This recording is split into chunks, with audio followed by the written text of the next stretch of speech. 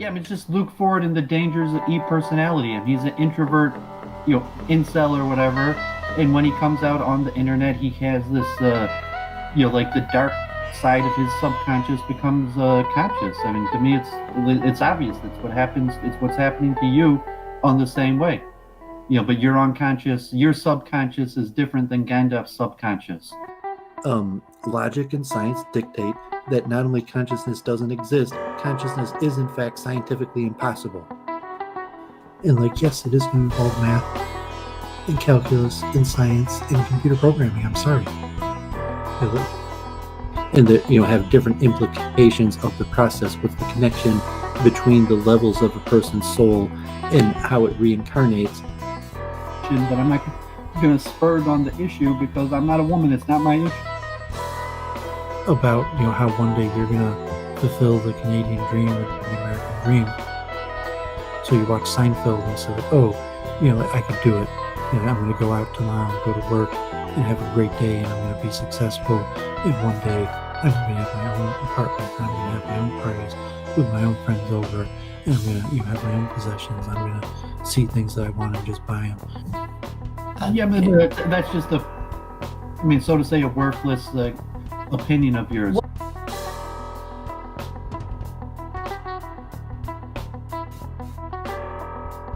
Hello and welcome back to Week in Review with the one and only Doooovid. I'm your host, Church of Entropy. Very happy to be here this Sunday evening.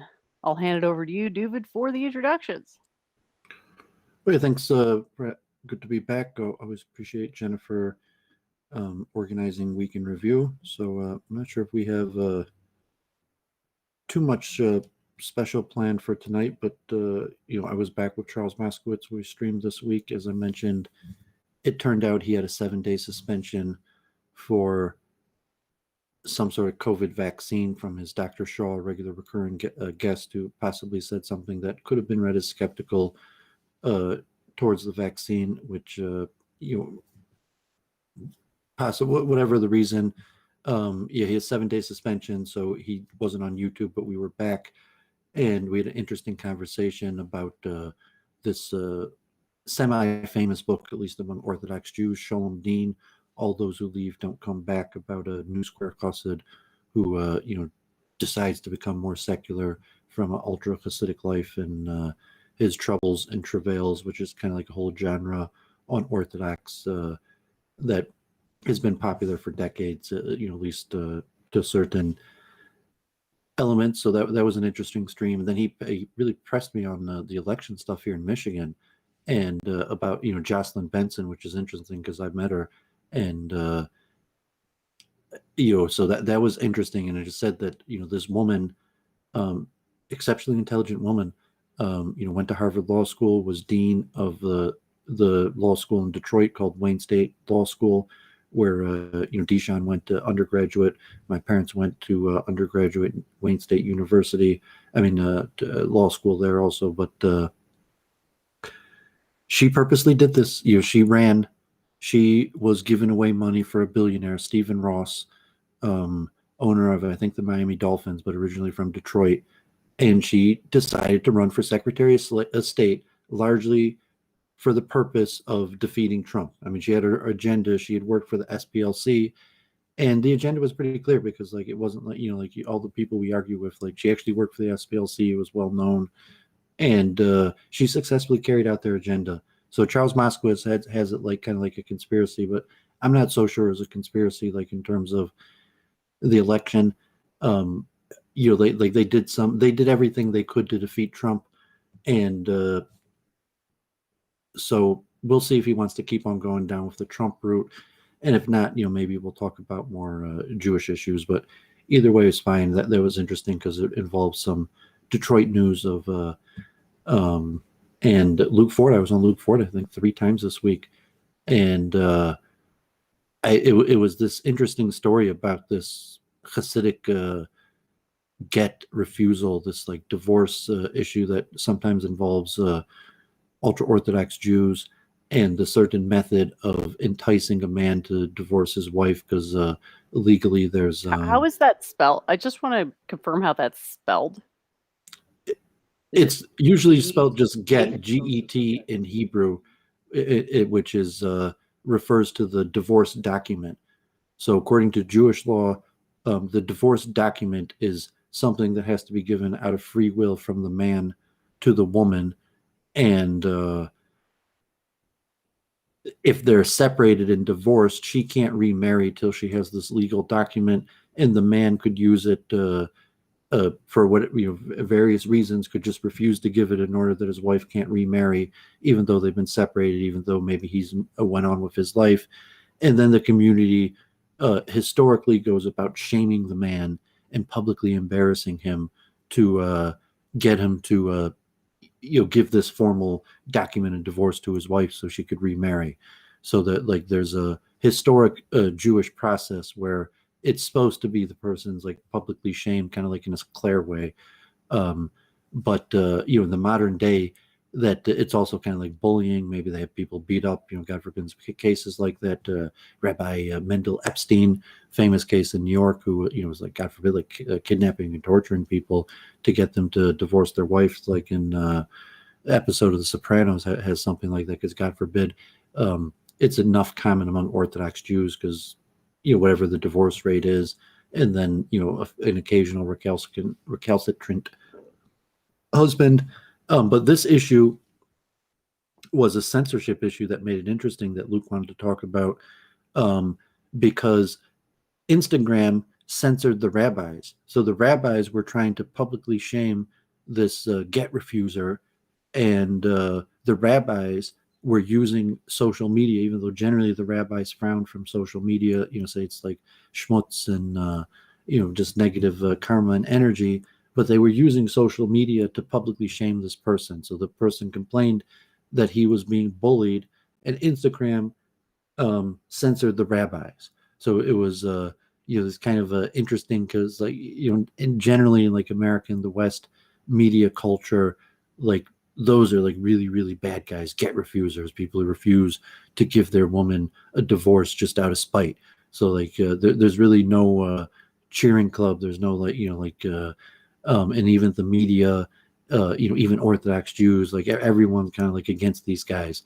So it was interesting in this case that person got the other side censored for bullying. So that was interesting. So me and Luke talked about that, and then I thought that kind of revived like just an interest. Me and Luke had some good conversations.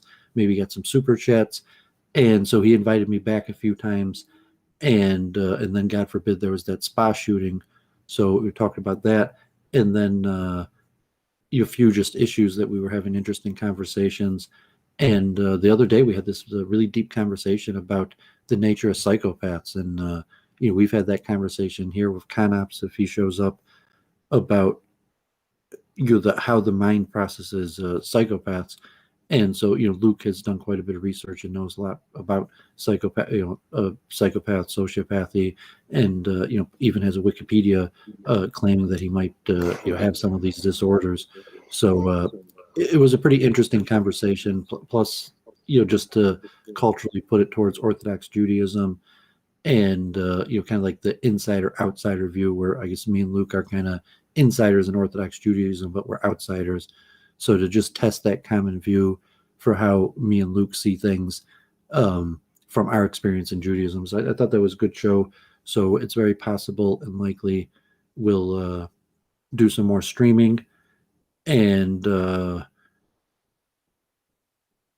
I finished a bunch of books too. I'd read like 20 books in the last few weeks. I read the Peter Turchin, and he even this kind of like deep stuff on population studies and the stuff that me and Jennifer talked about over the years we've been streaming on the predator-prey model, or the best equations to model population. So Turchin has quite a few books, but he even has basically a mathematical calculus book about population modeling.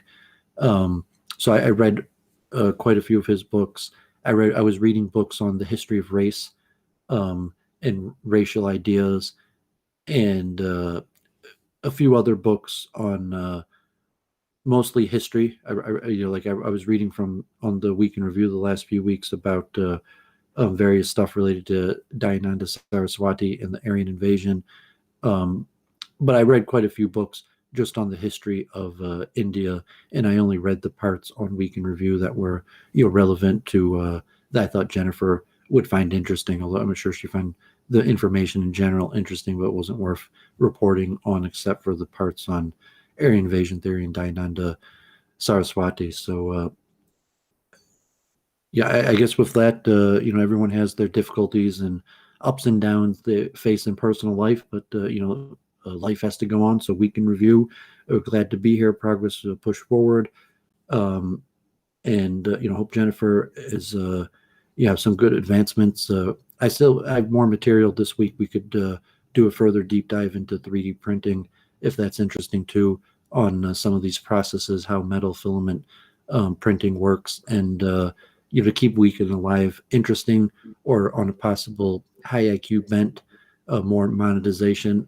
It could be a good idea to examine engineering processes, because it's something to keep me and Jennifer's mind active, and you demonstrate to people that high IQ can be monetized by understanding complex processes that are very important and high paid for. And usually, most specifically, those are going to be engineering, manufacturing processes. So I thought that might be, and I do want to get back to the science of expertise. Like, that's why I had this discursion to read all this other material, because I saw how complicated the science of expertise was, and there was these other fields of information. Although I think my speed reading is working, and actually I did very good at chess today.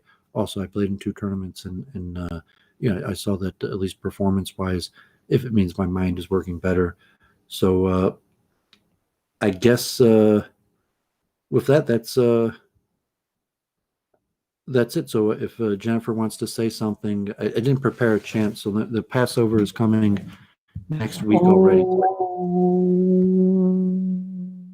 Does Jennifer want to do the chant this week? I was wondering when we were going to eventually when things were going to get to the point of just pure ohms, where everybody's just sitting at home in front of their computer going, oh.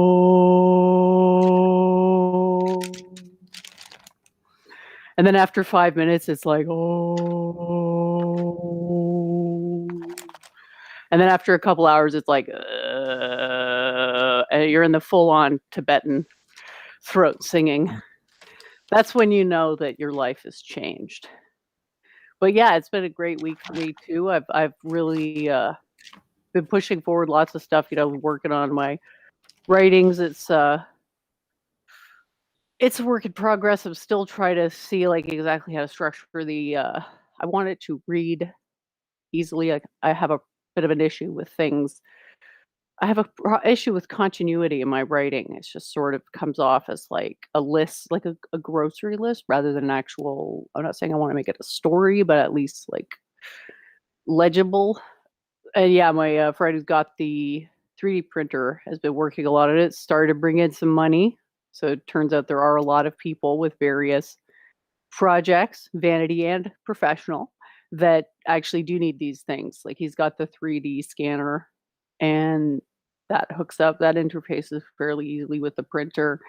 And he's just going to town, and it's really great to see him so excited and engaged in a project where there's a certain amount of discipline, but also a fair amount of creativity.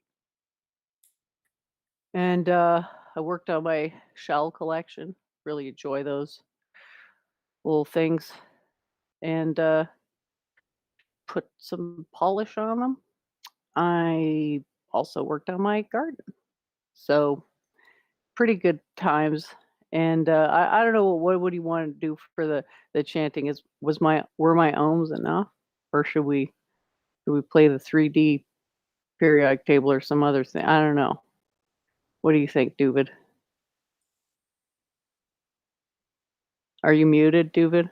I can't I'm hear sorry. you. Yeah, I was muted. I'm sorry.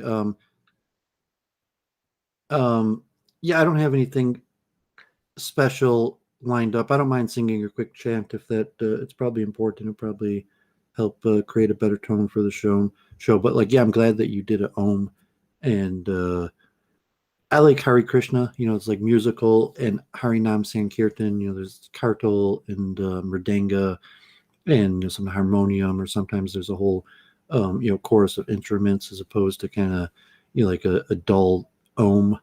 But the meditation and chanting is the same purpose either way. So I'm glad your 3D printing is getting up there, and you see that you can make money doing interesting things, and especially if you could demonstrate like intelligence to be able to do in demand things. And 3D printing is like a mirror of 3D scanning, and the technologies. We talk more about that after I do a chant. If there's nothing, we could go straight into the 3D printing. So let me just do a quick one. Here's a word because Passover is coming next week, and so I do one I don't think I've done before. And I was mentioning Charles Moskowitz because he, saying this guy say he grew up Hasidic, and he wasn't prepared for the world.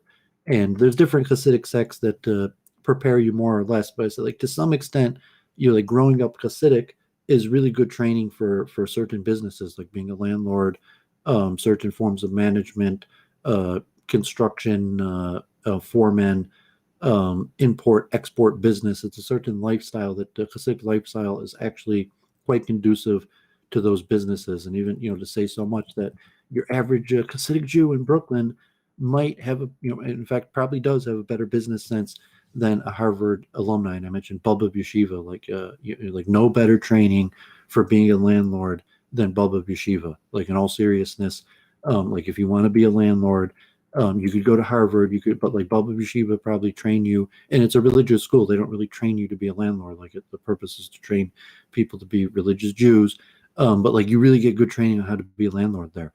So this is a tune from them, and the words I think they said on Passover, the prayers, Ahavas Olam Tuvi Lehem, Ubris Avos Lebanim Tizkor. Ahavas Olam, love of the world, Tovi Lehem, give to them, Ubris Avos, and the covenant of the fathers, Lebanim, and the sons remember. So this is a word during the prayers on Passover, and saying God loves the world and is going to give that love to the world and fulfill and remember the covenant of the fathers to the sons. And I think this is a 3-part tune, like most of the Hasidic ones that mirror the 4-letter name of God, the Yod He Vav He, with A, B, C, B, and Ahavas Olam Tuvi Lahem, Tuvi Lahem, Uriskor Avos Bonim Tizkor, Bonim Tizkor, Ahavas Olam Tuvi Lahem, Tuvi Lahem, Ubris Avos Bonim Tizkor, Lebanim Tizkor. And actually forgetting the high, I think it actually had 3 different parts to the same words, and I only had 1 part. I apologize about that, but yeah, good to have a little chant to set a good positive tone of karma. So what do you have in mind for a week in review, Jennifer? Well, I did do a stream with Vincent. I think I might have gone on more than one of his streams this week. So he's in the chat right now. I thought he could come on and we could tell everyone about our combo. Another one? I mean, because you did a stream with him the week before also, right? Am I completely forgetting about this? Is my perception of time that bad? Apologies if we already talked about this. I mean, Vince came on Week in Review last week, but then his voice died out, and then I don't think he actually talked. I think he was on for a second, and whatever reason he dropped out, or you muted him, and then he dropped out and didn't come back on. So I don't think maybe he was on, maybe you talked, but I think he was on. No, he did come on, and his sound and everything was okay, and you talked for a while. But that was already last week that you were on his channel. So unless you went on again. Yeah, I did. Okay, so yeah, I haven't been checking his channel. And you mentioned, Jonathan Pohl, who was on Doovid's channel, and now I guess Godward is what he's calling himself. That's not Godward. Jonathan Pohl has always been Jonathan Pohl. Godward he had a bunch of different names. Yeah, I mean the Essentially, literature professor from Luke Ford's stream that, but he's the first one well, his that name's not Jonathan Pohl. Godward and Pohl is two different people. Yeah, so I watched that stream that he was on Jonathan Pohl, and they were talking.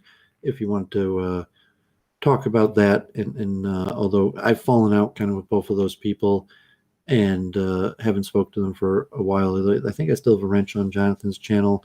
I don't know if Godward. It looks like he's streaming again. I don't even know what channel. I haven't had a run-in with him for like half a year even. So if Jennifer hadn't mentioned that stream with Jonathan Pohl, like I hadn't even thought about him for months. I probably wouldn't have brought it up, but Luke did a stream about it afterwards, which was what was interesting to me, was Luke's coverage of it. And the content itself was moderately interesting because it was sort of in line with the best practices that you've talked about, like to make a stream good, and it was sort of an example of basically the worst practices, which was why it was interesting. He's like, why doesn't anybody want to hire me? I mean, there's so many people in the audience. There should be someone who wants to hire me. So, Yeah, I mean, just the lamentation. Really, it was kind of just the lamentation of, God forbid, how come things aren't working out the way I want them to. well, it was like There was a little insight, but it was basically like a group lamentation. He's like, I can't brand myself because I'm a Gen Xer, and my whole thing is that branding myself is beneath me. It was something along those lines. It was such a cliche, and it was like mind blowing that somebody could be that much of a cliche while basically centering their whole identity around being like a based individualist. Is that the whole Gen Xer thing? I don't really know much about how to, like, I've known one Gen X person like who actually identified as Gen X. Don't know if I can really judge much on the generation based on that, but that was his whole thing. So I don't know if you want to, I just thought it'd be interesting to talk about like just in a streaming sort of expectations and managing streaming expectations. Because it was such a self-own. It was like, this is what you do if you were like the most self-destructive person in the world. Yeah, I mean, sometimes it's just, God forbid, like karma is obvious, that you could see people's bad karma and why things aren't working out.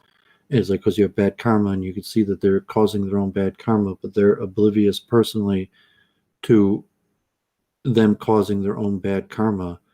That so when you have the lamentation, usually they try to push themselves off as being strong, and but now it's just like, okay, like I'm tired of being broke, I'm tired of not being popular, I'm tired of what am I doing wrong?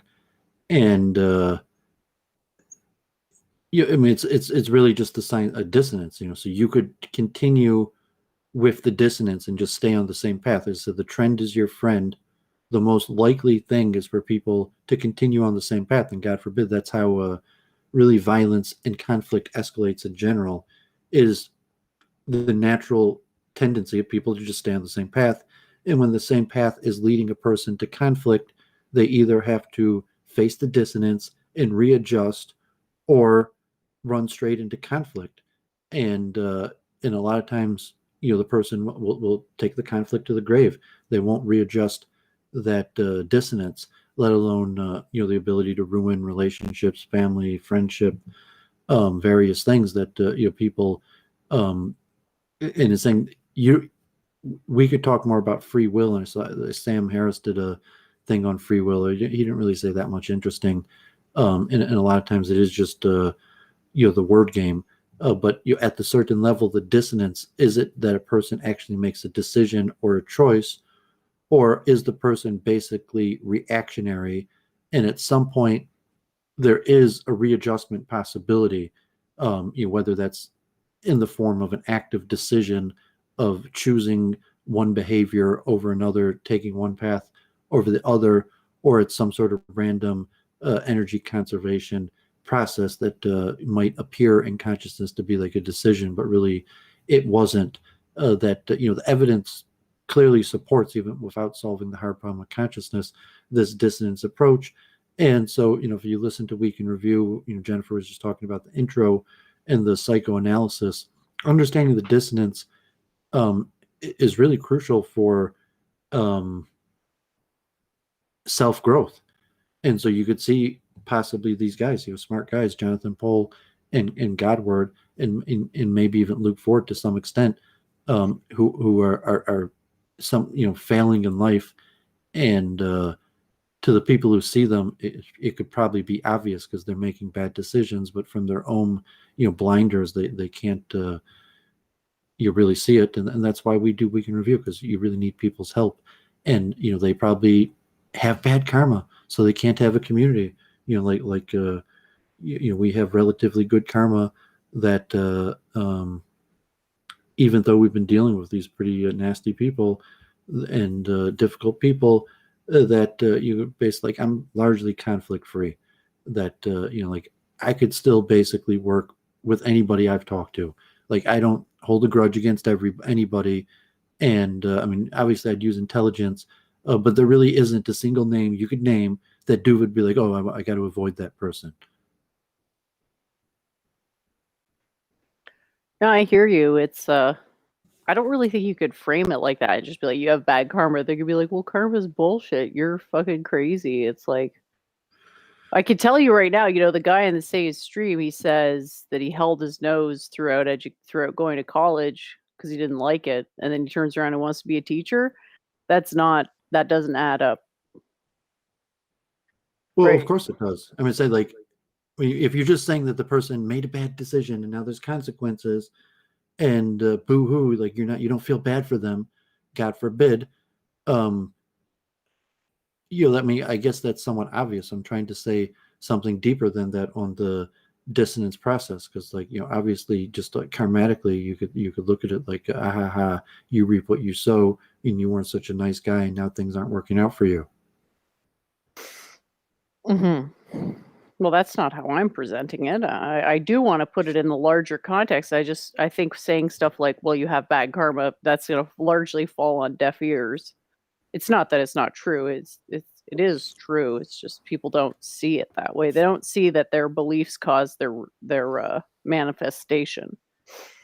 But if they're in a state of conflict, that it's probably largely something that they're causing. And even if there's bad people out there or people in a state of conflict with them, that it's reciprocal in a mirror of bad behavior that's represented in ourself. And even a dissonance process, if you just say, even if I didn't exhibit bad behavior, but because the world is in a state of conflict, that people are naturally conflicted.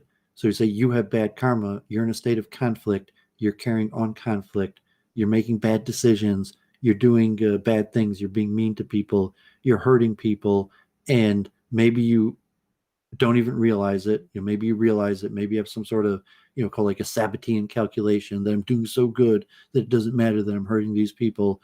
And but then there's the fact that you have to take a strategy in life, and generally people are like chunking, that you have to basically take something and go with it. Like I said with Luke Ford, you're like, I'm an Orthodox Jew, that's my story, I'm sticking with it.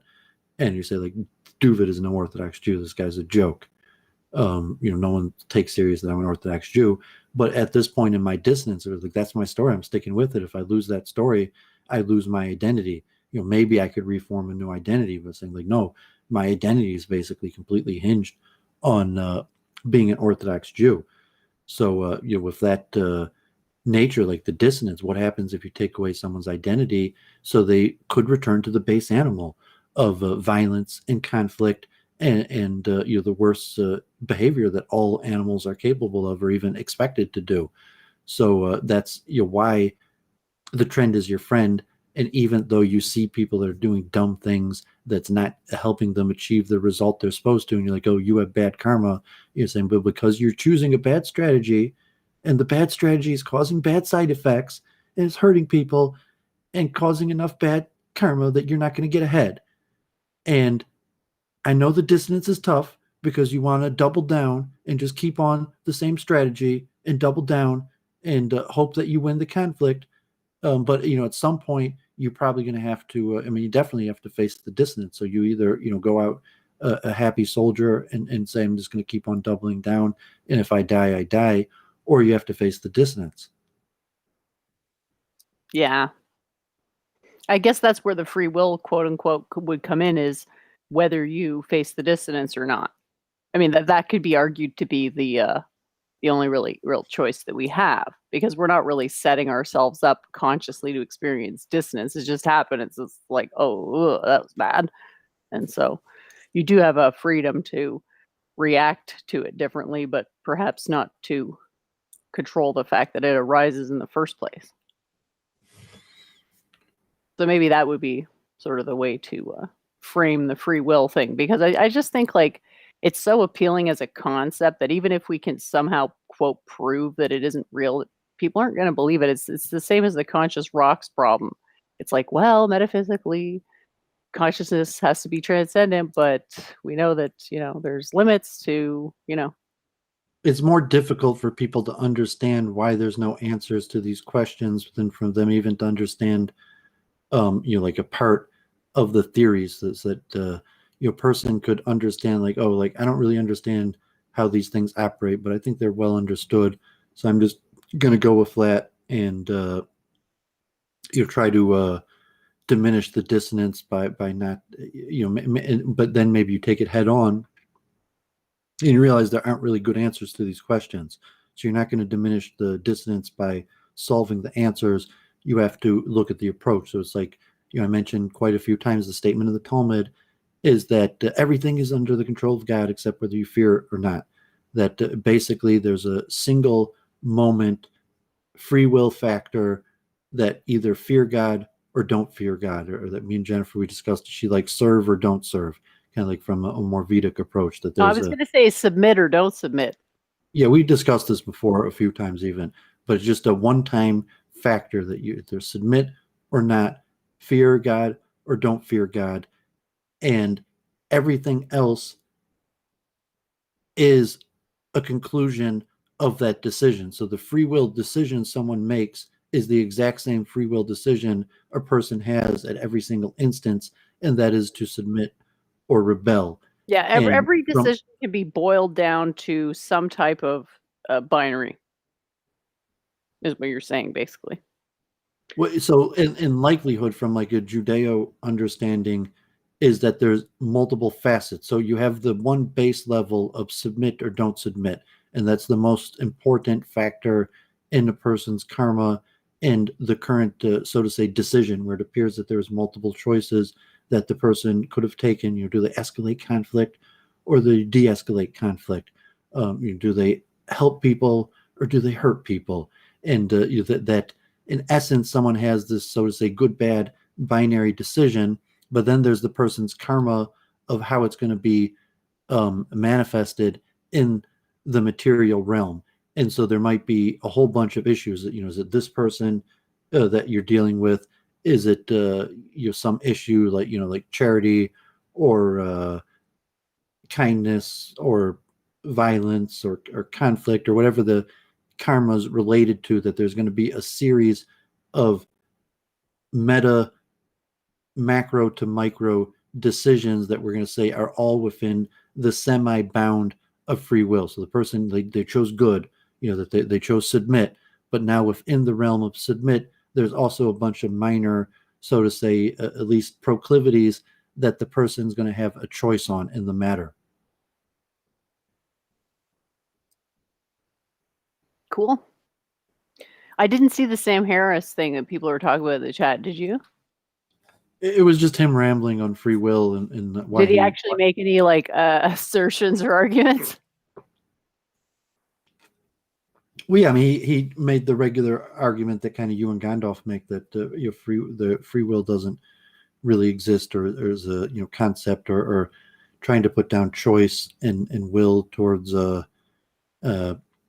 and he ends up spending a lot of the time kind of just framing the hard problem of consciousness and kind of like his whining about it's hard even to tell what's he whining about, but like somehow he's whining even to, when he's talking about free will.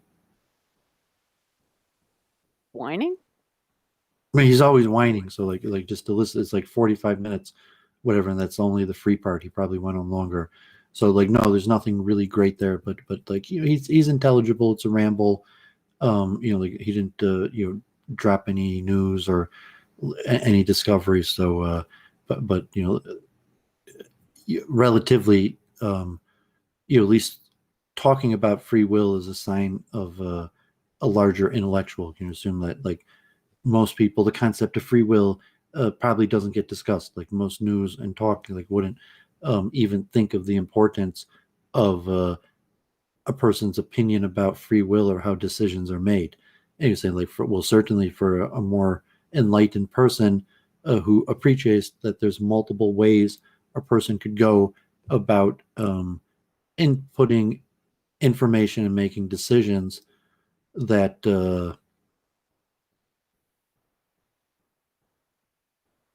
like, I mean, through an enlightened person that has looked into our own motivation, that has impulse control, because I'm used to trying to control my own behavior, because I recognize that the tendency is for me to behave poorly, and through meditative technique, I've taken a higher level control of myself and analyze my own behavior, and then I try to conform my behavior with correct behavior, even though the body constantly tries for me to go with incorrect behavior. And so there, you need strategies to do that from a meditative technique. And they say multiple truth hypothesis, because I've been trying to refine my character and improve my behavior for decades now. I have a lot of strategies. I even mentioned that to Luke Ford on like the psychopath, that the psychopath isn't necessarily a negative characteristic. It'd be more dangerous. It's just a condition where a person inputs information, communication, emotions in a different way than other people, and that could be used for good or bad. It has certain advantages, but certainly could make a person more dangerous. And even Josh Neal's book on that in today's day and age, psychopathy is actually probably a benefit for getting ahead, but at the same time, psychopaths could be quite dangerous. And it's basically the Patrick Siegeman argument. That's what I found moderately interesting, is you're basically taking Patrick Siegeman's position on psychopathy. And I just wanted to come back to something that we've talked about a lot on the show, which is meta-analysis, which I think a lot of people don't know what that is because they don't have any ability to imagine things in their head. Aphantasia, whatever you want to call it, like they can't visualize things. So they don't understand that there's a difference between analysis and meta-analysis. And sort of coming back to this free will thing, the fact that someone is talking about free will versus the content of the arguments surrounding free will. So if you're talking about the fact that someone's talking about free will, that's meta-analysis. And there's actually more information in the meta-analysis most of the time in communication. That's why they say stuff like, most communication is nonverbal. It's not that. I don't want to say it's tonal, but it's something outside of the actual content, which would fall under the purview of analysis. So we're saying meta-analysis, it's like almost less important what their arguments surrounding free will are, as just the simple fact that they're talking about the subject in the first place. So hopefully that helps people a little bit understand communication a little bit better, because I know it's frustrating, because a lot of people seem to be stuck on the stage of like, I just need to say what I think should happen and it'll magically happen, and I need to make some arguments that people will accept logic. But what does Doovid say? Logic is the European man's biggest weakness, right? So the question is, do you understand what Doovid means when he says that? Fuck if you agree with it or not, okay? Do you actually understand what that argument means? Back over to you, Doovid.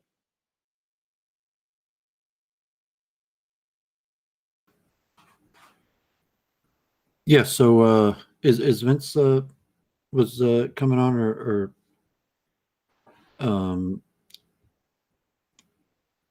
I'm not sure. He didn't say anything in the chat, so yeah, if you want to come on, just let me know and I'll send you the link. And there's also Brett in the chat, but I think we want to wait till he gets a better microphone. maybe before having him back on again, because I kind of made the show a little challenging to continue to keep folks on. And if anyone's in the chat that wants to come on, just let us know, and you come tell us about your week in review. Wait, you said Brett's in the chat? Yeah, I think he's graded stages. Okay. Yeah, I mean, I guess I don't mind giving him another try, but like, yeah, I mean, he's got to, have good sound quality. Like, so you just can't have and even just say that like he might have interesting things to say, but first he has to kind of get on par with streaming, and regardless of whether he takes any of your advice on like Outlook or various things like certain like tech and sound, that that's just something that is prerequisite. Like if I say like, oh, no one's ever going to believe your ideas, you have to change your ideas, like, no, Doovid, I'm going to keep my ideas, and I'm not going to take your advice on that. But like, so like sound, there's no like you can't stream without good sound. Like you got to figure out how to get it together. If you don't have any money, like you got to get together some money to buy a better microphone, or you got to beg, borrow, steal, God forbid. But yeah, I thought Brett probably had pretty good talent to be a good streamer, and maybe it's my bias because he was like a chess prodigy, but I think a lot of the chess skills might have some sort of transfer. And you didn't think he was just saying a bunch of stuff with no substance and trying to push what amounted to Marxism? Well, that kind of seemed like the entire shtick. It was like completely ignore what I'm saying, what you're saying, what everyone's saying, and just blab a bunch of categorical imperatives, even though we said about a gajillion times that nobody cares about your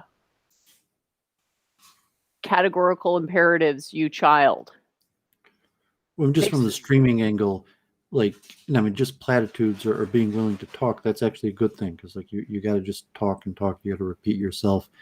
And if he doesn't mind saying over platitudes or basic things over and over again, even though that could generally be bad character for streaming, that's probably a positive. And then I just say from the chess angle, in terms of dealing with conflict, dealing with people, having a feel for how to stay out of trouble, to say there might be like a sixth sense of a chess player that could just sense, how to avoid bad karma, or how to judge karma on the internet, and just like I suggest going on maybe more than one proxy than just plain old chess, dude, because I really didn't get that vibe from him.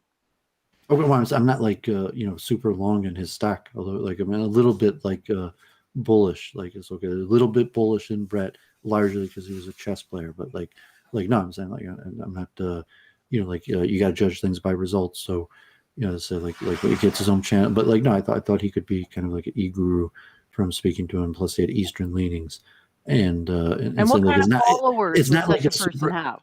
Well, I'm saying it's not like a super. It's not a super accomplishment. Like even if he was a nobody loser, like he could probably do it too. And saying like, okay, Vince has a channel, he's got a few hundred followers. Claire has over 1,000 followers. Like no, I mean it's not like he could be a complete moron, idiot, and probably get a few hundred subs, no problem. Especially like if he has bad sound, he probably can't even get a few hundred subs. Like he might even be able to get a few hundred subs with bad sound. I'm saying just the fact that like, even if every bad thing that you said about him is true, that won't stop him from becoming an e-guru and getting subs and getting followers. Hey Vincent, welcome to the show. Hey guys, what's up? Right? I mean, Vince, you got your own following. Saying it's not that difficult to build up your own following in the current technological age. Like if you have an idea and you're willing to work at it and be persistent and go through a self-improvement process, it's really not that difficult to build up an e-following. It's a little bit difficult, but I mean, it's not easy either to get a big following. Well, I mean, take over the world or something, but just saying that you got a following, you got people that you turn on the web, you make videos, people respond, you got people that you talk with. You built up relationships over the year as an e-personality, and saying like anybody could do it. It's like, just saying like, oh, I bet you can't even get 20 friends on Facebook. And say like, no, I think almost anybody could get 20 friends on Facebook. Like, like even a retard could you have 20 friends on Facebook? And like, God forbid, my friend's brother I'm friends with on Facebook who has seriously mentally challenged, like his IQ might be below 70. He has like thousands of friends. He's way more popular than me. It didn't, the fact that he has some cognitive disorder and is never going to be able to fully function like everybody else did not affect his ability to have thousands of friends on Facebook. And he could probably, if he streamed, he could probably even, get a following. Yeah, that's true. It's not that hard. I mean, yeah, anyone can get a following of like 100 people for certain, but not anyone. Even Jay Walker had people watching him. Pretty sure I don't even use like Jay gets more live watchers than Claire, which is pretty classic. Well, I mean, YouTube's tough business, and we mentioned before we went live that YouTube is basically trying to make it harder, probably to limit their liability. I mean, one thing, it's just, I mean, I told Gondorf, he just didn't seem to get it, but it's saying like it's a financially bad decision to allow us to talk to each other because there's a lot of liability, and they're not really making any money off of it. They're just letting us do it for free, and they're increasing their liabilities. The first thing they did was they ended Google Hangouts and all the various censorship and various things, and so that even I all think of us, Google Meet is probably better for live streaming because you can kick people out easily, whereas you couldn't kick people out with the old version, which made it really hard to stream with. well, I mean, it was easy to anybody. This is literally easier to stream with. Oh, you mean the thing of the integrated Google Hangouts? Like you're talking about YouTube Hangouts. Yeah, is that what you're talking about? Yeah, I mean, that likely they purposely did it because it was just too much liability to let people live stream their YouTube Hangout calls. So I mean, you could still do it, but you have to do it on your own through a third-party platform, which makes it that like probably only 1 out of 4 people that was capable of doing it before is now capable of doing it. And it was probably a purposeful decision like that. So the streamers are on the other technology that they're have already completely changed their technology, and now they're on DLive and in Odyssey and Periscope, because they're media, they're gonna be a media personality no matter the technology. And as of now, if you're just a person, you could probably meet people, get a following on anything. So like any of these ones, DLive, Odyssey, Entropy, you may be able to create a following. But like YouTube, it's much easier than say like the other ones like Instagram and TikTok and various things. You actually get much more people easier. Like I think on TikTok and like Instagram, it's exponentially like 10 times as many friends or contacts that your average person gets than Facebook. Like Instagram, even like complete losers with no friends have like 1,000 followers. Or TikTok, and then what does that even mean? Like Charles Moskowitz always saying like thousands of people watch him on TikTok, and he's like, can you name one of them? He's like, I can't name one of them, but I'm telling you, thousands of people watch him on TikTok. So Vincent, did we talk about our conversation about acceptable means of proof on the weekend review at any point? Because no, I think we did, but I don't think we did. Did you? No, we didn't. We didn't talk about that. No. Did you see it, Doovid?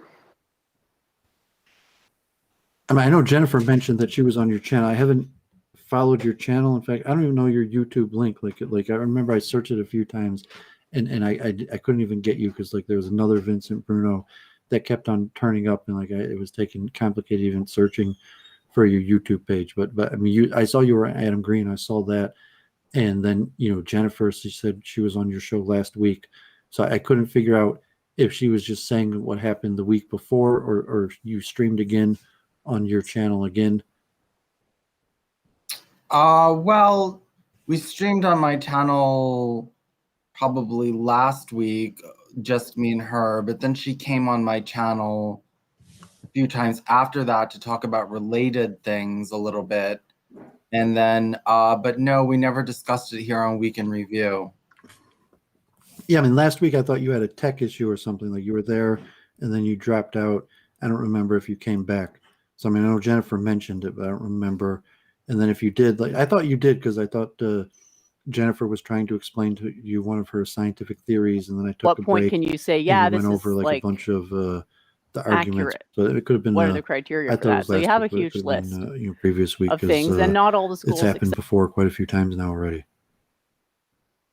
Maybe. Yeah, Maybe. the stream I'm thinking of was 5 days ago. So it was not the week before last. It was last week, and we're going to talk about the beads of validated proof, and then the stream just totally fell apart at one point. So I was wondering if Vincent had any insight as to why it had fallen apart and turned, or whether you thought or agreed, or how you perceived the conversation. You mean the one that me and you had on validated, the validated proof stream that we did? Yeah. Well, why did it fall apart? Well, we didn't really talk about means of validated proofs for very long, and I don't really know if you learned anything. So it would appear to have been we were on that stream for 4 hours. You talked for like at least an hour and a half about the quantum physics of right. So it was consciousness less than half the time was spent talking about the actual subject, and the rest of it was spent talking about what? No, we asked a lot. I asked a lot of questions. Okay, but that still doesn't answer the question that I just asked. The rest of it, well, it ended. I thought we ended our conversation, then I brought someone else on, and that turned into like a fight. And then Claire came on, and then after that, we all got off. But we talked about, I asked you question after question after question after question. And we went a long time on that subject. Okay, so can you summarize what you learned? Okay, you talked about how like an electron, when it's going to go through a slit, will deform, right, the way it's supposed to, or whatever is going through the slit, a wave or whatever it was, I can't remember, will deform as if it's almost like knowing that it's supposed to do that. And there was a lot of complicated physics. I remember it had something to do with the 3+1 quantum and the way things fold and how the universe comes into being. It was very, very technical. That's not really anything to do with the accepted means of validated proof, though. The accepted means of validated proof are like pramanas. Oh yeah, we talked about the pramanas. We went through them on Wikipedia. We went through those. It didn't really feel like we did. It felt like we identified them, but we didn't really discuss them in any depth.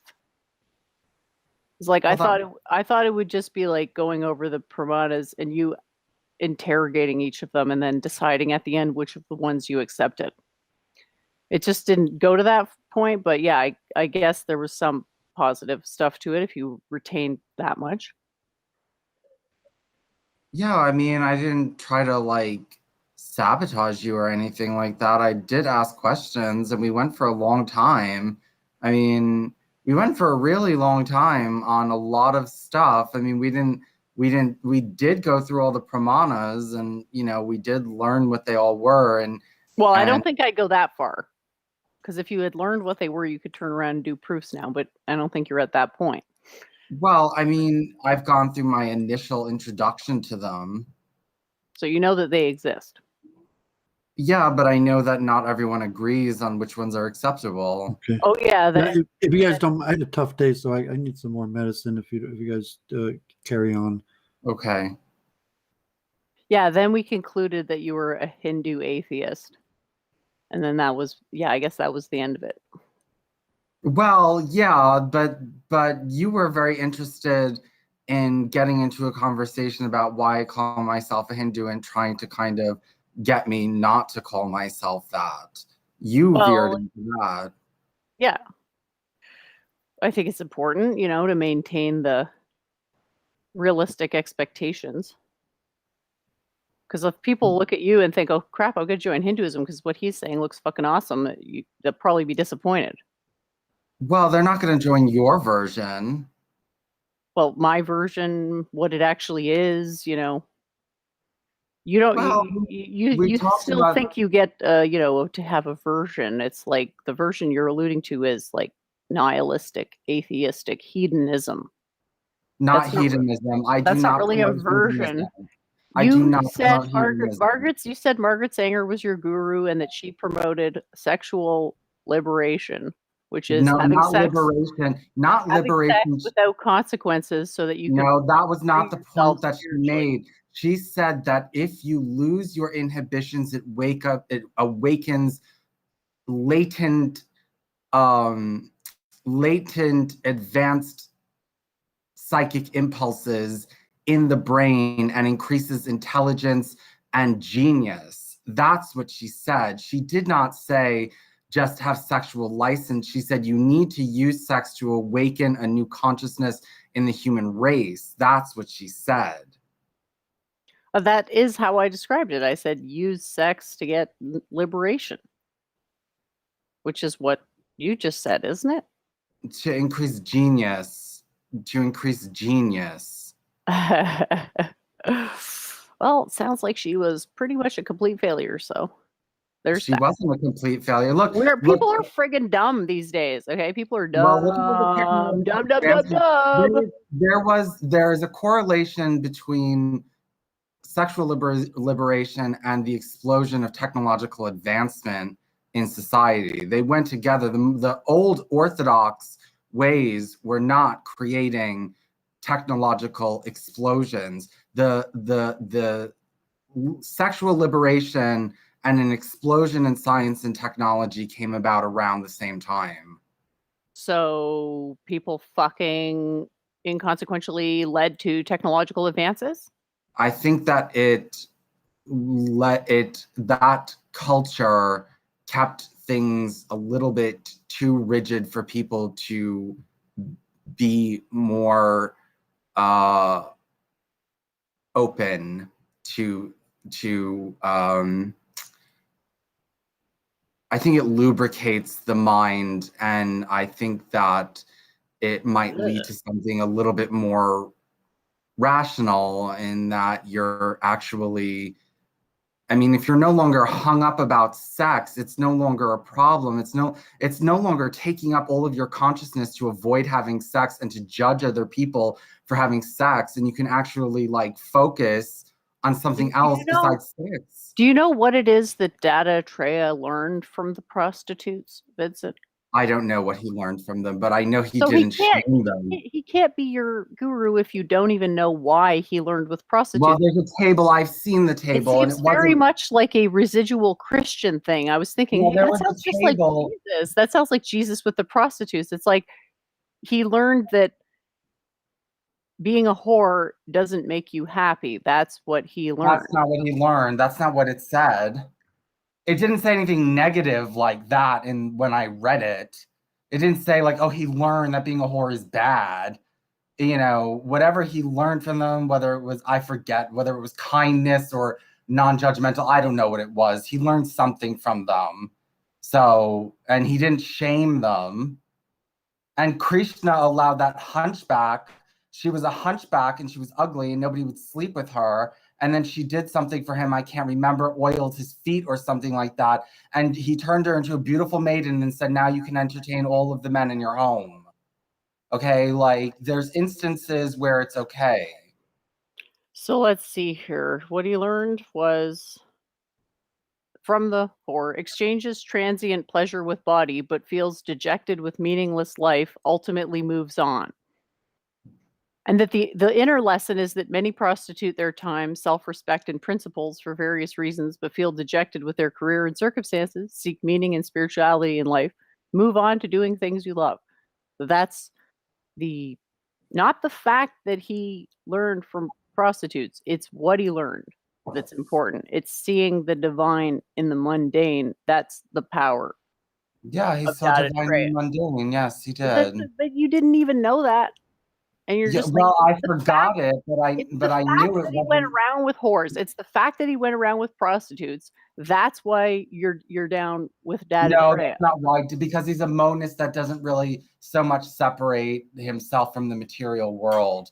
He's not into this separation of the spiritual and the physical. He's a non-dualist. That's why I follow him.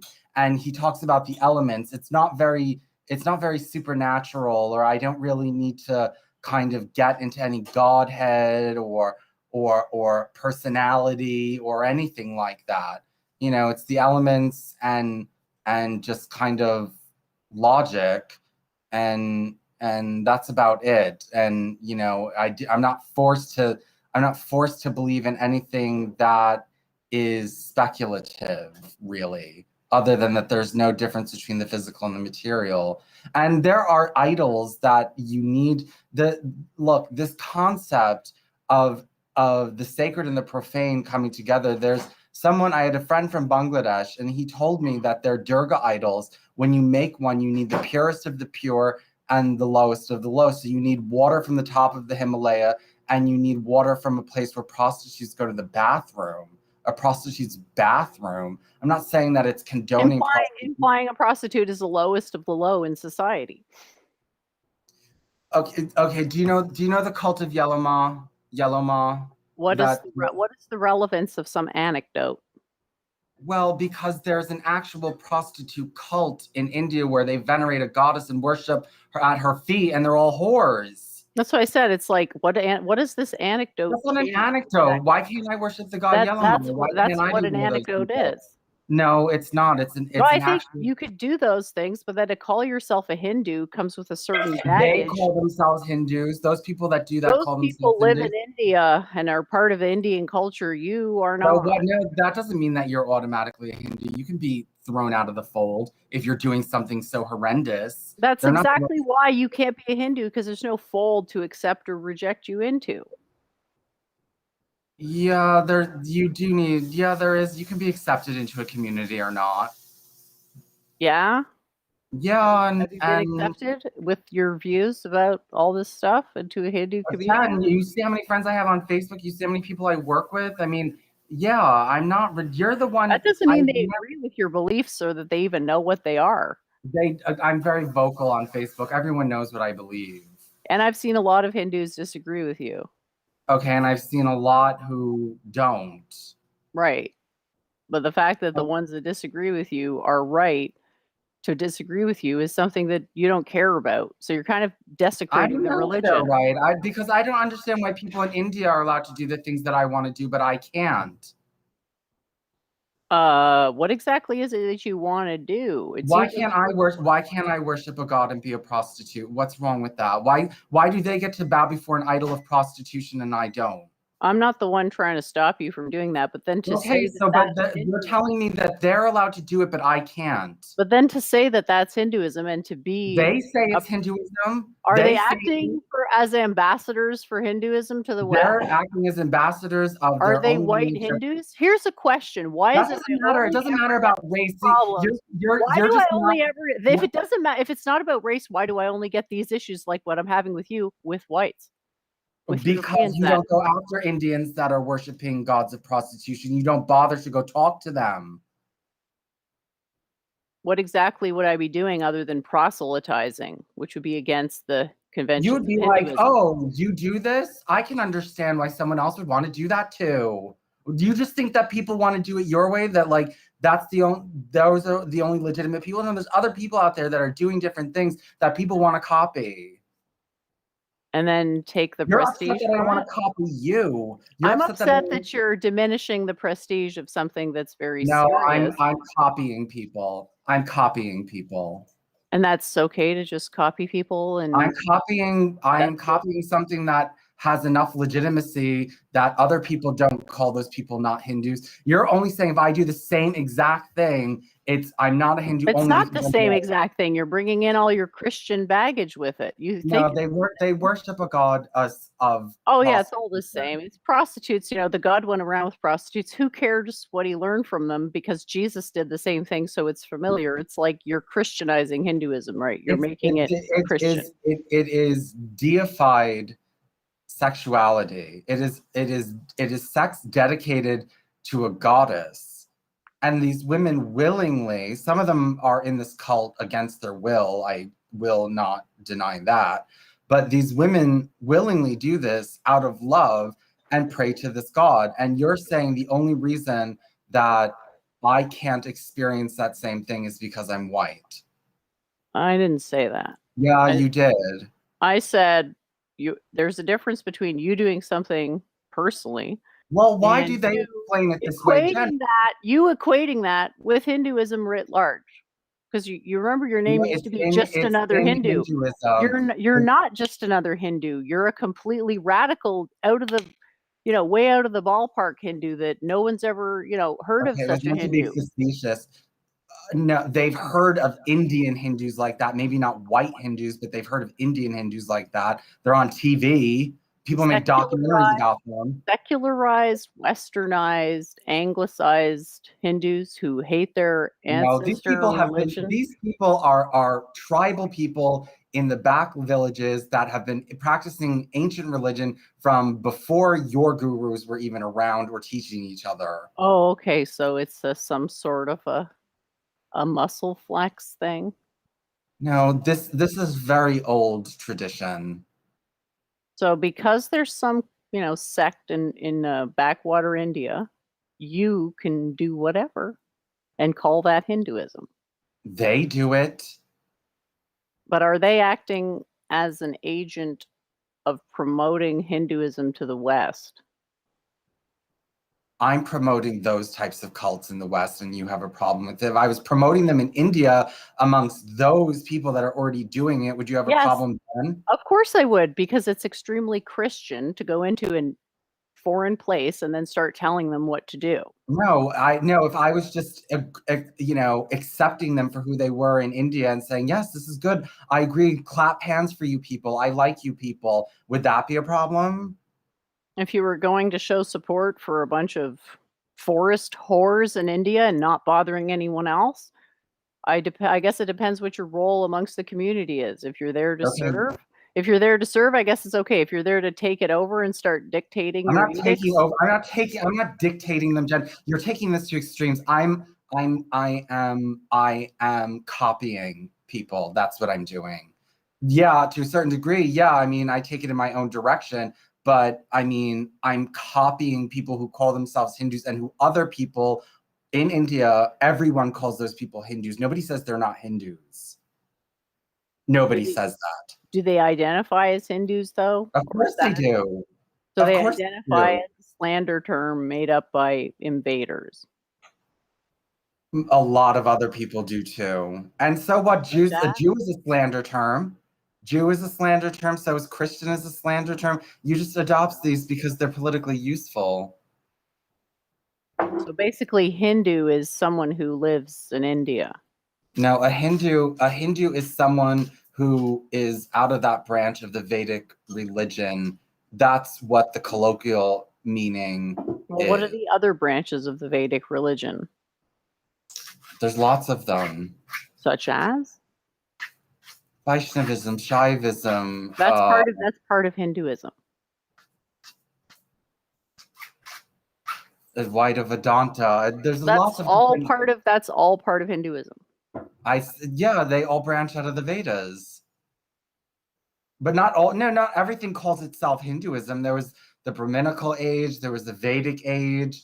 You know what I mean? I distinguish between those ages and the Hindu age. It's politically expedient to call them Hindus, so might as well call them Hindus. It's politically expedient to call Jews to call themselves Jews. It's politically expedient for Christians to call themselves Christians, even though this doesn't really describe who they are and was made up by outsiders. So yeah, it's politically expedient to call yourself Hindu so that you have a large identity, and there's a billion of us, not I'm a Vaishnavite and there's a few of us, and let's each go before the world as our own little tiny cult, and then people are going to say these are just a bunch of unrelated tiny cults that have no power. Got you.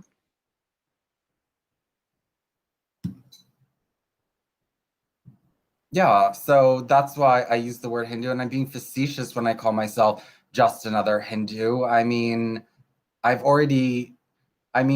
you've opened my eyes a little bit to what could be considered something scientific in a lot of these types of debates that I have heard of, but I don't get myself very deeply involved in because I just find it very hard to believe that 99% of physicists have not come to the conclusion. That's because you don't have enough reverence for the religion. No.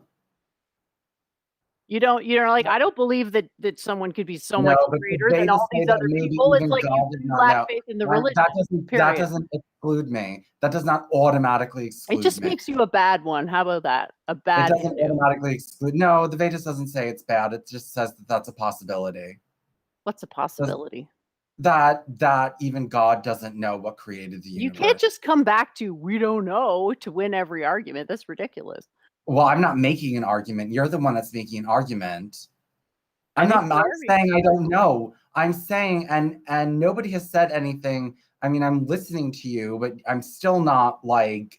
I'm not going to drop at your feet when sometimes I don't even understand what you're talking about.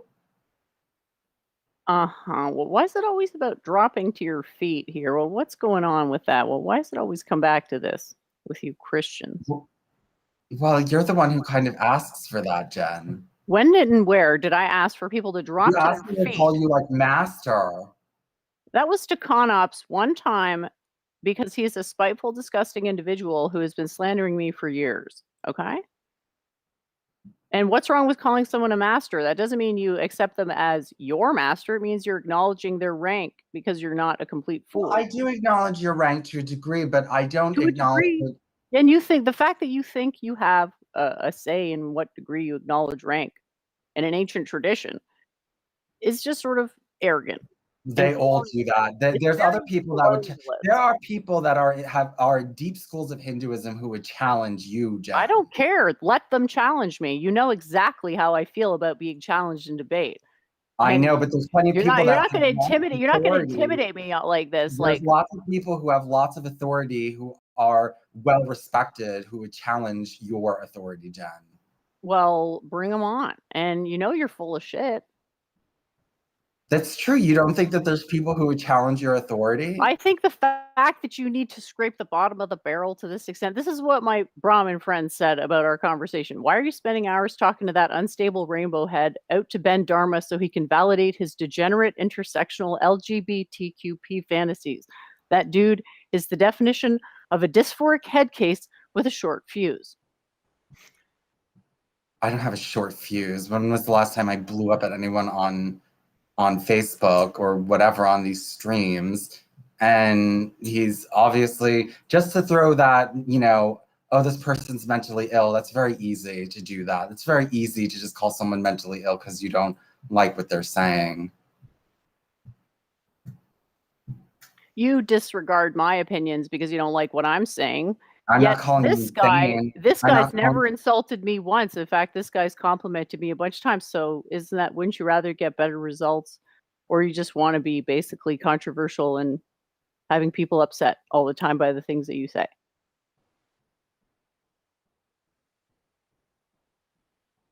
Jen, you're saying that because he hasn't insulted you, that I should just accept the insult and be called mentally ill, and I should just accept that. You should say thank you for bothering to acknowledge my existence at all, comma. I'm sorry. I have a little bit more dignity than that, Jen. No, it's not. You have too much pride to do it because I have dignity. I have dignity. You can call it whatever you want, but it's pride, and you're a Christian, and this is my fucking proof that Christians are actually one of the most proud people out there, and they just call it non-pride because somehow that's no. easier. I have plenty of humility. You have too much pride. Oh yeah. You're the most humble person in the world, I'm sure. Please, Jen, I do not come on here. I know you. I spent years learning all about you. I know all about you. And what makes me so prideful besides the fact that I don't necessarily... The fact that you've already decided before even entertaining the possibility, you've already decided it's beneath you to do that. That's how I know. No, I listened, Jen. I listened to you. I didn't say that I couldn't be convinced another way. It's just that while you're in the process of not being convinced, there's a place for you. Hinduism makes a place for you while you're still in the area that you're not convinced. Says you. Says the Vedas. That's not what the Veda says at all. They say there are certain things about God that are unknowable. That's what the Veda says. No, wait. So, but you all disagree what is unknowable and what isn't. That's and why we had the debates. Okay, because Okay, and there's we people who agree, disagree with we you. all agree that there are certain things about God that are unknowable. As a consequence to that, we will always have minor disagreements as to interpretations Minor. transcendent. Yeah, they're minor relative to the difference between you and I is a universe. Between them and I is a This is drop. about duality versus non-duality. These are huge. Immanence No. versus transcendence. These are No. huge. No, those are nothing compared to the gulf between me and what I believe, what Hinduism believes, and between Advaita and Dvaita. That's not a big difference. Yeah, it is, Jen. You're just saying that because you want to make Jen, room for yourself. Why don't you go shame those followers of Yellow Ma then? Why don't you go shame them? You would never do that. You would never Because even bother. You know why? Because they're not white. Because they're not white. They're not my beneath place. you. It's Jen, not my no, place. right? I know, because you don't feel as though. I think it is extremely arrogant. It is extremely arrogant to tell people, yes, it is extremely arrogant. But no one else needs to be corrected. Only It white is people. very arrogant to try to correct people outside your own ethnic group. Agree or disagree? No, oh please, that's racist. Then I think then it's that's racist. Isn't it more racist to go in and tell another race how to live? Isn't that more racist than just only? If you truly believe in your heart that what they're doing is wrong, then it's racist not to tell them and only tell your own race. So That's because like saying, my beliefs, don't you think it's up to the Indians to do that? Don't you think it's up to the Indians to correct them if they're wrong? Look, if you believe smoking crack is wrong, tell every race that it's wrong. Don't just tell white people. So telling someone not to smoke crack and telling someone how to interpret their religion, there's no difference between those two things. You're saying there are people in Hinduism that you say interpret it really badly, according to you. So why would you? I'm saying that Dvaita is wrong. Dvaita has been wrong for a while. About things beyond that. We're talking about the difference between Dvaita and me is not very big compared to the difference between what you believe and what I believe. We're talking about the people who built those temples with all the sexual orgies all over it. That's like it's like your study of history is cherry picking orgiastic idols. This is the same thing you did with Rome. It's like, yeah, they did this in Rome. It's like, didn't Rome collapse? Not necessarily because of that. Not necessarily because, again, completely speculative. So it's speculative as to why they collapsed. All we can say is that it was contemporaneous with all this, butt fucking and whoring about. Because people like you. Oh, because people like me. Because you have demonized. There was no collapse. There was no collapse of the sexual civilizations of Mesopotamia because they did it properly. They did it properly. You wipe out the knowledge of proper sex religion, and then when people go back to it, they don't know how to do it the right way. You are responsible for the collapse. You are so wise. Bring the knowledge back. De-divinized. It takes a while. Oh, does it? A while to get over it. It takes a while to get over the curse that people like you bring upon sex work. Oh, it's all because of me. It's my fault. It is your fault. Just blame it all on me. Yeah, so you are a Christian. If it hadn't been suppressed, it would have been integrated into religion and to society in a healthy way. But you warp it. You turn it into bullshit.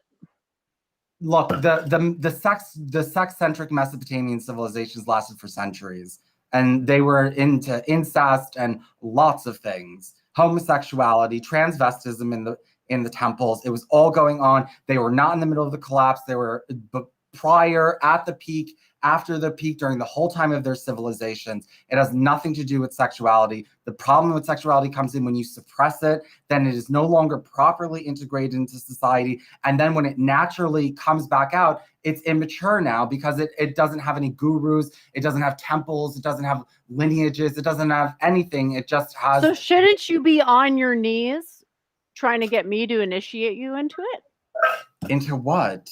The thing you claim you want.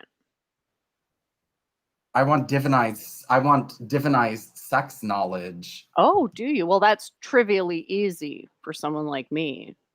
I don't think so, Jen. You don't think so because you lack faith, because you're not a believer, because you're not a Hindu. Doooovid, did you want to weigh in on this?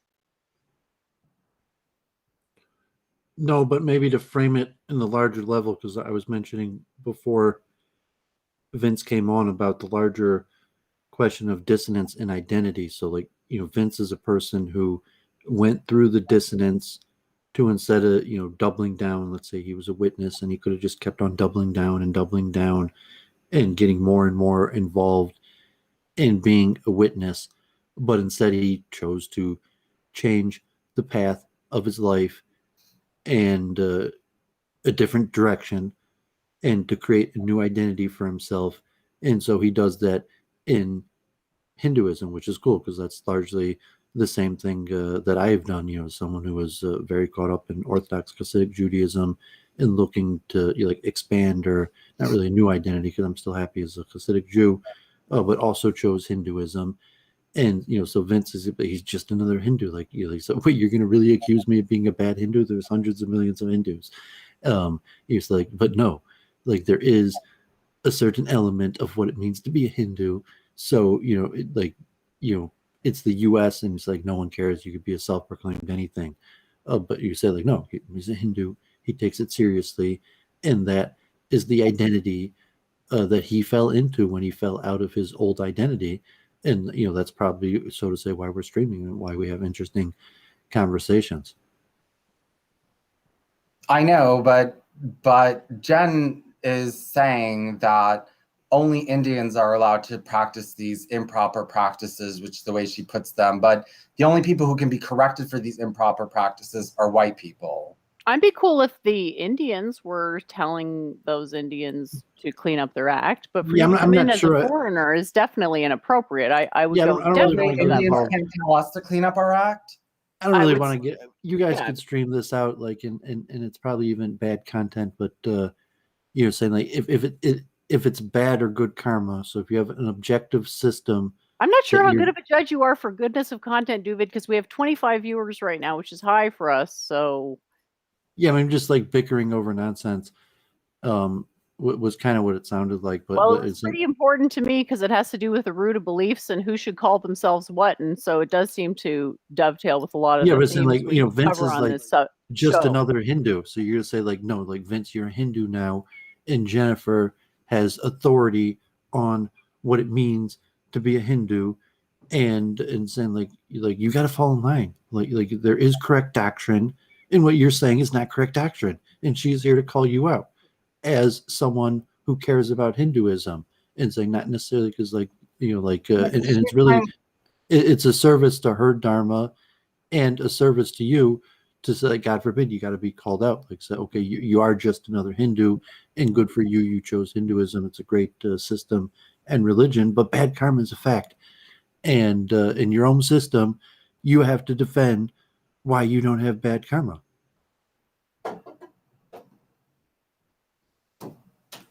Well, it's just the biggest problem is that Jen is bullying me because poor baby. Because I'm not she won't. Or I could say you're bullying me, Vincent. And then I'm not bullying you. You're not allowing people to be unconvinced. Didn't we have God forbid in that's grade her 8? technique. God forbid. I mean, that's just her technique. That's her strategy. But it's what she's saying versus the strategy that she implements to, so to say, come at you.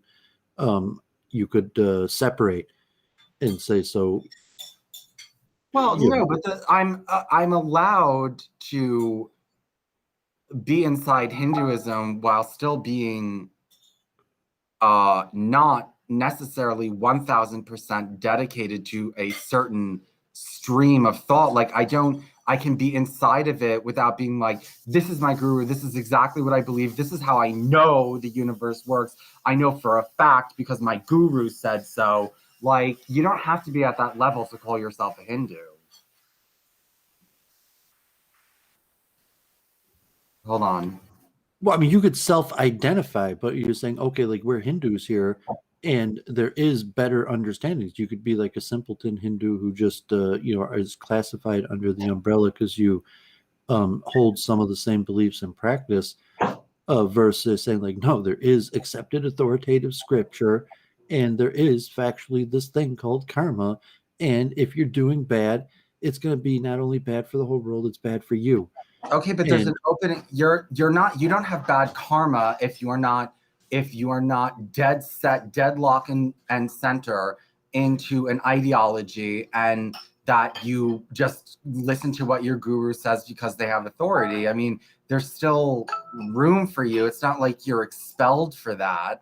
Yeah, I mean, it's not gonna say like, okay, you can't call yourself a Hindu, like, you pathetic disgrace of a man. How dare you claim yourself as a Hindu when your behavior? No, I mean, I don't think it's Is like it that. okay Like to come into Hinduism and sometimes insult a Judaism. guru? Period. Well, I mean, it might be bad form and bad karma, but it's okay. Judaism, if you're a convert to Judaism and then you fall short, it's like you can't call yourself a Jew anymore, and even that is tough to say. Like, like Luke Ford are obviously different personalities. So like, no, I mean, really, like they could keep on calling themselves a Jew, although some people might be like, oh, he's not really a Jew. But I mean, whether you could just be like I'm a Hindu, like I don't care whether you think I'm a good Hindu or a bad Hindu, like I'm just another Hindu. Versus say, okay, you're in the arena, and you might have just been just another Hindu who, but do you want to learn more? Do you want to take your Hinduism seriously? Well, I mean, and obviously you do take your Hinduism pretty seriously because you're in different paths. You can be. Well, I say you're quite like relatively you do take your Hinduism quite seriously because generally you're quite knowledgeable on the topic. In certain areas, I'm not very knowledgeable on that deep kind of philosophy that Jen is talking about. The religion itself. You know a lot of like the rituals, the holidays, even Indian politics and different things people do, and even a little of the theology. But no, I mean, you don't spend your time like studying the scripture. It's not your, or do you? You're saying like no, like you do like read Bhagavad Gita daily. No, I read different scripture. I tend to research different subjects in scripture, and I know. The questions about identity. When it comes to the theology, I know the big ideas, and I think that they all have something to provide. But I mean, if Hinduism doesn't say you absolutely need to choose what you know is going on in this universe or you're out. It doesn't, that's not what it's about. You're allowed It's not about insulting traditional beliefs and coming in and try to change them according to your own preferences. See, just the fact that you think that you can disagree, that's betraying your sheer arrogance. I'm just trying to get you to realize that. And now you're saying I'm being a bully. I feel like you are being manipulative to try to get me to not do the thing you don't want, which is to expose you for what you're doing. You're setting a bad example, period.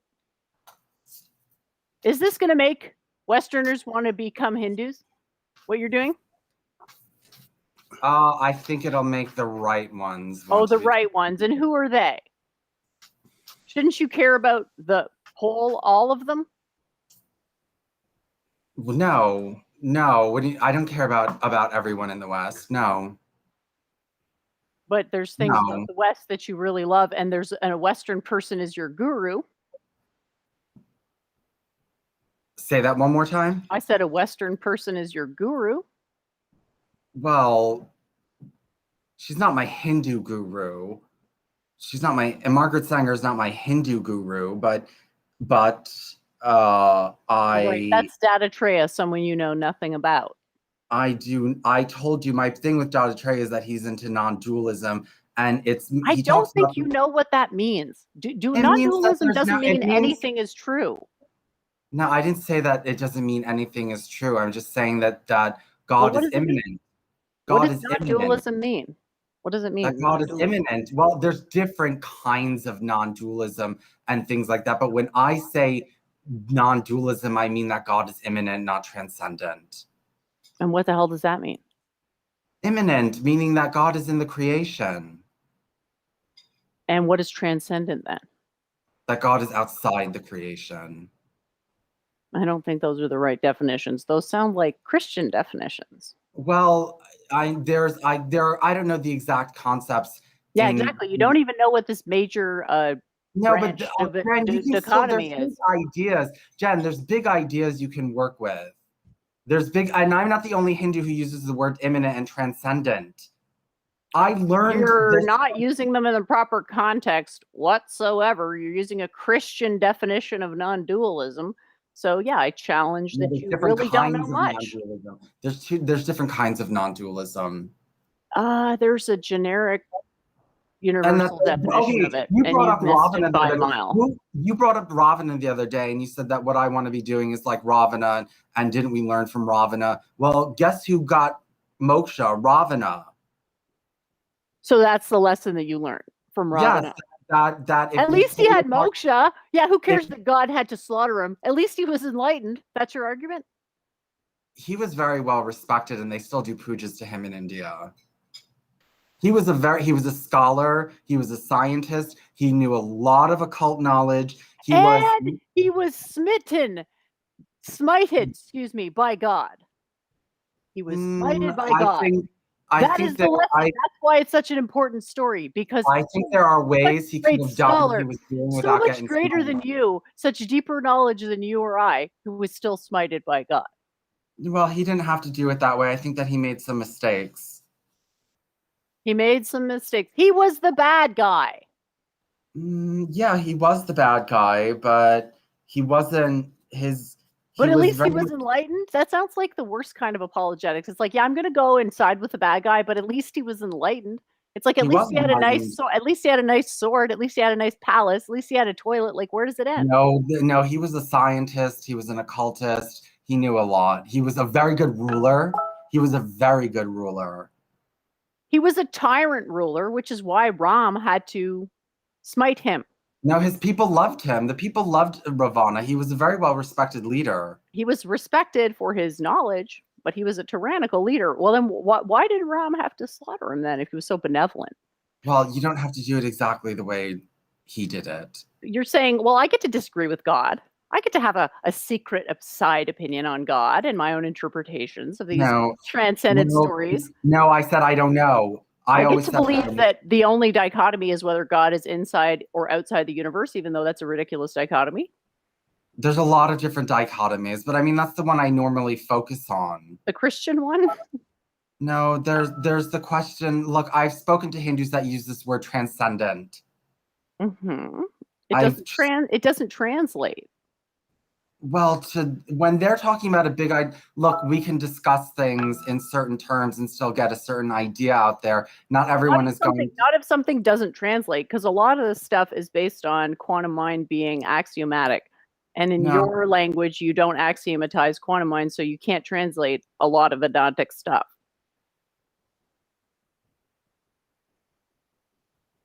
I mean, how do you translate Purusha? Prakriti. How do you translate that? I'm not 100% sure.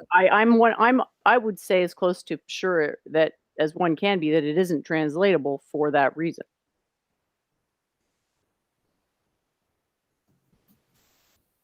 Okay, but this doesn't. So you have to pass through the eye of actually understanding. Jen, which guru am I supposed to follow? Because you all have different opinions. So which one? You have to spend time getting to know yourself, and basically it's a process of inner study wherein you go through the most important. It's like picking a mate. You pick out a list of like, this is what's really important to me, and then this is what's really important that the person doesn't have, right? Like if, let's say, you're a neat freak, you can't be with someone who's a total slob, for example, right? So it's getting to know the personality of your future teacher. And then what that does is basically creates a sort of cookie cutter shape. It's like a mold with a hole in it. And then eventually someone's going to come into that hole. And it's only because you develop this persona inside yourself that you're going to be able to recognize that that's the right teacher. Because, the whole, one of the lessons of Dattatreya is that teachers aren't always obvious.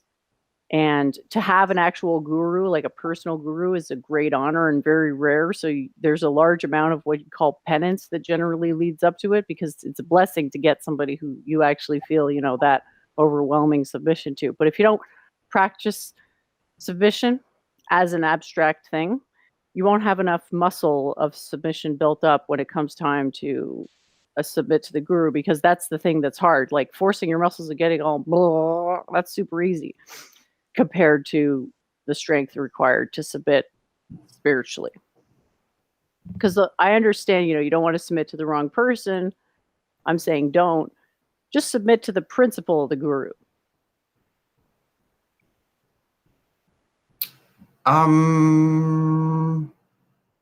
Because like Durgadas knows so much. You could have learned so much from him, but instead you offended him. And he ridiculed you. So it's like, don't you care? Okay, Jen, let's bring this. Okay, I'll explain this to you. You don't like Pythagoras, right? It's not that I don't, quote, like Pythagoras. I don't like what he's come to represent. Okay, what about him? What about him? What about him himself? What do you have any problem with him? Him as an individual? I wouldn't want to. I wouldn't want to be him. I wouldn't want to be him, because it's like I was a brick in the wall of destroying the continuity of Vedic lineages. So I'd be like, oh God, if I was Pythagoras, I'd be like, oh my God, I'm like mortified. Do I have a personal animosity towards Pythagoras as an individual? No, but I think that the cosmopolitan degeneracy that he embodied is something that we should turn away from if we want to have spiritual fulfillment. Okay. I had a problem a while ago.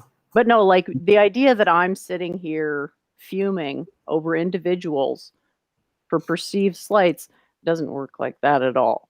I'm sad that people can't celebrate the Shalba Sutra and its glory in its totality, and instead are reduced to one crappy little thing of the Pythagorean theorem. Well, that's not the point I was trying to make. The point is that the Greeks were very tolerant. The point is that Pythagoras didn't cause that situation to happen. No. It's the same with whoever wrote the Orphic hymns. If it was Pythagoras, yeah, that means his karma is way worse, because he did something that without it happening, Christianity wouldn't have been possible. No, that's not the point I'm trying So to make. he's like a domino. If you think of like a dominoes thing, Christianity being the dominoes falling, on civilization, he's one of the dominoes that set up Christianity to finally become a domino.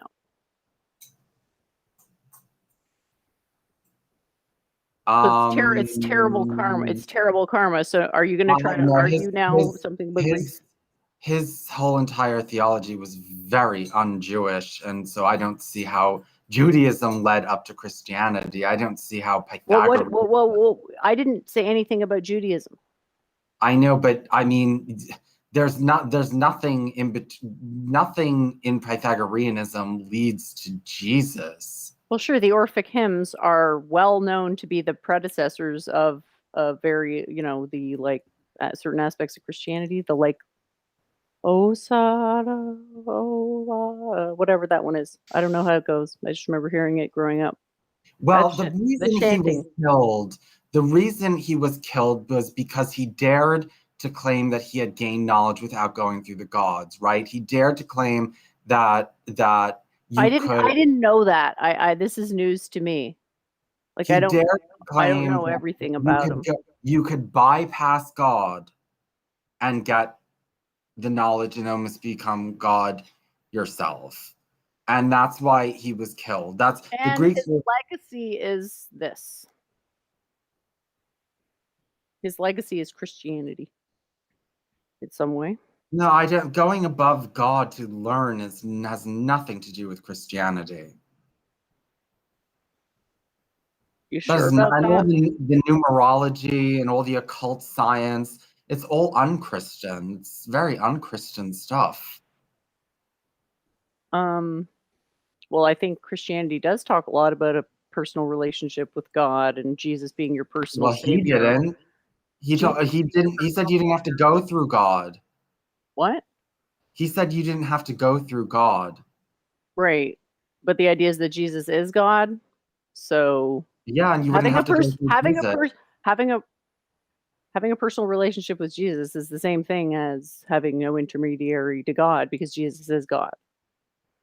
It's the same belief. It wasn't about having a personal relationship with God. It was just doing without God. Doing it without God. And That's- this is somehow unchristian. Doing it without God? Yeah, I think it is. Doing it without Jesus is unchristian, yes. All right, well, I guess it's just a difference of opinion then. Whatever. I'm not Well, sure if you can understand my argument, but anyway, the question is, would the Vedics kill Pythagoras? they would do worse than kill him. And they did. Cursed his entire civilization. Why would they do worse than kill him? Because it's what he did was more offensive than, death is actually not that. Death is a largely not that's in terms of if you're an astral entity, killing someone is not the worst thing you can do to them by far. So why would they have done this to him? Because he was wrong and he ignorant. It's a combination of ignorance and arrogance. He promoted falseness. And he just spoke directly against the sanctity of the Veda, which embraces the guru disciplic tradition. I know, but you could. In Hinduism, do you need a god? Well, you don't need to, but the result of not doing it means your entire civilization's cursed for centuries. So you don't need to, I guess, if you don't mind your civilization being cursed for centuries. Well, if you're right and they would kill Pythagoras, then I will leave Hinduism. I said they wouldn't. I said they'd do something worse. Or if they would be a fate worse than death. If they would disallow that or curse him. It's not just that they would. They did. Well, now you're asking me to believe they had mystical powers to curse people. Is it really that surprising? The claim's been made. Because he didn't you have really a think a guru. bullshit? You think a bullshit claim could survive since antiquity? It has survived since antiquity. Then it's not a bullshit belief. You may not understand it, but if it survived since antiquity, there's some truth in there somewhere, waiting to ambush you. You know it's true on some level because it all lines up. It's like, where did the decline start? Oh, they got cursed. By who? Oh my God, it's these Vedic astral entities who are not too pleased with somebody claiming stuff that goes against their religious conventions. I didn't do it, man. I'm trying to help you. Fuck. Well, I'm trying to help you. And you're like, you're bullying me. It's like, you don't know what bullying fucking means, dude. If you can convince me, not for you're his the one. teaching, not for his, The blog is the thing that's meant to convince you. If you're looking, you'll be convinced beyond a shadow of a doubt by the blog. If you're not looking, you'll never see anything. That's the whole point. If you're not looking, you won't see. Okay, I think Doooovid is getting bored. He looks bored. Sorry, Doooovid. I was just waiting for you to jump in there, but I guess this subject is not really interesting to you. Yeah, I mean, it's like, it is pillful, but not enough to attract my interest. How much pillful would there have to be for it to be interesting to you? And I'm not joking. Well, does Doooovid have a guru that he submits totally to? Well, no, I submit to the Almighty, completely. But no, I never fully surrendered to any line or person. I fully surrendered at least, definitely for years, maybe even still till today, to the Jewish system, but never to a single person or even a rabbi. I passed before rabbinic courts. I mean, not that there was like a trial, but I'm saying like. There was never that much of a question. Like I picked up Hebrew pretty quickly. I know how to do the Jewish stuff. So I was like, I've been in front of Jewish rabbinic courts that pretty clearly ruled me Jewish. Although like your Hindu identity, like you could ask a lot of Jews and they would say this Doooovid is not a good Jew. This Doooovid is definitely not he's not a real Orthodox Jew. I'm only a half Jew, or any of these things. Although in my identity, that's my essential way that I view myself and part of my identity, even though, other people who share that identity might critique it, you're saying, because that's a dissonance to their identity, that if there's someone like me who approaches Judaism in a different way, that could cause dissonance to their identity, just like you and Jennifer, that you're just like, well, okay, like Jehovah's Witness didn't work out, I'll try Hinduism, and you're saying Hinduism's working out pretty good for you, like until you meet Jennifer, and she's got to reveal your dissonance and be like, listen, bub, like you're really not that great of a Hindu. Well, yeah, but don't you look, Jen would also be questioning your Hinduism because you also don't submit to the guru principle totally, or you haven't. Doovid shows respect in his own way. I judge by intention. And largely the vibe I get from Doovid is he truly wants what's best for the Jewish people and has used certain things out of Hinduism to his own benefit and is intending to show respect towards that tradition. If I get the impression he's not showing respect, I'll be on that right away. Well, Okay. I'll find. You're just upset that you're getting it harsher, but the fact is Doovid has, on many occasions, shown more respect than most people. I know, but he doesn't have a guru. He doesn't have. I haven't classified. I'll call myself a Hindu, but you're saying like, no, I mean, I don't have like to be initiated by a guru. Like, say, I know gurus. I could mention the names of tens of gurus. I read their books or even met, and like I'm even part of the local Amma group and Hare Krishna groups and different groups where you're saying, okay, I didn't take initiation. You're saying you're not really a Hindu unless you've taken initiation. You're saying like, as a convert, as an outsider, I need to surrender myself to a guru. You could take your approach like that, but saying, well, that's not the Hinduism, the style I'm following, and that's extreme. Like you're saying, you don't have to be, if you say you have to really be initiated to be a Hindu, then instead of having like hundreds of millions of Hindus, there's only going to be like probably a few million Hindus, because most Hindus aren't initiated. And No, if you mean surrendering to a guru, you're saying, okay, like culturally, if it's like bowing, what does it mean to surrender? But you're saying like, no, I mean, I took a Protestant approach towards Judaism because I had these certain Protestant ideals ingrained in me. And even though I was in very Hasidic, ultra Orthodox sects, like I generally personally always took a Protestant approach. So like I take a Protestant approach towards Hinduism also.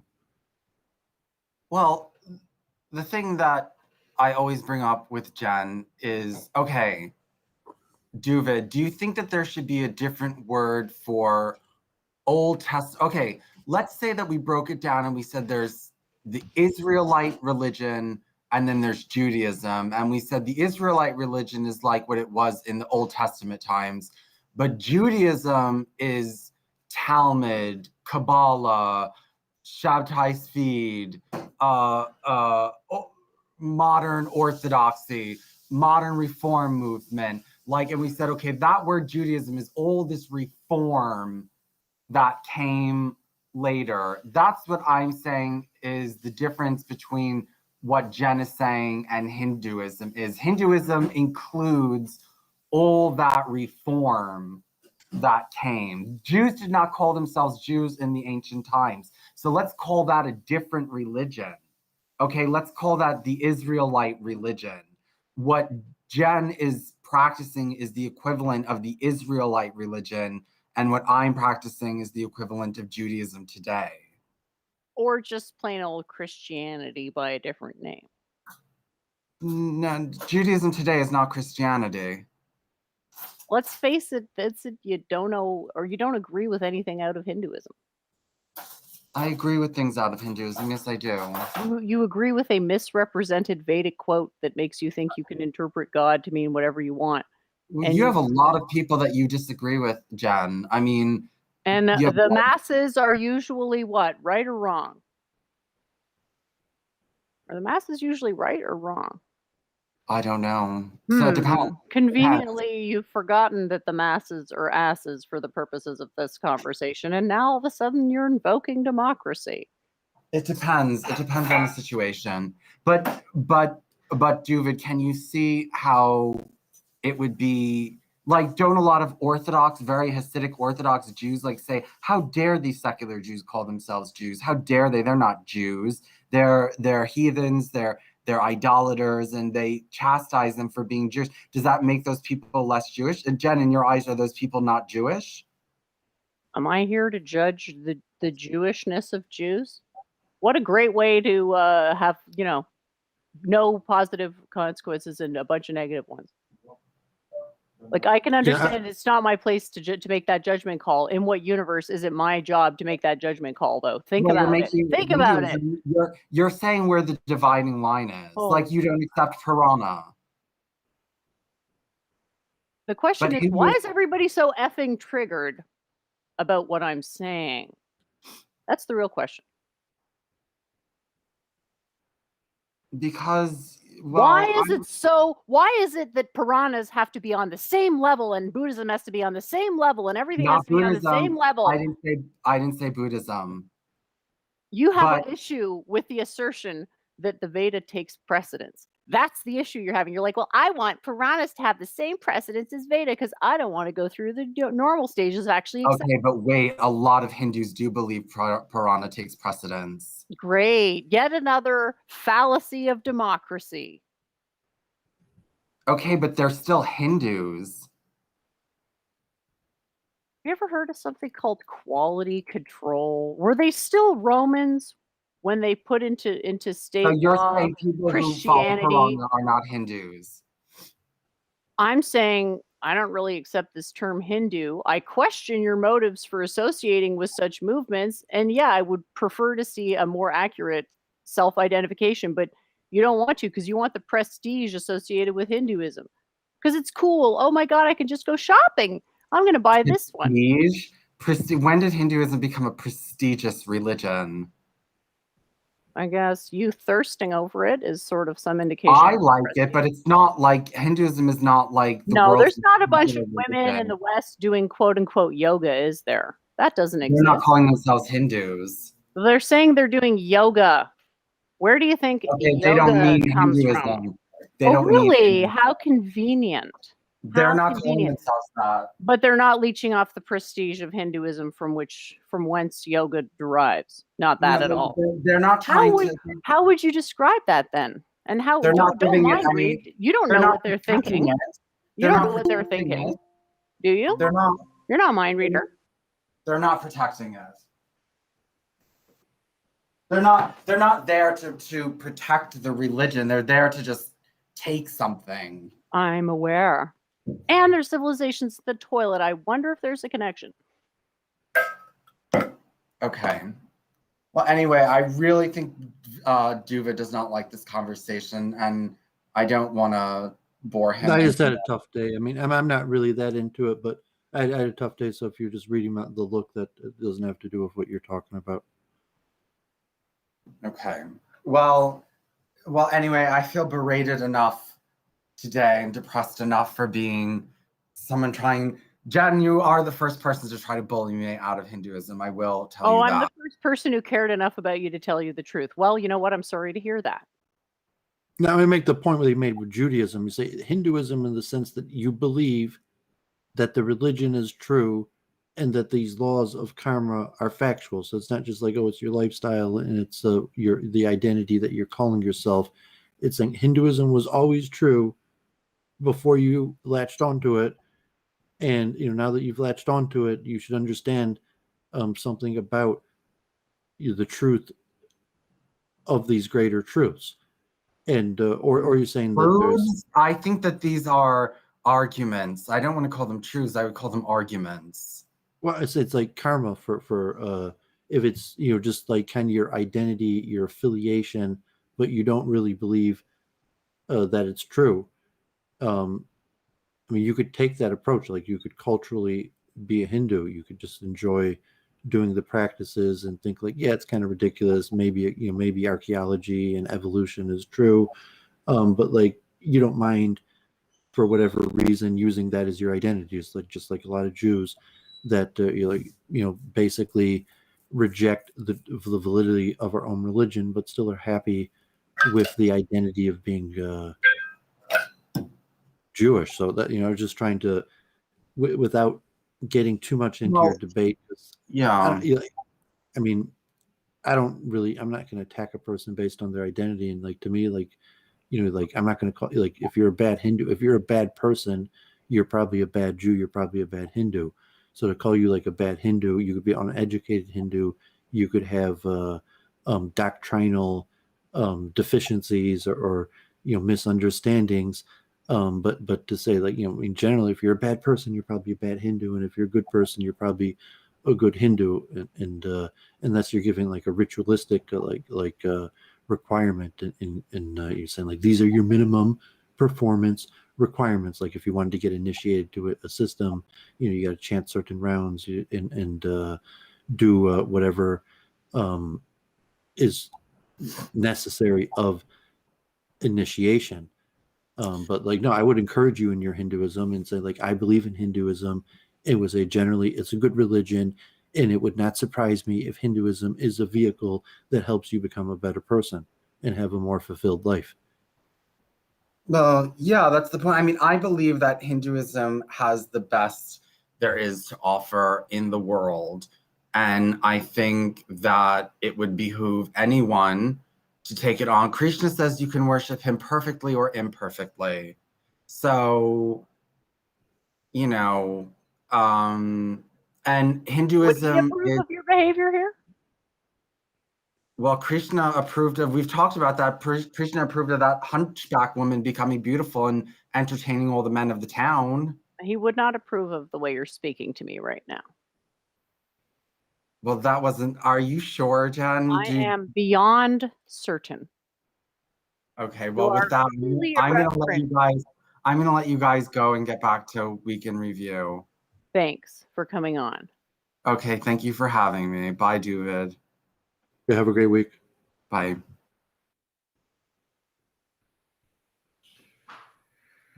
Wow. Here. Wow, just the Yeah, I pride and guess arrogance. I turned into Gandalf there. I guess everybody has a point where they can turn into Gandalf, spurging out, don't they? I am sorry about that. I guess it's just something that just really bothers me. I'm just like, wow, Maybe just it's bad. wow. It is very bad karma. Like I wasn't joking about that curse because of Pythagoras. Like for my research, that appears to be what is true. So. Well, it's a very plausible hypothesis based on what I know about antiquity and the classics. Yeah, so I like Doovid's description of it. It's always been true. It's been misinterpreted a lot, but the truth doesn't change because of misinterpretations. The thing that changes because of misinterpretations is people's understanding of the truth. Well, we also don't have the mentality for understanding truth. The proper reverence and submission just doesn't seem to exist in this Kali Yuga degenerate age in which we live.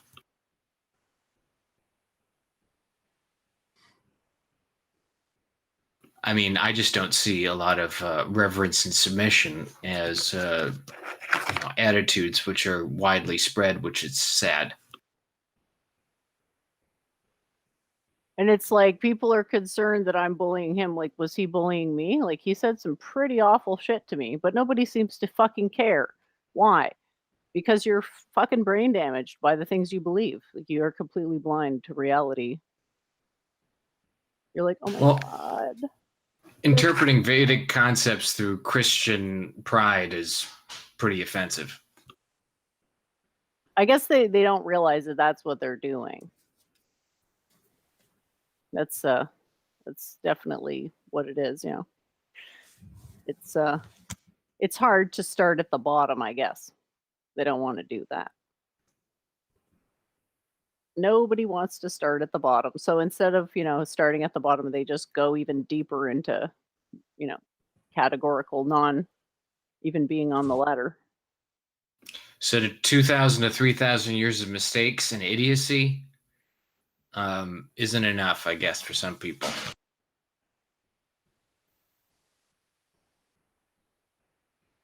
Well, I don't think that they see that that's the cause of the troubles. Like, if people could see the cause of their suffering easily, they probably wouldn't continue to cause it.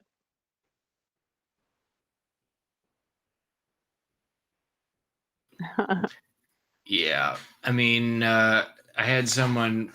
Well, it's funny. I was in a stream, mostly just in the chat. I was not, invited on, but I tried to get on, and I'm going to send him an email on my week on, Semiagog. Bear Trap was also there, and he's sometimes on Week in Review, at least in the chat. And I sent him a super chat talking about monarchy as a solution to a lot of our socio-political problems. And he was like, no way. I don't want to be, enslaved to a tyrant, pretty much was his argument. It's like, it's not a part of the American way of doing things. And I almost felt like saying, I wasn't on the stream and didn't want to keep spamming the chat. It's like, well, rebelling against God and King is one reason why America is the global homo sewer that only spiritual mamzer could appreciate.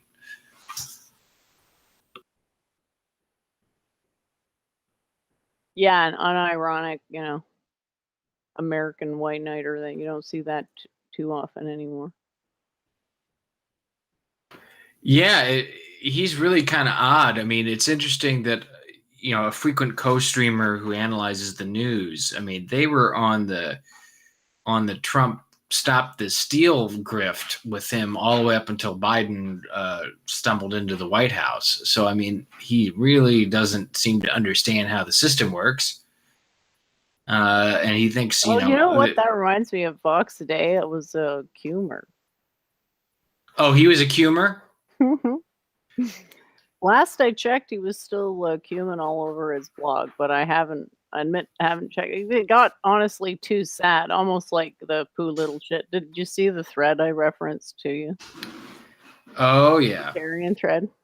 Yeah, and he's in there. You could tell it was Kurt in some of the thread because he tries to write all these long arguments and doesn't understand the bands. Bleeds through the screen, and you're like,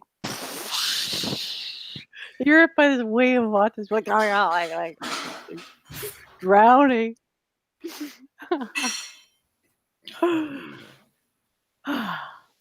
Because magically, if the Poopertarians just shut down all the power and systems in the world, Kurt will naturally ascend to the throne. I think he still believes that on some level. He's that delusional. He still has Brandon Hayes as one of his followers. The question is, did he post the thread himself? Of that, I'm not sure. Yeah, me neither. I kind of got bored of it. It was just, yeah. It was so like he was talking to 4chan like it was one organization. He's like, "Oh, I see you've sent your shills here." It was pretty classic. Is Doovid still there? Hang on. Doovid's there. In chat. Yeah, sorry. I feel like we're not talking to Doovid at all. Usually Doovid is so full of opinions, and now he just seems like, yeah, I guess you had a tough day, eh, Doov? Yeah, I'm just having a hard time concentrating, but that's fine. Well, Doovid, what, have you made any strides to the multiple truth hypothesis in the last week or two? No, I mentioned at the beginning of the stream that I've been required to research other fields. Like I wanted to do a deep dive into the science of expertise, and I looked quite a bit into it. And really, it's probably going to come down to this chunking theory for how the mind pieces together information to form larger patterns. And I realized I needed a lot more information, so I took like a few weeks off to read like 20 books. I read like 4 Peter Turchin books, and I read some books on the history of India and race theory and history. And so hopefully I'm going to be able to make another strides forward in the multiple truth hypothesis. But unfortunately, it's very complicated because it's dependent on some of the most complicated issues out there today, like the hard problem of consciousness, quantum physics, multiple world hypothesis. Cognitive dissonance is one of the easiest things to understand about it, and then also, besides all the various things on consciousness, the computer AI angle of the truth function, and even the statistical methods. So to have a working theory like a book published, the research is really insurmountable. So you see people who created great ideas, and you're saying really that they probably had to work decades. Well, how would you respond to what I think is my first? It's always a thing that sticks in the back of my head when I hear about multiple truth hypothesis. How do I know that this isn't just some other Jewish pill pull trick where you're trying to make contradictory things into non-contradictions to fit some sort of other preconceived psychological projection? Well, I mean, you could look at it that way and say my bias, but the point I'm making is that it is somewhat Judaic. Like, you could say, like, yeah, that's kind of Judaic.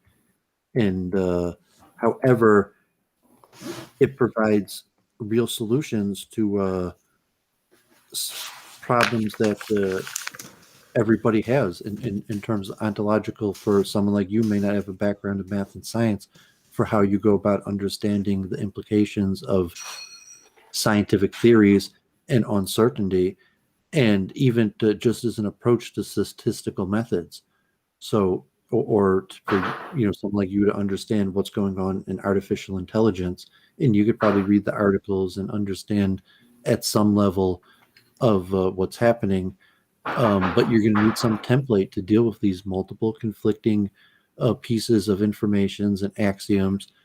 So, I mean, to some extent, I'm saying multiple truth hypothesis is something that your mind does anyways, even if you don't realize it. So I think that's the power, because it's really also indicative of a theory of consciousness and how the brain processes information. So that if you look at it, that it's a meditative tool that'll help you understand yourself better, because first you have to recognize that the hard problem of consciousness remains unsolved, and that means I do not understand my own consciousness. So my own consciousness is in fact a mystery that there is no verified, accepted answer to. You could just use my theory; it'll work. Well, you could use different traditions or ideas, but I mean, from the scientific level, you say consciousness is still a scientific mystery. Well, you can say it's a derivative of the electromagnetic field, but even that requires you to make an assumption, I suppose. If you just want to say, well, we know nothing categorically about it, it's just always going to sort of be hanging there like a bad fart. Yes, I'm just saying the use of multiple truth hypothesis is, you say, like, no, we know quite a bit of information about consciousness, even though it's still largely a mystery. But unfortunately, a lot of that, what we know, appears to be contradictory to other stuff that we know. And, like metaphysical mumbo jumbo, to where it's hard to make sense of the evidence. So that's where multiple truth hypothesis hopefully would come in for even someone like you, an intellectual that might be able to read and hold in your head a bunch of conflicting theories, to have a little better hope of doing it, and not even saying that like I'm selling you a mental technique, if I pitch it that way, but it's saying like this is a theory of consciousness. So if you meditate and think about how your brain is processing information, that you will come to realize that it's something along the lines of what I was trying to describe in multiple truth hypothesis.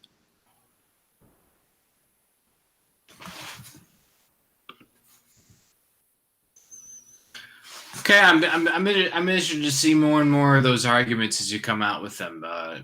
If in future weekend reviews, if you have any instances of the multiple truth hypothesis, shedding some light on the hard problem of consciousness or some of these other related issues, and specific anecdotes or examples which provide evidence for that, I'd kind of like to see that.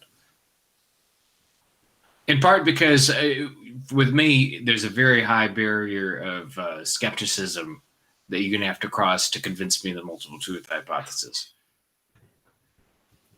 I think the most convincing thing is just to demonstrate it working better than anything else.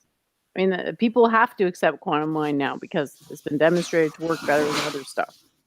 The burden now is on the people who are lagging behind rather than people who are leading to demonstrate the formalism. That's what it is. And the degree to which you can make inferences about how it works depends on your own ability to understand the mechanics associated with what it is.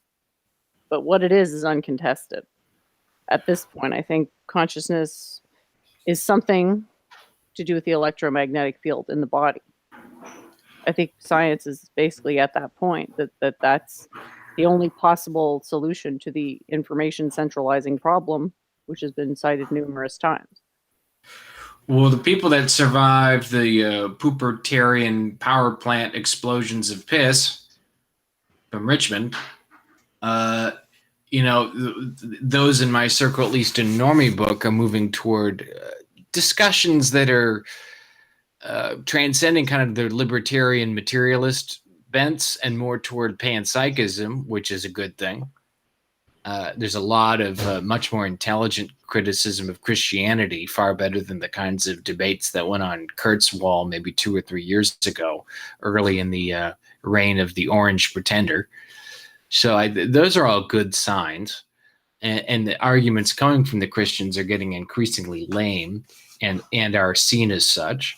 So there seems to be movement among the more intelligent spheres in which I follow toward accepting, at least implicitly, some aspects of quantum mind and what that says about the nature of the universe.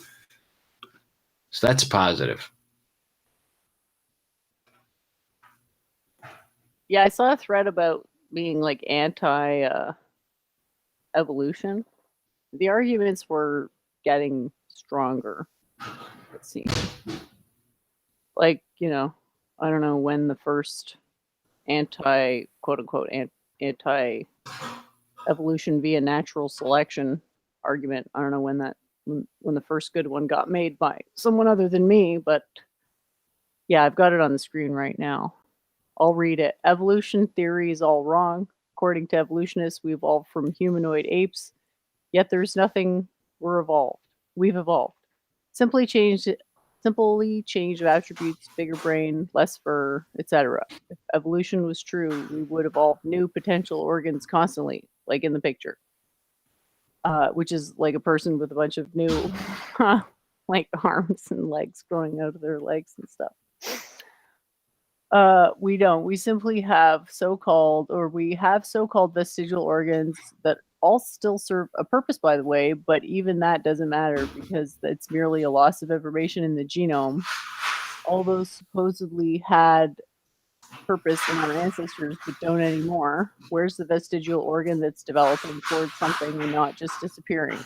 What new organ have humans evolved past 1 million years? None. Evolution isn't real. Our genome is simply degrading. That suggests creator, because if we're not gaining new information, rather just losing it, we had to have been perfect genome in the beginning. Go ahead, try to prove it with your giraffes. Long neck is attribute, nothing to do with evolution. No new organs, no new functions. Woolly mammoth has smaller amount of DNA pairs than elephant.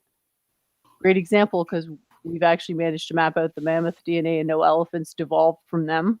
They're losing information. Muck-hash crops have bigger genome than the crops that are found in nature. We know that they have been bred for more yield. No new information, just more copies of the part that creates the fruit. And I've never heard that argument before, so that was interesting. We know that they have been bred for more yield. Okay, it's also interesting that amoeba have the biggest genome known to mankind. Maybe we were wrong and we didn't evolve after all, but we devolved and rapidly. And it will end in destruction of human species by genetic sickness. Maybe single-cell beings are our creators. We gained everything needed and then started activating genes and removed unuseful DNA over time. Microevolution which should be renamed, by the way, has been kind of observed after all. Evolution is obsolete during speciation, degrading only. Devolution is evolution. No, loss of information is not even close to the same as gaining new information. So that was the main argument. That was the post. Very entropic. Yeah. Then there was some other posts that were like kind of wishy-washy, but I screen capped a few. One was every single life form and every single manifestation of reality in general, which we can experience through our bodily senses, are all proof of creation, as we've all been created. That doesn't make any particular religion try to co-opt the fact valid per se. However, creation and its spirituality are self-evident. There's one creator, and every single fraction of reality is part of that creator, which in itself is creation, and reality is a self-containing manifestation of that. Religions are man-made philosophical experiments trying to understand creation, nothing more, nothing less. Enter the path of self-realization, blah, blah, blah. I didn't really have anything to say about that, other than it was just seemed to have some interesting themes. So evolution, here's another post. Evolution cannot explain the creation of complex organs because an unfinished, non-functioning organ would not be more likely to be passed on. Therefore, they would have to be created entirely from one generation to the next. But this is like making random changes to code, hoping to add new features. Eventually, you may create a functional feature, but your random changes will also have fucked up everything else that was previously working. It's like 1 million steps back for every one step forward. Also, there's still zero explanation for how life can be created from inorganic materials.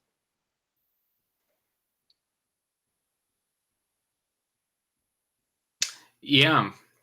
And then finally, we have an appearance by Karl Popper.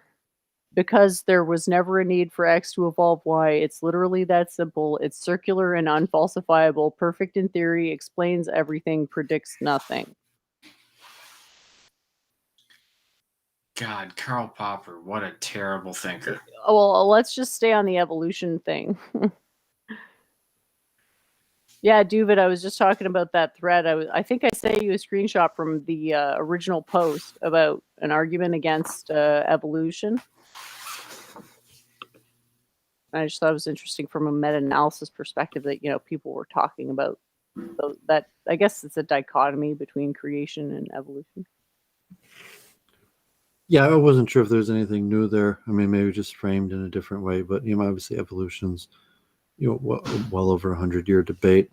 Maybe since we got Gandalf here, and it seems to be the biggest news in America. Like, what the hell is happening on the southern border, and what is up with like Joe Biden? Like, Trump is forced out of office because he's evil, and now you got like Biden on the news, like, do not come, the border is closed, you will be sent back. Although, like, saying it like in a little bit more friendly way than Trump, if that's even so. Like, it might even sound less friendly than Trump. Build a wall. But what the hell's going on? It's hard to say. All of a sudden, after months of this, all the mainstream news networks are covering it. I mean, I think Martha Raddatz from ABC was talking with some sheriff in Arizona, and there's all these huge camps of people just popping up all over the place, and a lot of these local people are complaining because they have no more resources to give all these people. Now FEMA's stepping in, and I don't think there's a plan anywhere. And as far as I know, Biden's actually been, despite having, both houses of Congress, has been very slow to appoint people to lead these departments, who would otherwise be handling this surge at the border. Yeah, so it sounds like legally they're saying, like, yes, they would be letting these people in, and it's only because of the pandemic and the certain emergency measures that are in that the border's closed. And like, as soon as the pandemic's over, it's going to be open borders again. I mean, or are they? I mean, that sounds to me like that's kind of what they're saying. Well, I mean, one theory is this is just a theory. I'm kind of unattached to whatever happens, and I got blasted in Luke's chat today for saying that I just don't care. But one theory is that if you let in a bunch more people who are not being tested, as I think the evidence shows, for the COOF, cases of the COOF or positive tests for the COOF spread rapidly, and it becomes a justification for level 4 type shutdowns all over again, like the kinds they're attempting in other parts of the world. So there could be kind of a double game being played here to get red state America to go for lockdowns in the name of potentially stopping the Zerg rush at the southern border, which could be one of the things in play. But it's also perhaps that we're too far down the road for that, because large sections of the country are simply just not caring whatever Biden says. I mean, unlike when Trump was president, the White House YouTube channel almost never allows any comments. And Biden can't string a sentence together, and Kamala always looks flustered and has a very creepy laugh. And they're very poor actors to be playing the roles they're playing in this time of chaos. But just it is what it is. They represent where America is at this point. You have a raging feminist, vice president, and a dementia patient as president. And, I'm just kind of glad Trump is gone, to be quite honest. I'm happier with him gone. And we're just behaving like the late Soviet Union right now in terms of just a gerontocracy of corrupt, malevolent idiots running things. And this is why we have 100 to 150,000 people just camped along the border. And it doesn't seem to make a whole lot of sense. No, I mean, nothing's really making sense these days. I mean, you could tell that like everything is off. And if you're going to have President Kamala Harris. Is the media just going to prop her up like she's this perfect goddess and just come out from speech and tell us the new rules and yell at Republicans? And then you could see it's just going to be the same electoral process that there will be a red pushback in 2022, and it's just going to be gridlock and nothing's going to happen until they push the elections for the Republicans to get in. I mean, the southern border, it appears there's going to be a fourth wave. Whether the deaths are going to be as high, hopefully not, God forbid. But it's likely that there's going to be a fourth wave, maybe not as big as the third wave, but probably could be. And people have been vaccinated and already had it, but there's still like 60%, 80% of the population hasn't been vaccinated and hasn't had it.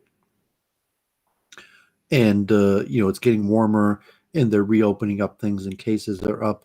And God forbid, it looks like here in Michigan, you're going to have the Passover Easter thing where cases are they're in the low thousands now. So it's ticking up. It got down to like 1,000 a day from like 10,000 a day, where God forbid like 100 people were dying every day for months. Michigan has like well over 10,000 deaths. And so now cases have ticked up like over 3,000, averaging over 2,000 a day. And so it's likely by the time Easter hits next Passover next weekend that it might be like 10,000 a day. And then it could be compounded because Easter and Passover and everyone's going to be together, that there could be, really a fourth wave across the nation, compounded by, Easter gatherings in warmer weather. And God forbid the deaths could be just as big or high as before. I mean, Well, hopefully not, because a lot of the elder and vulnerable population now has been vaccinated. So the hope is that in all likelihood, there is going to be a fourth wave. It probably will be close to as big as the third wave, possibly even bigger. But hopefully the deaths will be much smaller due to the vaccine. But God forbid there's variants and unknowns. And, so with that uncertainty, like the border, you're saying the border is going to be closed indefinitely. We're going to have these lockdowns, emergency power indefinitely. And, the internal conflict with the Democrats, like they got Biden, they knew what he was going to do. So the border is going to be closed and Biden's just going to let it pile up. And they're going to, basically treat people like crap, and smile and say like they're trying to do the best and take care of people, even though that's not what's happening on the ground, and they're just going to keep on, like smiling and say we're doing our best, we really care, even to, eventually maybe there'll even be videos and you'll see what's going on.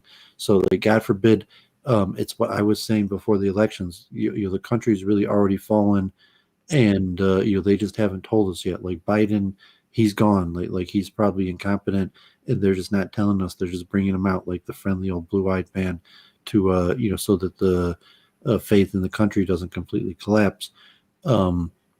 But the institutions, like Barack Obama, President Obama said, the institutions of America are very resilient. So even though like largely the federal government, the country has fallen apart and we're almost post collapse, a lot of these institutions are resilient and might even have staying power post collapse. That the next regime or whatever happens, or if America does regroup and fixes itself, that it's likely a lot of the institutions could survive. Although God forbid, if we end up killing each other, or the infrastructure crumbles, that society falls to such a point, like the border, like eventually it'll be like Gaza, where there might be tens and hundreds of thousands of people, and then eventually the government can't,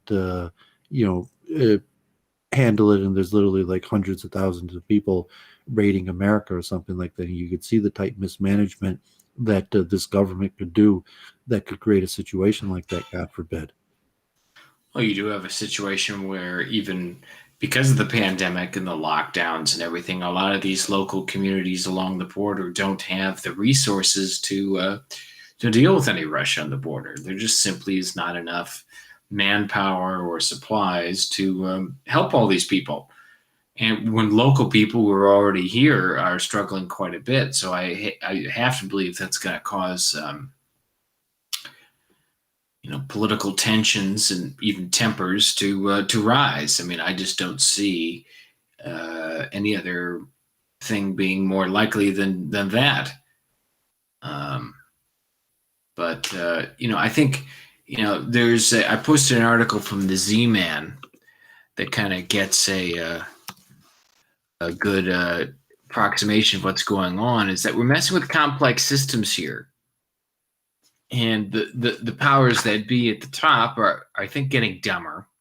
I mean, whether you're talking about Europeans, I think our IQ is slipping. Ron Unz has done stuff about Jewish IQ slipping. The collective IQ of the country is, I think, only 1 or 2 points above what's necessary to maintain liberal democratic institutions, bad as though they might be. It's better than outright warlordism. So I don't think we have people that have ignorance and knowledge and malevolence and in intentions, it would appear, because people aren't making decisions with a long-term focus in mind. That's good. That's in line with the common good, it would seem. But also, I don't think people really understand what they're messing with. I like this little short example. When people try to explain complexity as if we're an ant colony, a single ant is not a terribly complicated thing, but the ant colony itself is highly complex. The actions of a single ant appear to be random, but all these ants together look like a highly coordinated effort. In fact, we know that because ants communicate with a very sophisticated colony-wide distribution of pheromones. But you cannot learn much about an ant colony by studying a single ant. And similarly, complexity in human systems kind of results in a disconnect between inputs and expected outputs. It's like when you have buggy software, it takes whole teams of people to go back into the source code to find out where one line of code in the kernel of a system results in a bug somewhere else, several thousand lines of code away from the initial source code. So I think we really have a society that's far more complex than the ability of the current elite to understand how to run it.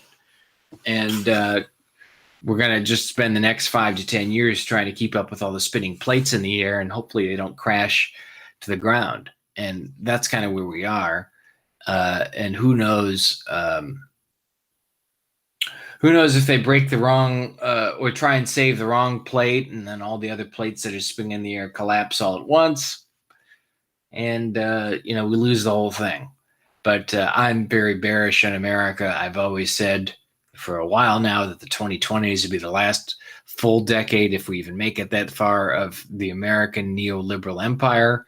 And then it's either some combination, depending upon what part of the country you're in, of civil war, collapse, famine, something like that, communism. I mean, many of the cities in America are already de facto communist states, and they're about to get a lot worse. New York, Portland, San Francisco, LA is good examples. So dark times ahead. America's not coming back. That's why it's remarkable when I was on Semi-Agog's stream that he's even thinking there was some return to some sort of glory day in America. He's one of the few people on the right, or the dissident right, if you want to call it that, who even thinks like that. But Doovid, I share your pessimism. America is pretty much done. I consider the COVID epidemic to be our Chernobyl, the kind of disaster, let's call it just a natural disaster in this particular case, that we've shown no competence in handling. And all that's done is cause everyone to perk up and not feel confidence in the society at all. And nothing the government has done under Trump or Biden, as far as I can tell, has done anything to inspire the confidence of the citizenry that the government is going to behave either competently or benevolently. What say you, Doovid?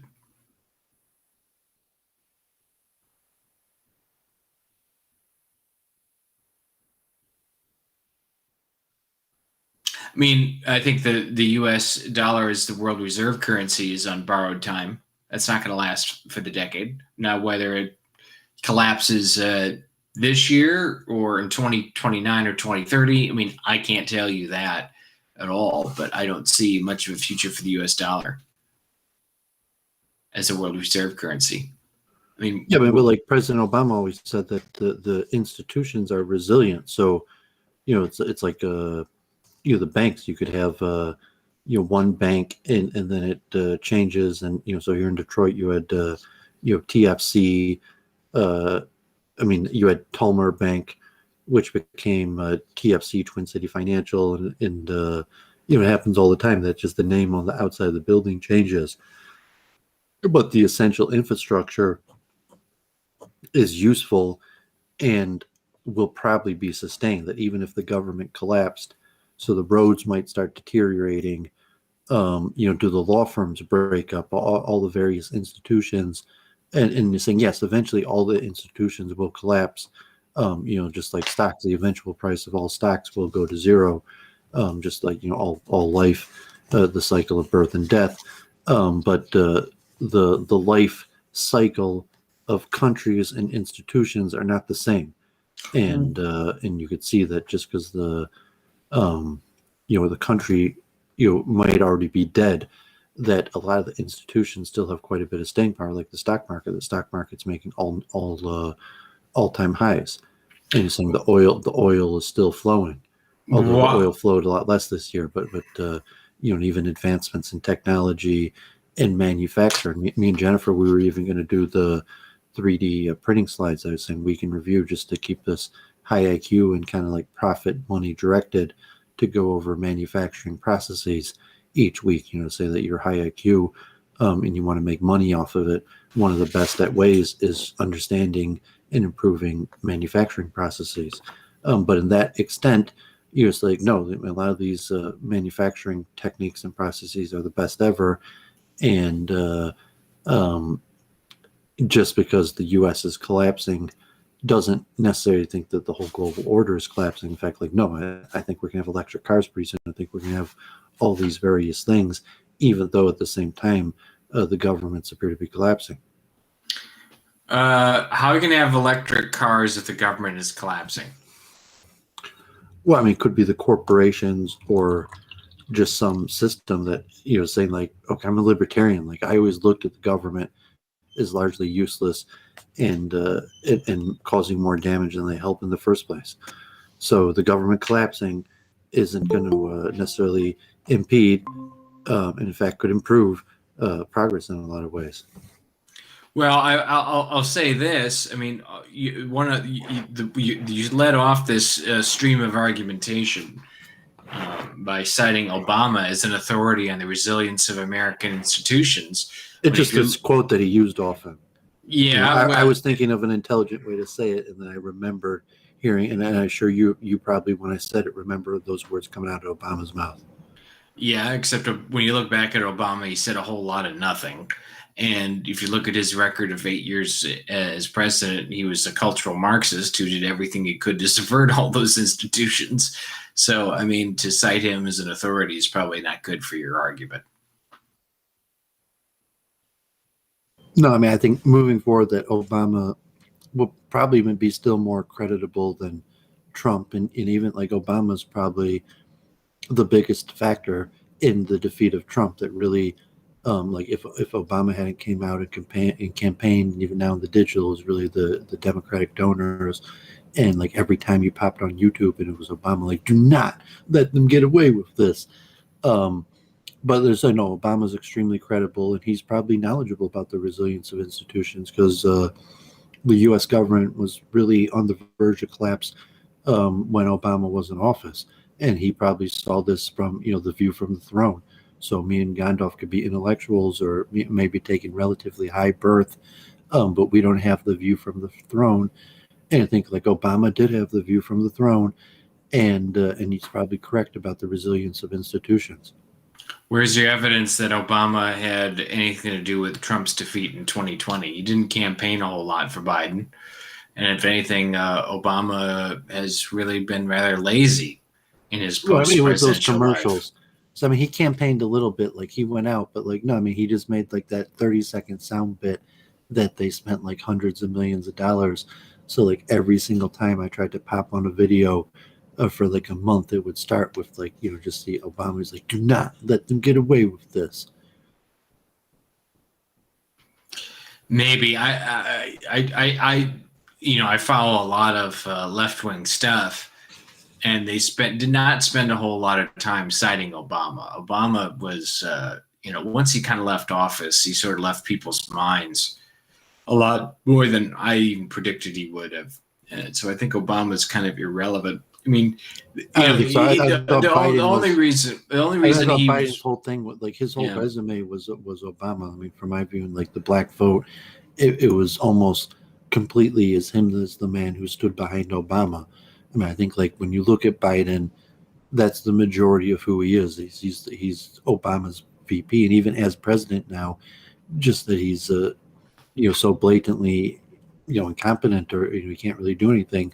That even today as president, like his greatest glory is still as Obama's VP.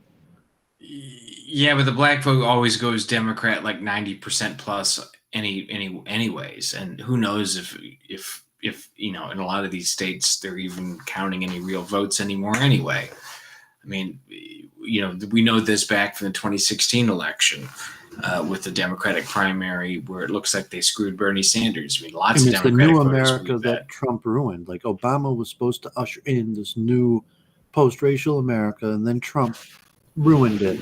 And so Biden is the symbol of what America could and should have been had Trump not came in and ruined it.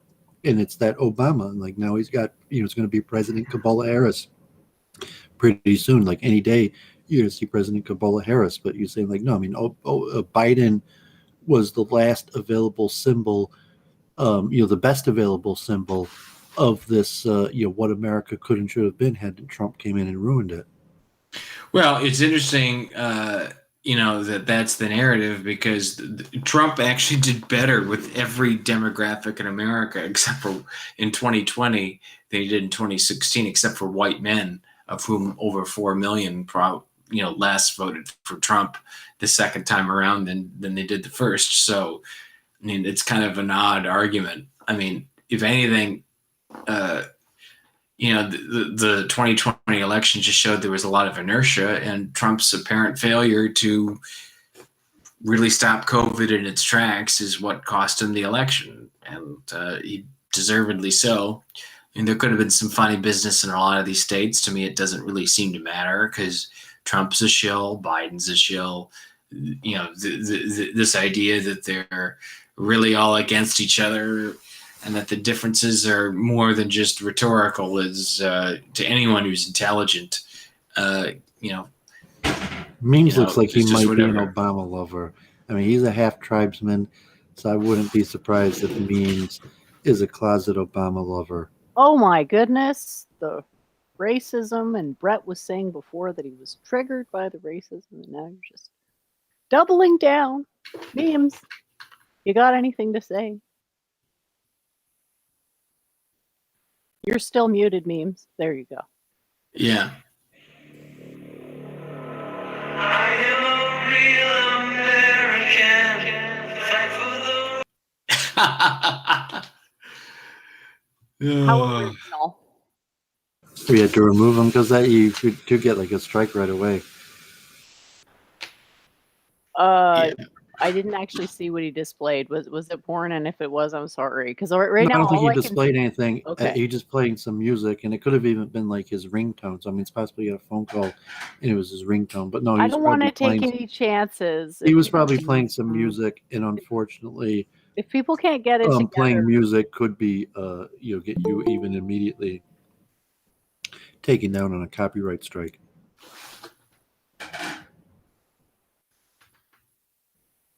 Yeah. I don't even know who this is. Is this wait, speak. I apologize. I heard a lot of folks saying that America was toast, and What was that? played- Was that a ringtone, or was that like you that was trying to play Hulk some? Hogan, Real American. Okay, yeah, Yes. because like conceivably you get like a copyright strike. Like you can't I do that. cut it That's off within That's 15 against seconds. the law. like it's saying like no, that's like No, no, against no, the law. it's- You it's thought fair- it You was know, fair we funny. have a use. lot of people trying to troll this show, and it's like we don't want to encourage that. Oh, We don't want to okay, encourage trolling at all. So Well, so am I right? Like a half tribesman? Are you here to defend Obama? Oh, I mean, I'll totally defend President Obama. I mean, I didn't vote for the man, but I like him. I confess I voted for him in 2008. I mean, I wanted to vote for him. I disagreed with him on his policy because at one point he's like, John, we need to go through the budget with a hatchet and everything. And then John McCain was like, now, my friend, we need to go through it with a scalpel. So I agreed more with Senator McCain at the time, God rest his soul, that basically people wouldn't necessarily go without. I mean, I wanted to vote for him, but policy. I mean, you agree the essential Biden narrative that drove him into the White House was the return to the like post-racial or whatever better America that Obama was ushering in until Trump came and ruined it. I And think that's it was basically like Biden just like sits back. He's like he's still Obama's VP, even though he's president, because it's just like, oh, thank God that Trump's not ruining America anymore, and they could get back to, but I mean, there probably is no policy at the end of the day. It's just that vision of like hope that America was going to work out. That Biden's representative of, but like, no, unfortunately, he's just like that incompetent, friendly old blue-eyed man that can't really do anything. I think Joe Biden was pulled out of retirement to defeat Donald Trump, which he did. And I to be fair, I think that was pretty much the reason and stuff. I think it's just literally that simple, as sad as it may sound. But I like to what you said, it's like, I'm pretty sure he still feels like he's vice president. He keeps on saying like President Harris and stuff like that. And folks are like, oh my God, look at him. Joe Biden is old and stuff. I'm like, no, that's kind of ageist. And you know what? He's not necessarily a spring chicken anymore, but at the same time, he spent far more time as vice president than actually president. So I mean, you gotta be a little fair. Well, what does it say? I mean, I'd rather stick with a little more meta-analysis because I don't really care about any of these shills. What does it say about where the collective mind of the entity, the Freemasonic shopping mall known as the United States of America, what does it say about it that we now have nearly octogenarian, perhaps dementia patient as president? I think we should re-legalize dueling. I'm sorry, I brought it back. My apologies. I shouldn't have done it. What the hell does that have to do with? I mean, God my forbid you question? might get your wish, but I mean, it's like because what Claire would say about Christianity, but it's like America's kaput, and saying the institutions are still around and appear resilient, but like you could just look, and America's kaput. Like that's the best that they could do, and there's no answers coming out. Like the legislation, they're just the inmates are running the asylum, so really they're just gonna give away whatever money's left in the system till we're bankrupt, and then we're probably gonna have nothing. That sounds like what I heard somebody in Japan saying. They're like, well, look at all these folks. Well, they're taking care of their pensions, and then basically a lot of the younger generations like, well, what about our pensions? And then other people like, well, we haven't thought of that. I'm like, isn't that the same story? I think that's a story kind of the world over, where the basically the boomer generation, which is much larger than the generation which they birthed, because the boomers come from families of 4, 5, 6 kids, and this includes even places like Japan, where they did a lot to try and suppress the birth rate even before they did birth control in Western Europe and America. The boomers themselves only averaged, 2, maybe 3 kids. So, there's going to be a lot more retirees than workers paying into pension systems real soon. And once those workers finish paying off all the pensions of the boomers, there'll be nothing left to save for the millennials and Gen Zers who were born under all this. So, that system's probably broken. It was probably a Ponzi scheme, but the thing most people got to understand is the idea of fractional reserve banking itself is something of a Ponzi scheme. So the whole thing is just a house of cards, just ready to blow over at the slightest breeze. And that's kind of where we are now, and it's why the Davos set and the bankers are trying really hard for the Great Reset, and they haven't done a real good job with the first few phases of their own plan, it would seem. Although I think they certainly are still in the driver's seat, at least as it appears exoterically. Wasn't productivity is very high that even the economists, the optimists, just look at productivity, and even if all the negative indicators are true, as long as we keep on improving our output of the various merchandise that man makes, from agriculture to natural resources to electronic, all the various things, that productivity does seem to be increasing enough to keep pace. Yeah, but as productivity increases, it seems like communal well-being and mental health seems to be declining in tandem with rises in productivity. I don't know if increasing productivity for its own sake has been so good for the organic health of society as a whole. Well, it's possible, but saying that you might just man up and take the lowered mental health or the higher conflict. It's like dueling, and so like, God forbid, just let them fight it out, and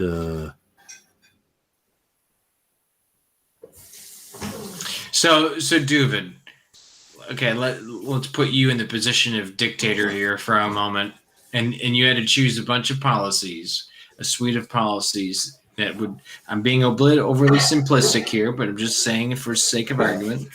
Is it good to increase overall societal productivity, irrespective of the distribution of income and wealth that comes from said increase in productivity?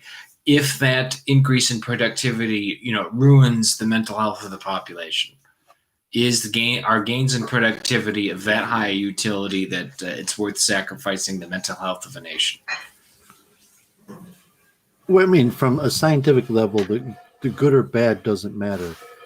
And then you say if these are processes that naturally balance out, do humans even have the power to take into our own hands and affect the direction of these larger trends, or is it beyond the capacity of so to say free will, that you could understand the science of economics and appreciate the trends to see these patterns happening and what these greater forces are that are causing the changes in our society, But then to take the economic school that you could counteract these forces through policy or even collective human action, period, is disputable scientifically. And if the laws of economics aren't coming to tell you how to make a better society, they're coming to tell you how things work, whether you like it or not. It's like evolution, it's karma. There's laws of action reaction, and anything you do economically will have equal and opposite reaction.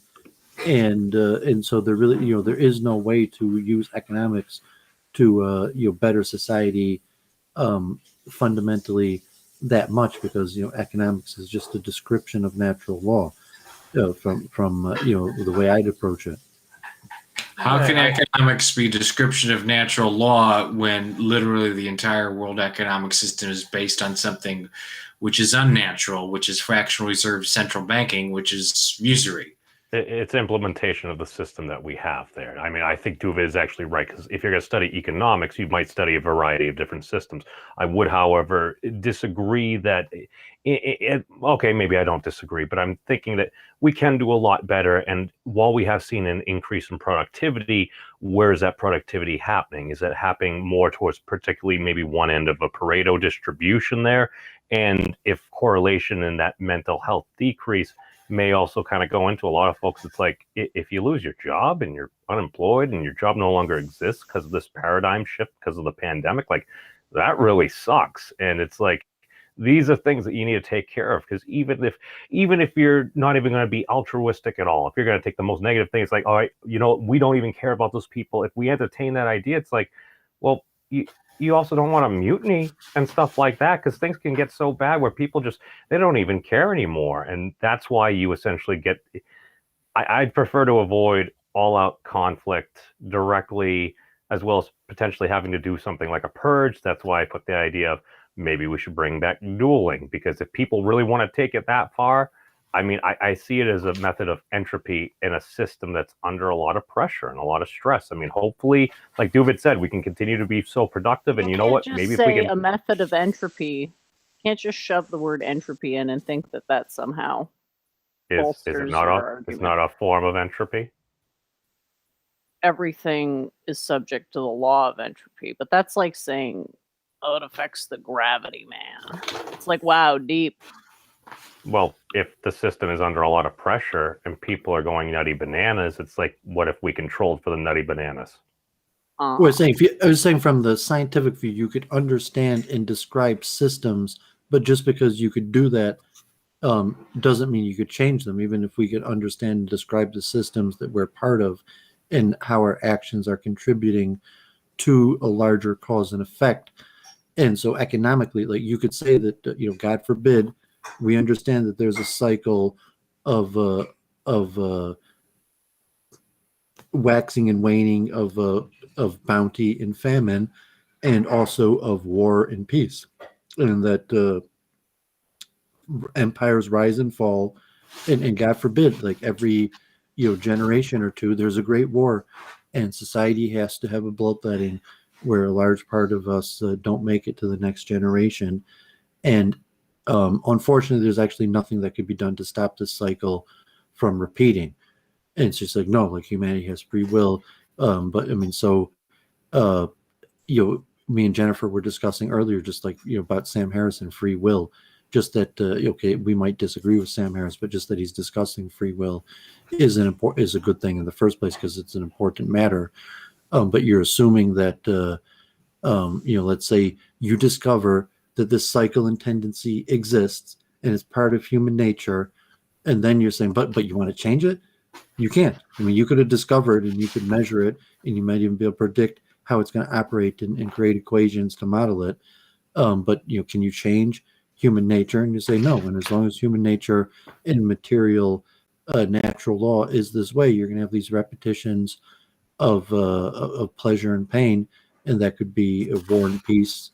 It could be escalation and de-escalation of conflict, and saying, should people make good decisions, we could have this great society where everyone gets along and there's productivity and everybody has enough of what they need. But unfortunately, humans are humans, and we're not prone to making good decisions. And you could probably even measure it and saying there's going to be a certain amount of conflict. And you're saying like the dissonance, like Gandalf, what about the mental health? And saying, well, that's a sacrifice we're going to have to make due to greater forces. And it's like, what about the gun violence? What about the shootings?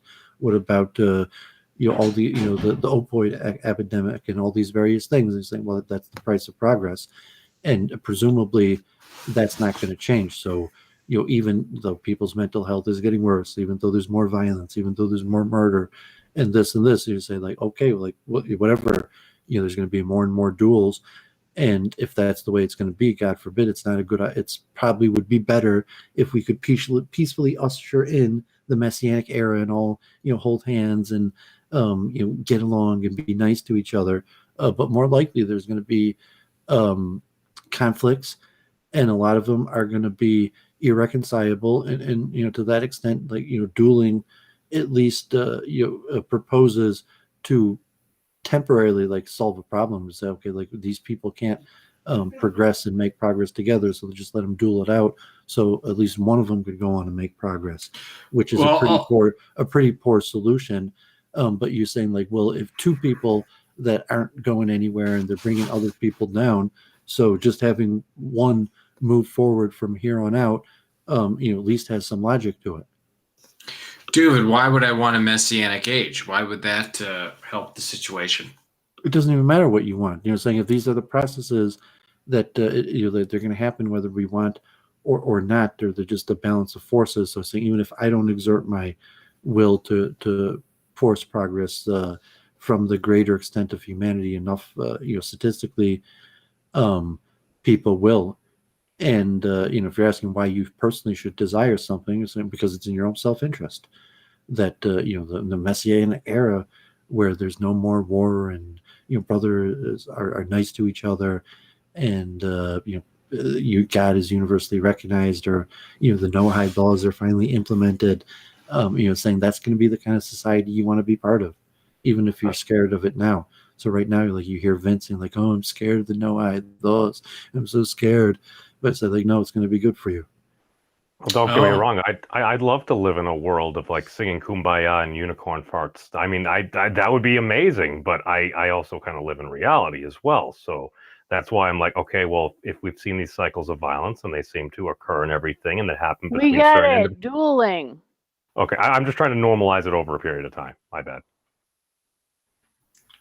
Yeah, I just prefer designing society to limit and or channel aggression healthily rather than either catastrophize like Doovid seems to do from time to time, or fantasize too much about dueling like you like to do.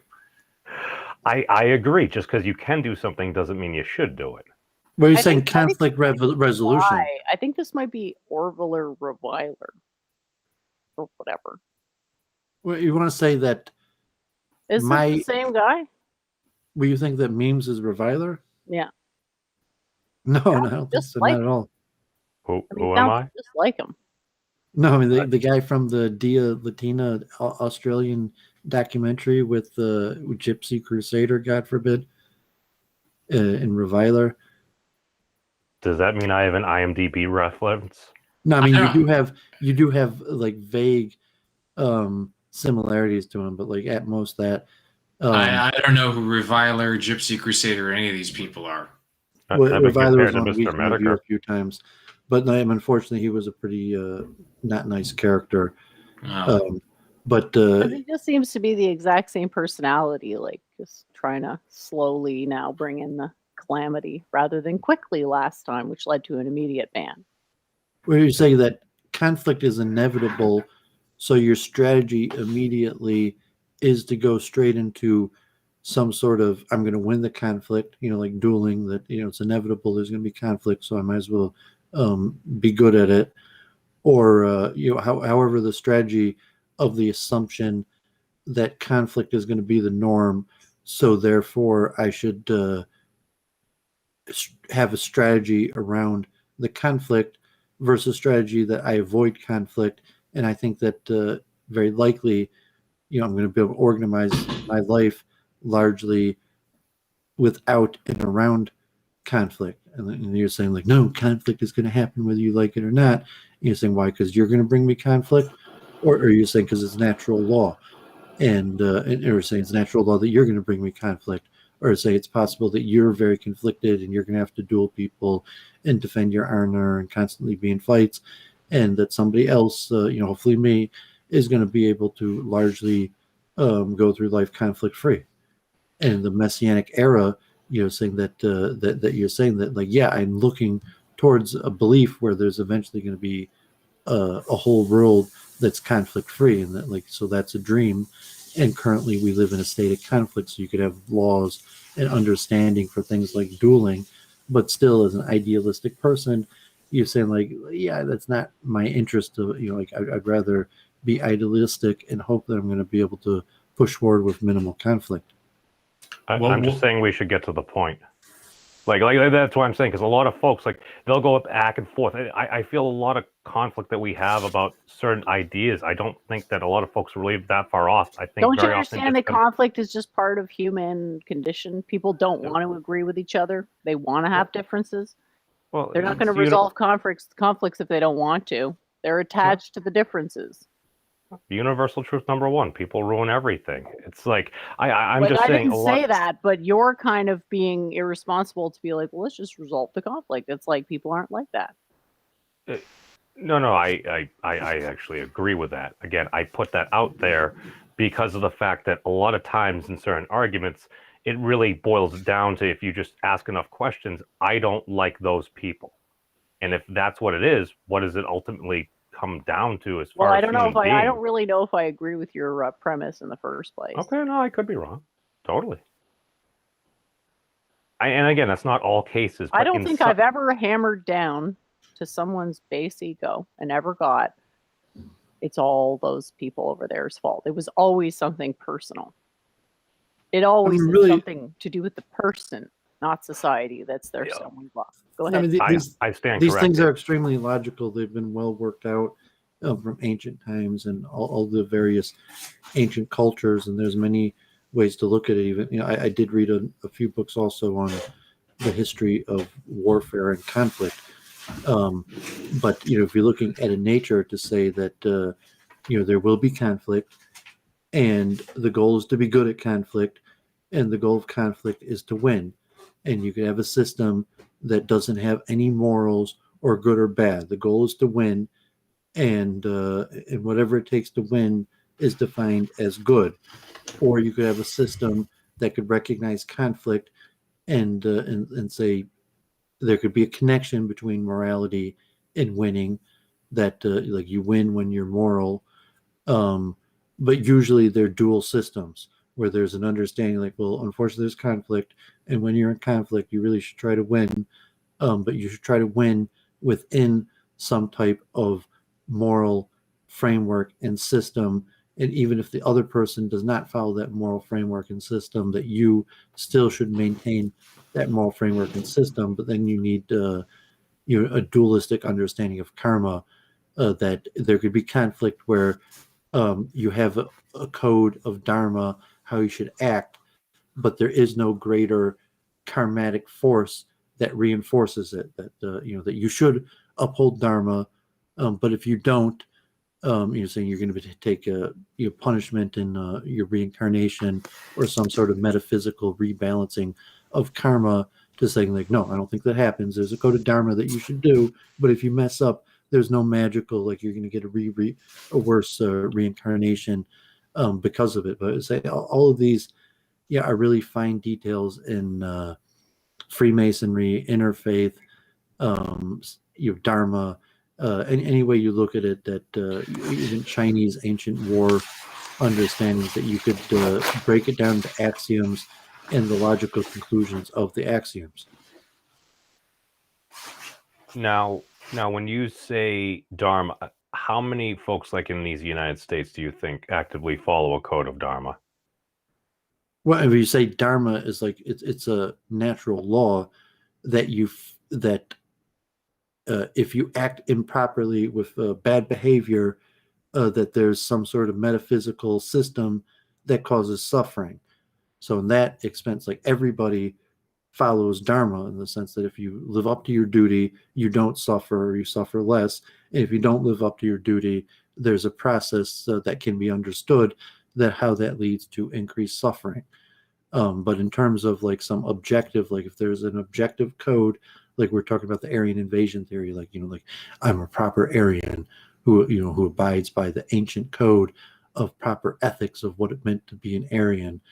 And so from that level, very few people, and even among the sages, saying the sages, even from the best of us, are likely to fall short of some like objective standard of proper dharma. But obviously there's gradations, and hopefully there's an element among society that care about their duty. Like you're a doctor. My dad's a doctor. Like he's got patients to see. I'm an engineer. Like you got your duties that hopefully in America, they say the institutions are resilient, that whether the government collapses tomorrow or not, the dentists are still going to go to work tomorrow, and grocery stores are still going to open because people have a sense of dharma, that this is my obligation to society, and I'm going to continue fulfilling it. So the two levels of is there some sort of metaphysical natural law where there's some sort of spiritual force that says this is what you're supposed to do, and if you do it, that causes some good karma and good things to happen. If you don't, that causes bad things and bad things to happen. And a person who understands the science could really somewhat understand the science of how to have a better or worse life, or why good or bad things happen to each other. Versus just what you're saying. How many good people are there that are going to stand by and do their job as society crumbles? Now, I apologize because I believe I misunderstood you, because last week I thought Dharma was more of a reference to basically almost like a theological code of if somebody like commits an offense to you, they'd have to engage in combat. So I misunderstood. But that is part of Dharma from the Hindu words, and for a warrior, that was the point that I was. That there's certain code that's written in even like scripture or from sages that say like this is the proper code, and that includes things like the laws of dueling. So you mentioned dueling. So in the Dharmatic literature, there's laws of dueling, and the various things that obviously is an ancient thing, and the scripture speaks about it. And so if you're just talking about like dharma in terms of a generic word like karma, where you're talking about duty and obligation, so you say, yeah, that's how we were talking about last week. Like a warrior has an obligation to accept a fight, even if it cost him his life. A warrior has that obligation, and the various. There's quite a few things in quite a bit of detail.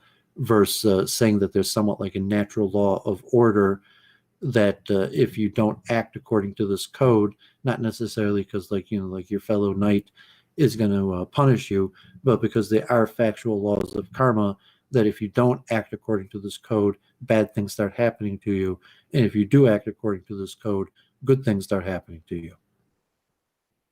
Well, let's use an example.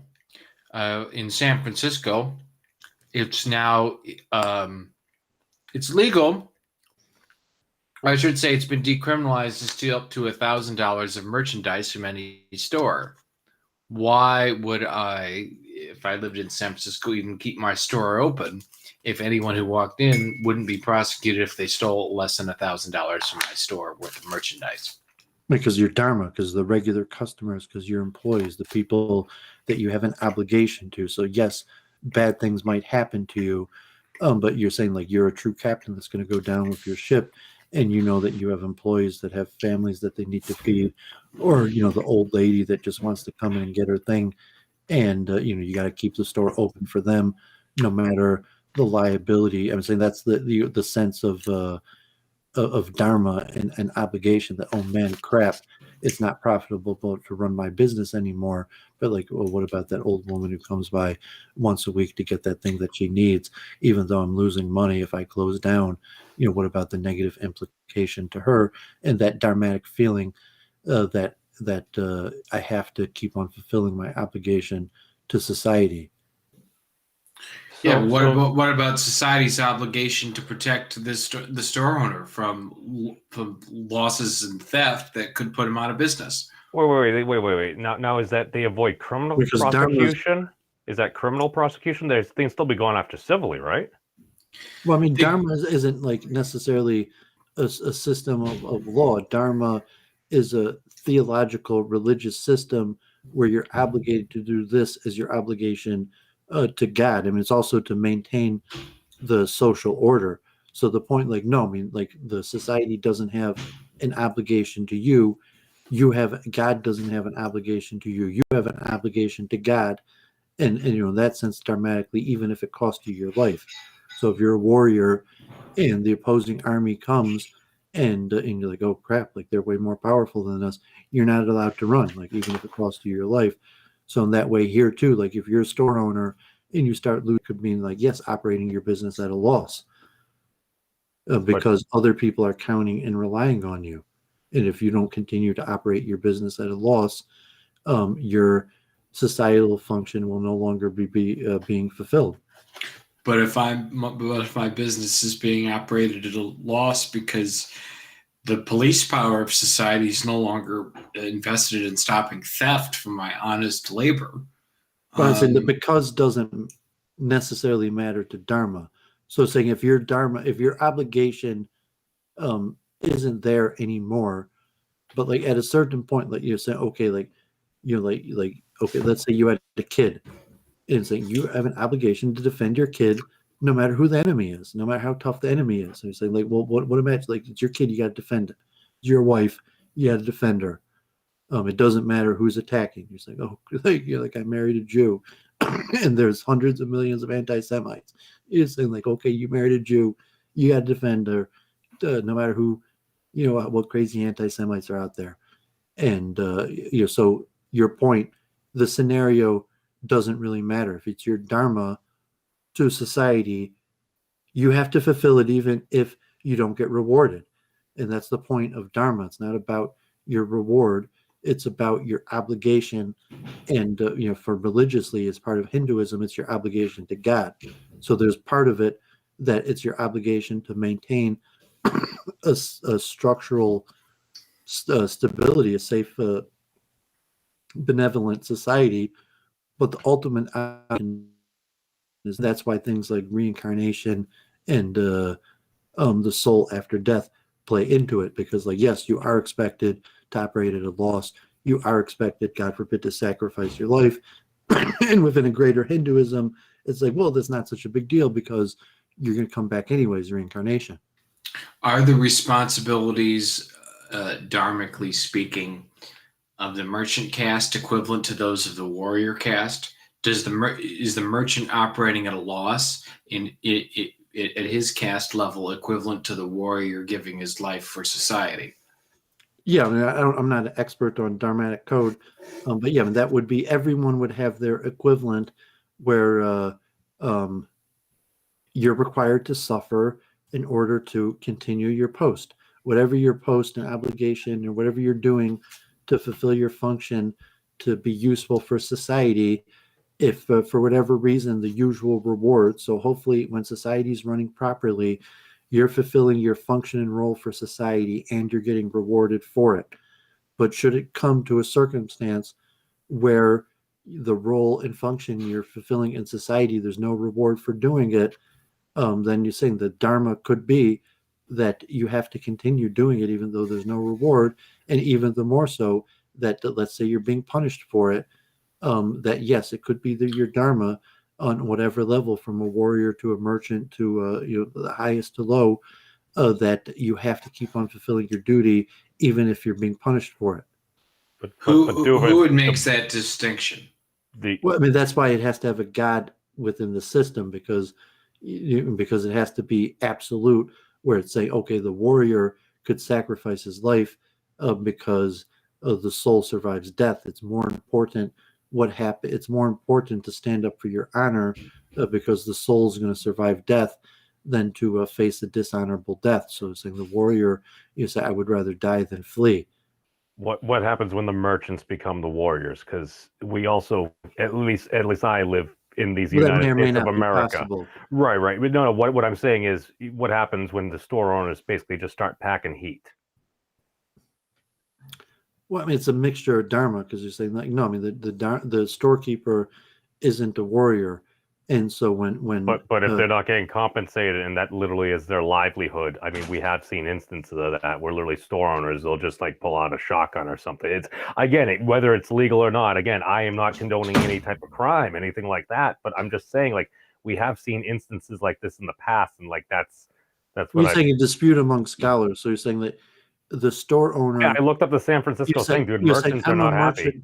I'm a merchant. I'm not a warrior. So if society starts breaking down and it becomes more violent to the point where like I need to be a warrior to survive, it could be it's like, no, I'm just a merchant. Like I'm not a warrior.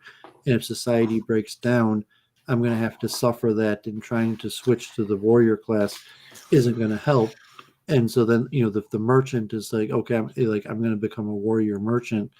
Or saying the merchant, or they party with warriors. Well, so the merchant is just, you think like a Shaw Brothers, like a Chinese martial art movie, saying like, no, man, you got to serve. Like you're running the shop, and the goons come in, and even though, God forbid, the last few times that the goons came in, they killed the help, even though they didn't do anything wrong. You're saying like, well, if you try to run, certainly you're going to be killed. Let alone like maybe if you do a good job serving, you're still going to be killed. But the Dharma is saying like, no, man, you can't run. You got to continue your service. If you're running your store, and if you bad guys come in and ask for service, you're saying like, okay, you're not a warrior, and it doesn't pay to fight these guys. Or you say like, no, like secretly I've been trained to be a warrior, and I'm ready for this. But yeah, I mean, from the religious views, because of surrender. So you say like, God controls everything. If I'm meant to die, I'm going to die, and whether it's to hand these warriors or something else, it's going to be because that was my karma. And so the rules of dharma really depend upon higher belief and things like reincarnation.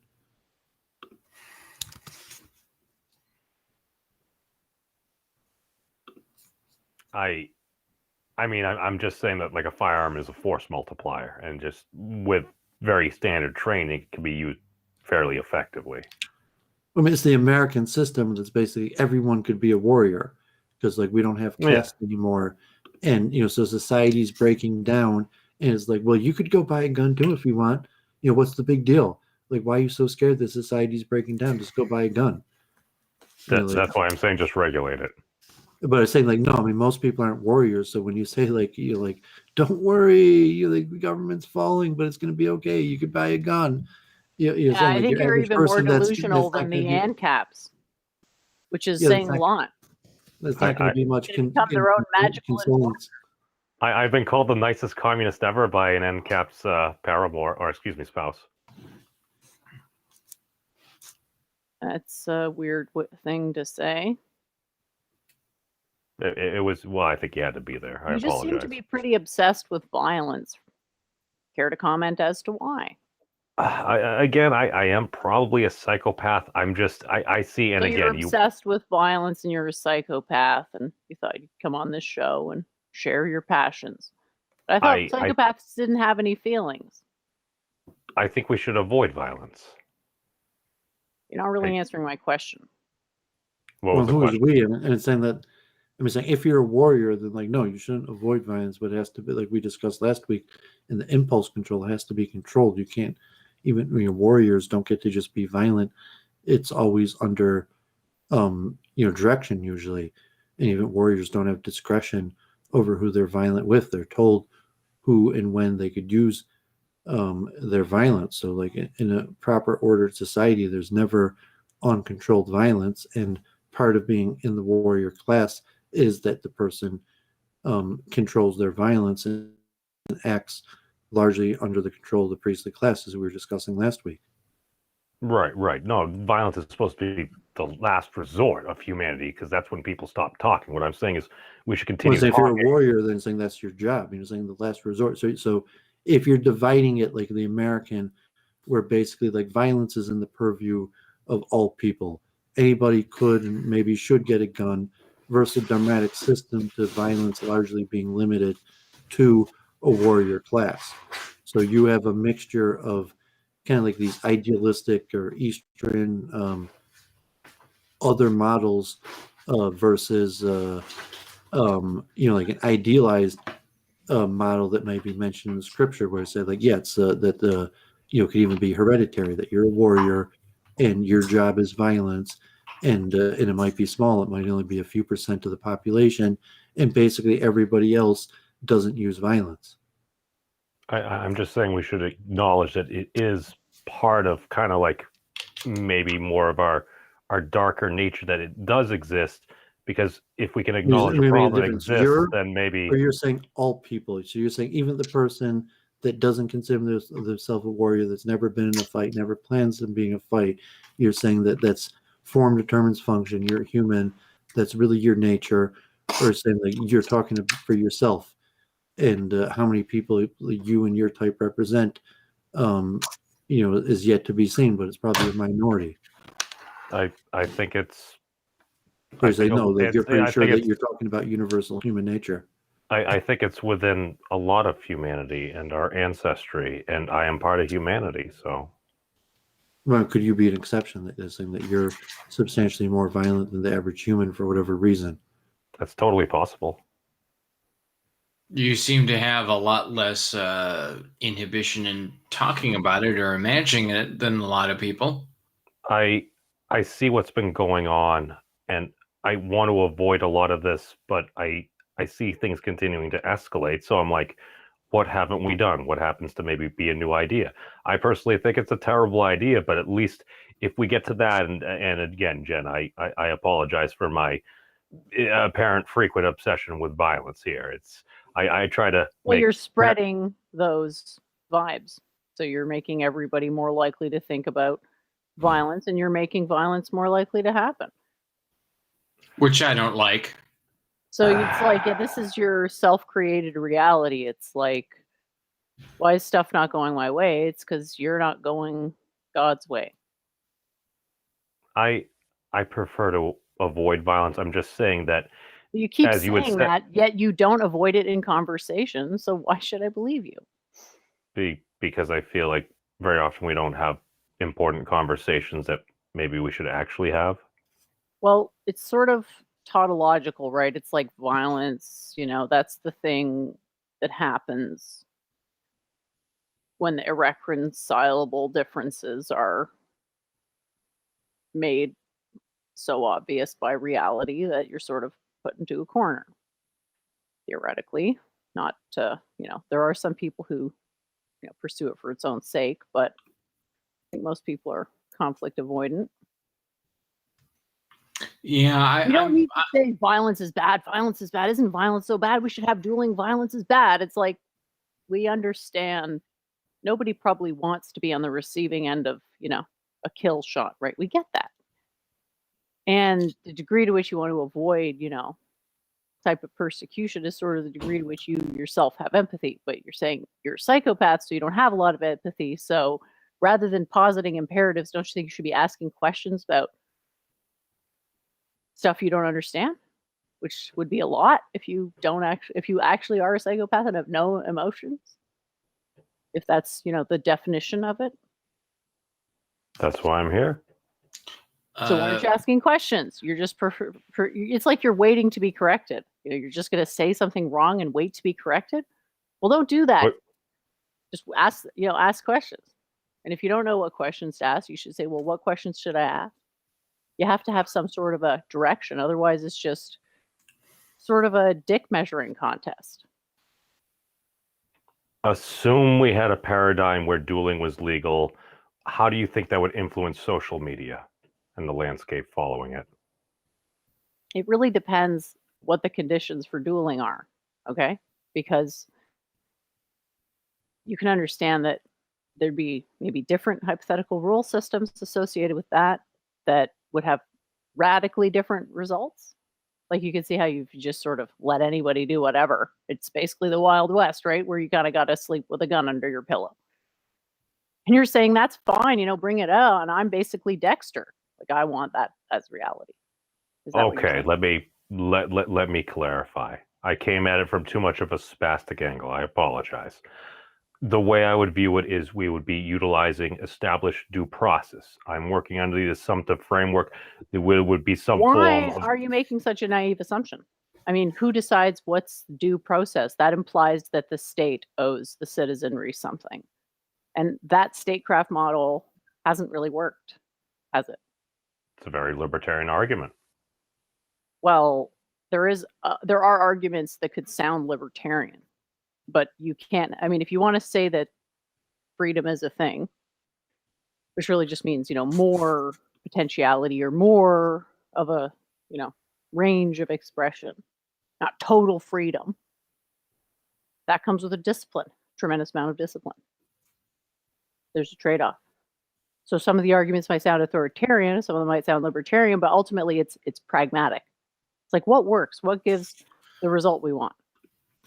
Can we agree on the result that we want? You're saying duels. I'm saying, well, duels is just a method of conflict resolution. It's not about whether duels are going to be a thing or not. It's, can you think of a situation under which dueling is the appropriate satisfaction? Well, wasn't it usually based? And again, I will not use the word Dama. I apologize for that, Doovid.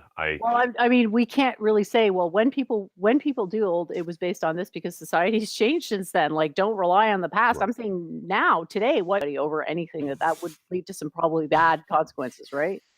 Oh, totally. That's why you would have to establish a dueling contract. It would have to be a contract between two consenting adults that had reconcilable differences.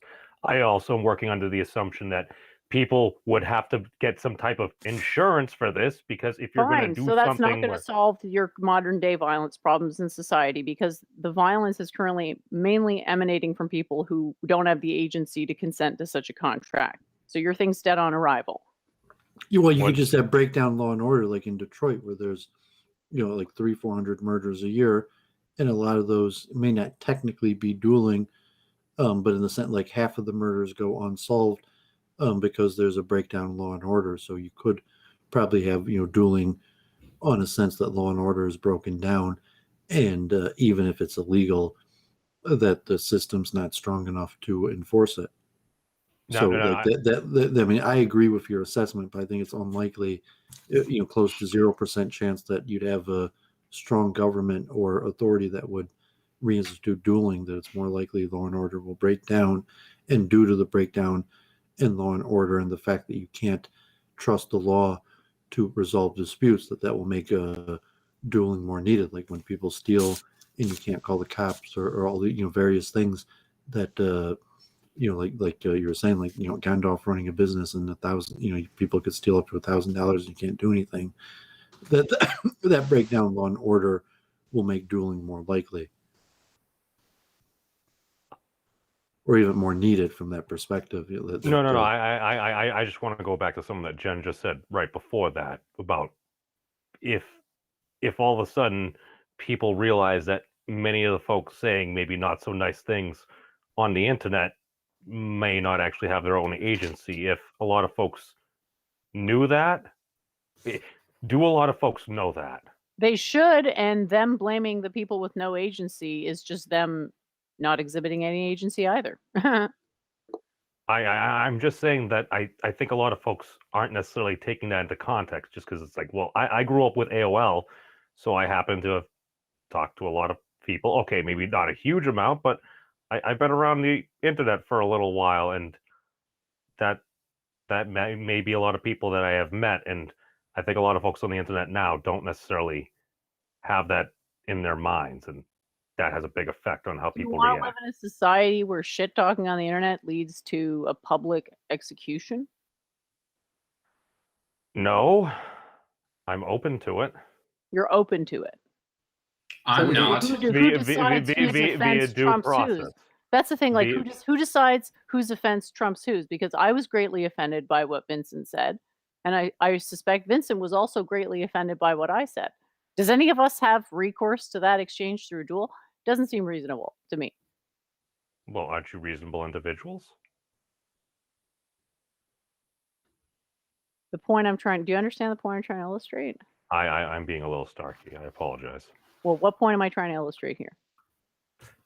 Who is to judge what is considered an offense that would lead Yeah. to said actual process? That's what's going to determine 99% of the Right. outcome, not the conventions themselves. You're saying I would need to consult legal counsel to You would actually need to Right. commit to who was making the final decision and demonstrate that their authority was credible. Who's going to make the final judgment on a tough call? I was thinking that both people would have to say yes. Then it's not going to solve your majority violence problem, as that's not premeditated. So move on. Your argument is not going to work to solve the problem you allege it will. Memes. Yes. Do you agree or disagree with this moral principle that all violence is to be avoided? He said he's a Except- psychopath. He probably doesn't even accept the principle of morality. I may be. Again, Well, do you don't accept know. the principle? Like, Gandalf, you should preface questions like that with, do you accept the principle of morality? And what principle of morality do you accept? Just assuming you share axioms of morality. That's why you get in trouble, Gandalf. You're always in trouble. Yeah, let me rephrase. Do okay, let me get one level lower. Do you believe in that there's any morality associated with violence? If you're going to perhaps use it in defense, I mean, you should try to use the minimal force required or necessary force to eliminate a threat. Completely arbitrary. And I just mean, do you Yeah. accept the ahimsa So it's principle? the NAP. Is violence subsidiary to the ahimsa principle to say that suffering should always be decreased and violence is only acceptable when counterintuitively violence decreases suffering, like executing a criminal, or is something where the person law enforcement to the government needs to use force to bring someone that's causing a lot of damage to justice, that still is generally subservient to the ahimsa principle. Or you could say violence has no subjugation to the ahimsa principle, that there is no obligation to reduce suffering, and violence could have so that's a moralistic judgment that you could say, like, yes, I'm a warrior, I believe in violence, but I have a code, and you could trust that if I'm ever involved in violence, that it is in accordance to the ahimsa principle, and God forbid, the only reason I was involved in violence is because it actually decreased the overall suffering. I really think it's just the necessary force to eliminate a threat there. I tend to work along the lines of the non-aggression principle. It's yet just your entire worldview revolves around threats Well, why couldn't it just be upon selfish which and you saying it's must good for you? bestow aggression. If I win, it's good. If I lose, it's bad. It's Oh, saying okay, good for me, I'm going bad with for you. non-aggression, but I'm If going to I'm find wrong threats and I win, everywhere. if I'm Right. wrong and I win, it's still good for me. Saying, like, if you pick a fight for me for no reason, and you're saying, like, whatever, if there's a right or wrong, is subjugated to who wins, and that at the end of the day, you'd rather win and be wrong than be right and lose. Or you're saying that there is some greater moral principle that checks violence, and that if you win and you're wrong, that there's some sort of greater balancing force that's going to demonstrate to you that even though you won, that you're really going to lose because you were wrong. I'd rather be wrong and have society do better.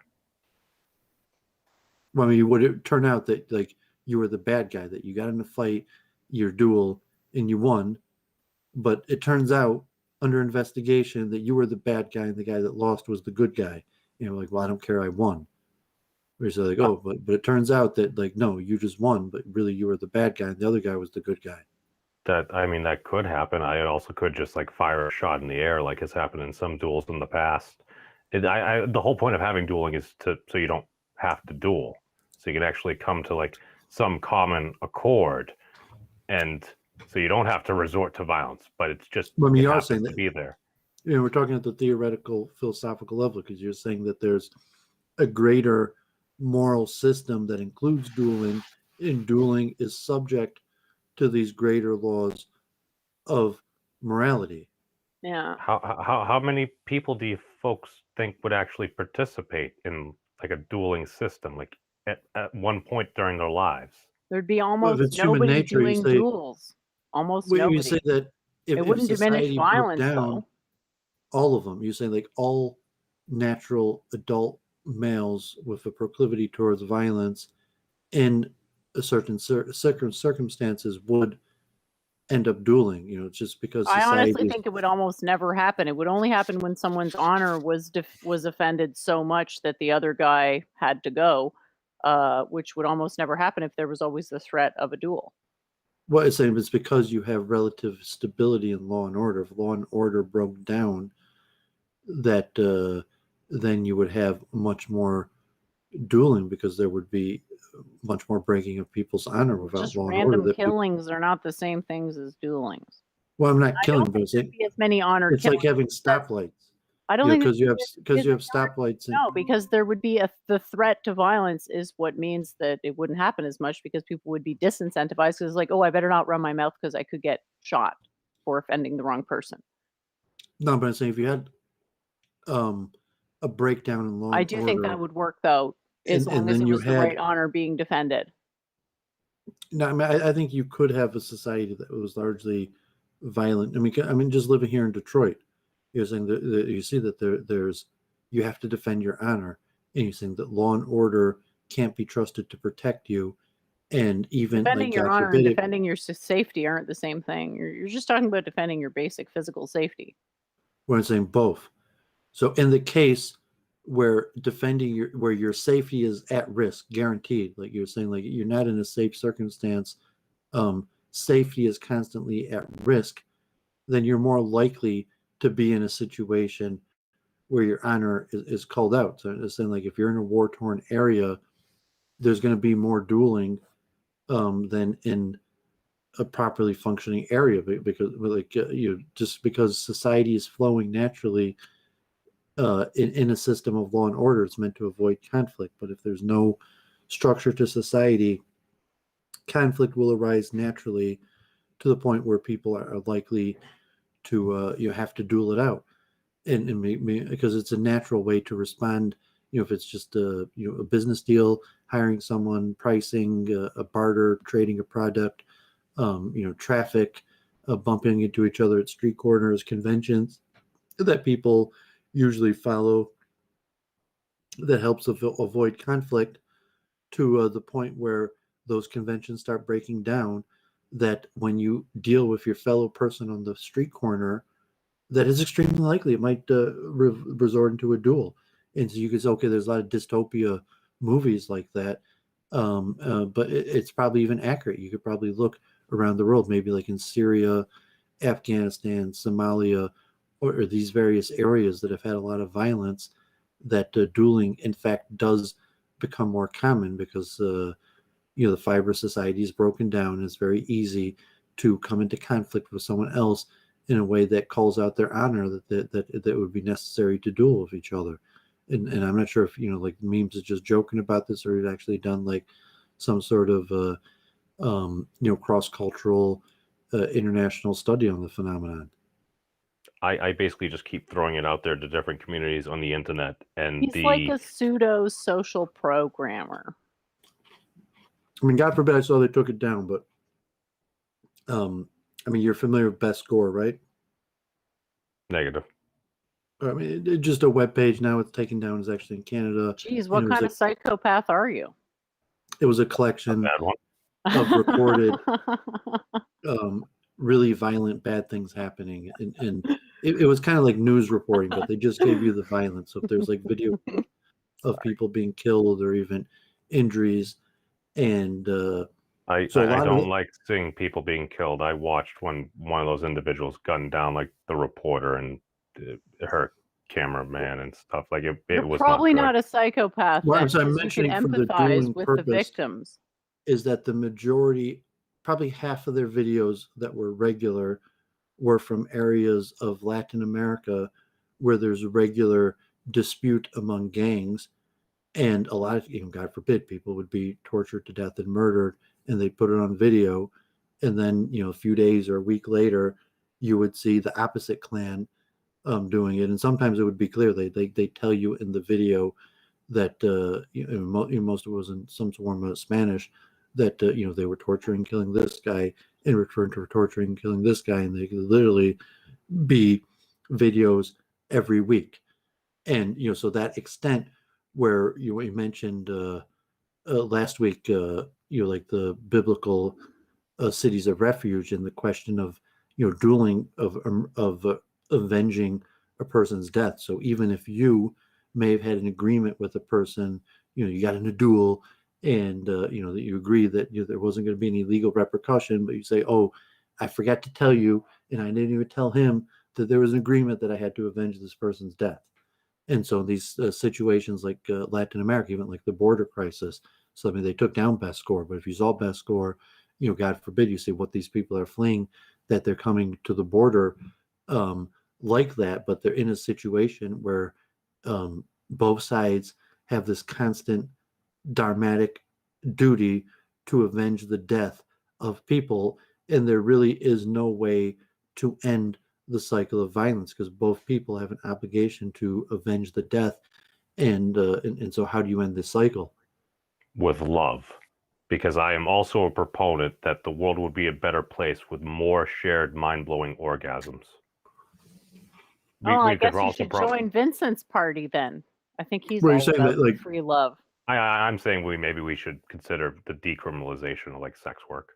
Well, I mean, I could talk about this detached from emotion and philosophically, but you're saying, is it dramatically possible that yes, there has to be dueling till basically everybody is dead, or maybe one person is alive, because the dramatic obligation to avenge, the death of our fellow man, that society will break down, that brother will kill brother, and there will be an obligation to seek to avenge the death of our brother until at most there's only one person left. Is that possible within your calculation of dueling? That, like, yes, that could happen.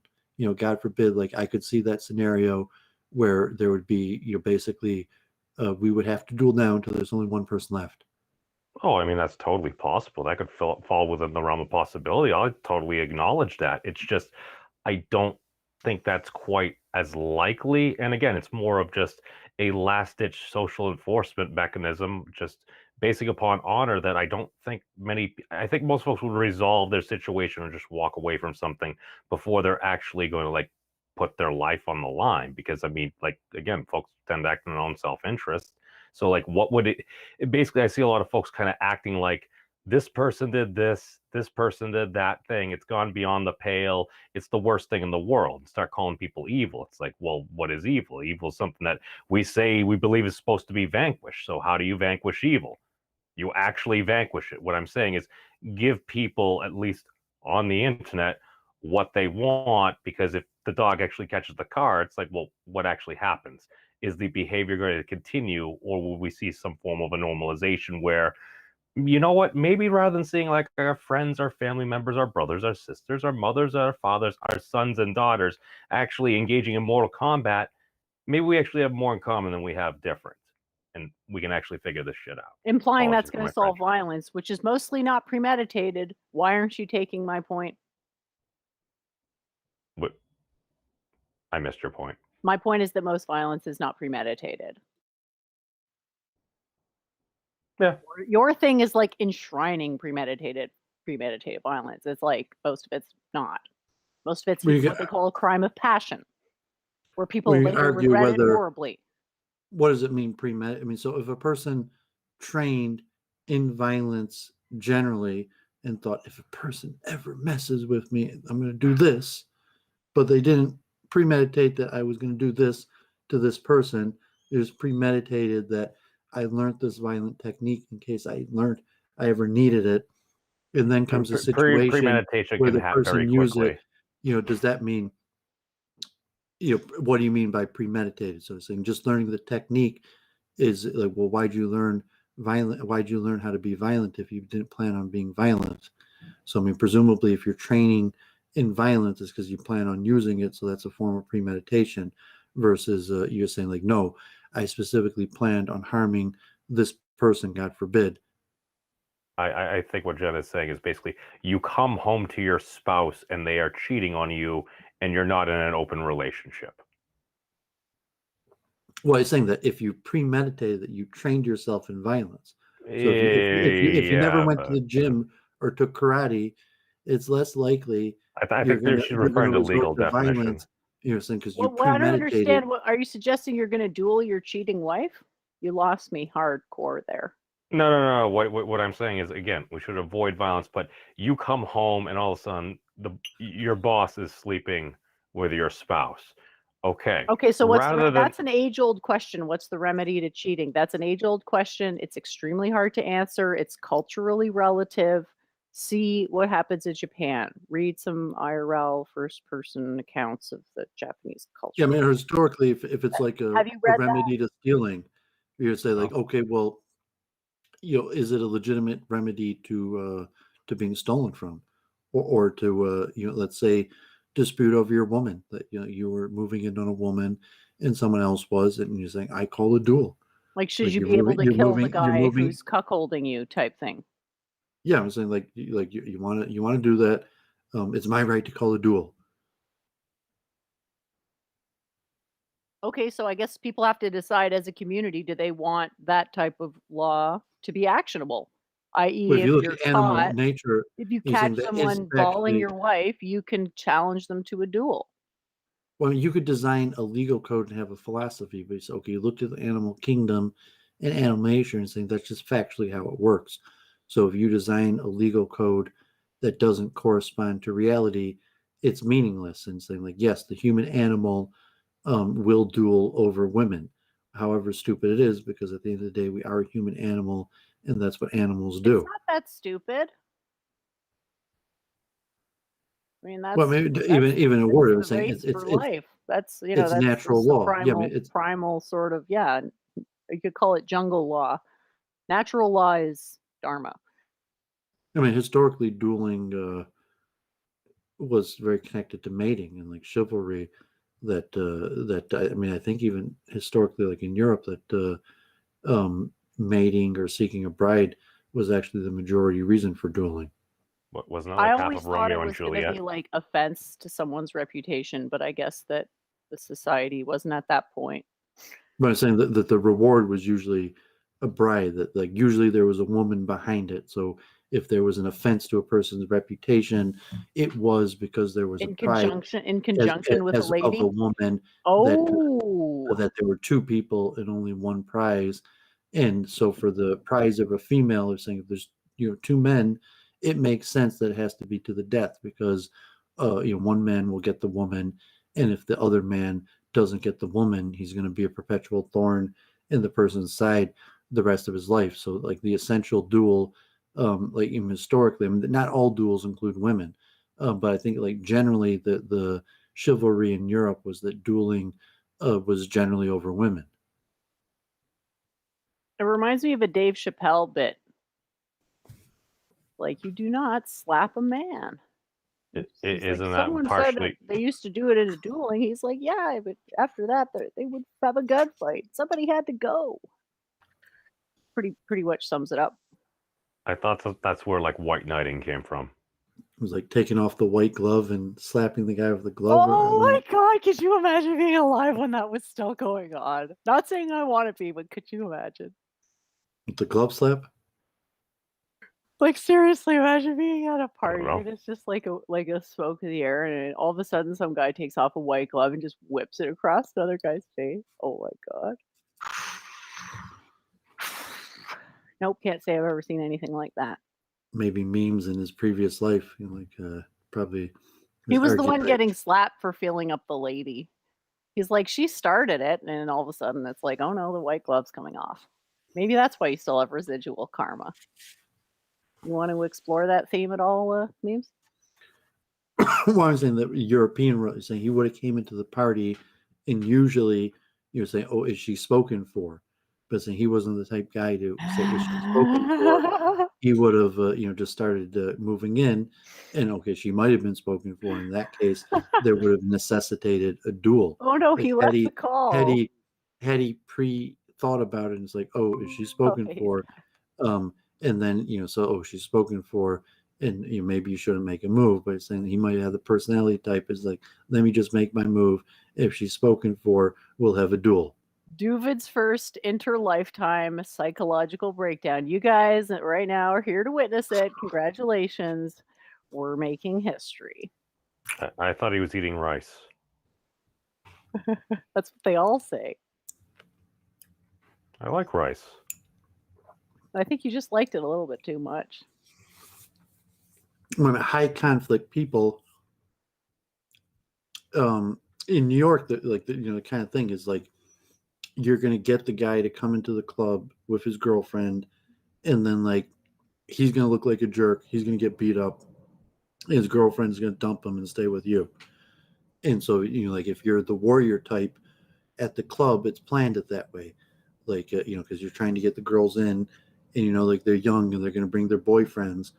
So not only you have to, get them to detach to their boyfriend largely by demonstrating that they're weak and they get beat up, and then also that they've now find superior men that they could do what they didn't do in the past, like namely sexual relations, that with their boyfriend who was weak and just saw got bounced and beat up, that they could they would never have sex with him. That doesn't sound very warrior-like, man. Like if you're a warrior, not supposed to be out seeking conflict. You're supposed to be trying to avoid conflict. Well, no, I'm saying the general nature of club nightlife in the interactions within the club itself, which can happen and do happen. That your conflict first, because if the goal is to seek women, that the conflict is a good way of doing it and demonstrating. So it's like, I'm a warrior, and the best way to get women is to win a fight, and the best way to get a woman is in fact to win a fight with their current boyfriend. So in the club and bar scene, you see a lot of that, like people who move into bouncing security type thing, to say that yeah, there's nothing better than that could happen is you're gonna beat up some guy acting like a jerk, and then his former girlfriend's gonna go home with you. So if you're in the club life, that's a common phenomenon, and that's one of the benefits of being a warrior is you're kind of waiting for that damsel in distress. Like, you're not going to find the damsel in distress on the internet, but if you're a warrior in the nightlife culture where conflict is heavy, you could find damsel in distress almost every night. And so the club life is almost designed that way, where they purposely it's like the Mark Brahman bride gathering cult.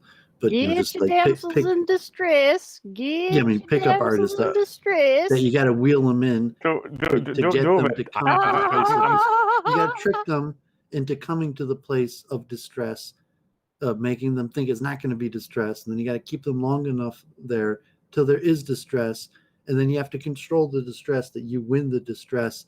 That but I say most nightlife is actually pre-planned and organized like that. Like I said, if you're a rapper, an entertainer, like you have an entourage, and one of the main purposes for the entourage is violence. It'd be like, did you call out my honor? Are we gonna have to duel? And that's conducive to, God forbid, promiscuity, because the violence and sexual relations probably largely go together. So that so that if you're ready for sexual relations, you're probably also ready for violence. Well, I mean, that may flow in together. I mean, between consenting adults, I mean, that may be a thing. But all I know, man, is just if that's happening, it's again, you should try to avoid that situation right there. It's Well, you're that's not my actually. point. You're saying avoid. So you're We saying no, get no. I mean, it. if your We get goal, it. Just you're because you're there. trying to preach some sort of moral code, but saying like no. So I mean, if your goal is to um, have relations with a bunch of women, you would say like no, maybe violence is a very good strategy. Well, And maybe a short term, but if you're trying to do something long term, it's like I'm sorry if you've had bad experiences in clubs, man. But like I actually helped out as a door guy and everything. The whole thing was it's like we don't want violence in here. You don't have to go home, but you can't stay here. We just kind of like move people outside and let the police deal with it. Can you avoid that every I single mean that time? I mean, No, God it forbid, does happen. I don't mean to be rude, but I gotta say good night. But I appreciate the discussion, by the way. Thanks for having me on. Night, Gandalf. Talk to you later.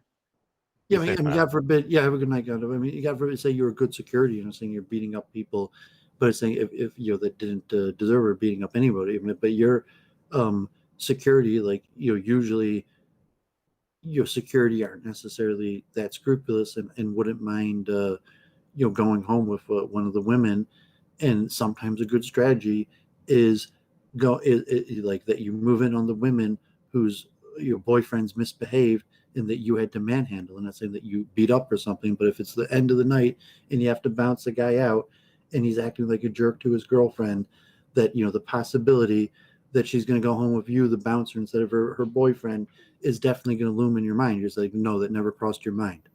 Oh no. It's Stuff not like part of the job. I'm saying like that's even part of the job. Like all bouncers. think what? like Well, that. I mean, I Maybe, would maybe not disagree all of them. there. Some Right, bouncers right. might go to mass the next day, but it's like no. I mean, most bouncers, like that's probably what's going through their mind. They're not thinking about like church the next day. Well, I mean, given the situation you were saying, I mean, like if a dude is messing with a gal, I mean, like I think that's kind of like a natural dude response. It's like, well, what's going on here? Now, are there individuals that would fit that archetype you were describing? Oh, Well, I totally, mean, even dude. as a bouncer, that's like your dream scenario. Is like oh, the bar's closing and some loser dude is like beating up on her girlfriend and is like, I'm gonna bounce them out so badly and then she's gonna go home with me. Oh, I I think mean, a God lot of forbid, he was saying like that movie Promising Young Woman that very popular, but it's saying that theme, but like just saying like that's of course like that's the fringe benefit of being a bouncer. Like you presumably like maybe not all bouncers, but like 1 out of 4, or depends on what kind of place you're a bouncer. But in those bouncers, you're like you could talk like you're avoiding violence, but really what you're looking for is saying like this is what I'm good at, and I need a scenario where I'm going to be able to legally and safely demonstrate my violence so you could get the reward. So the example, the late night where the jerk boyfriend's like beating up on his girlfriend and you get to legally demonstrate your violence because you're protecting this woman, and you could conceivably get the fringe benefit of being a bouncer because you used your service justly, and so that this woman now decide that she's going to go with you instead of her jerk boyfriend, and that's the fringe benefit of your job. And that's where we're saying, well, that's why I trained to be good at violence. Like that's what I wanted. Like when I was at the gym, that was what I was thinking it was going to happen. That's why I was doing it. Well, I mean that may have been a contributing factor. Then I talked to one of my friends that was like the second in charge of security at another place. It's like, no, you don't just start fighting people and everything. You just have you toss it outside, let the police deal with it and everything. And again, I mean, like if those are the main reasons and driving factors of why you basically want to be a bouncer or something, I mean, I think we generally call those people assholes. Well, I mean, yeah, I'm saying most bouncers aren't like well disciplined and trained. I said like security, there's levels of security. And so you might have been good security, but like not your average security. I was hired because, as you said, I happen to know head bouncer from the gym. But I also was with him, and he also spent I was right side by side with him before with heavily intoxicated individuals, and we used our words to help get them out there. It's like he may have been built kind of like a gorilla and everything. It's like, dude, man, might be able to bench press like 500 pounds, but it's like, you know what? He was also smart. It's like you try to actually avoid that violence because, at least in my opinion, from what I've heard from a lot of warrior stories, yes, might they use violence? But yeah, at the same time, you also want to be smart and try to avoid conflict and actually have some form of like nobility and actually like use your might to actually, I don't know, maybe defend the weak or something if it is necessary. Yeah, I mean that's generally the ethos, the case. But I mean, certainly, there's the flip side that like you want to. Do you think most folks are good people?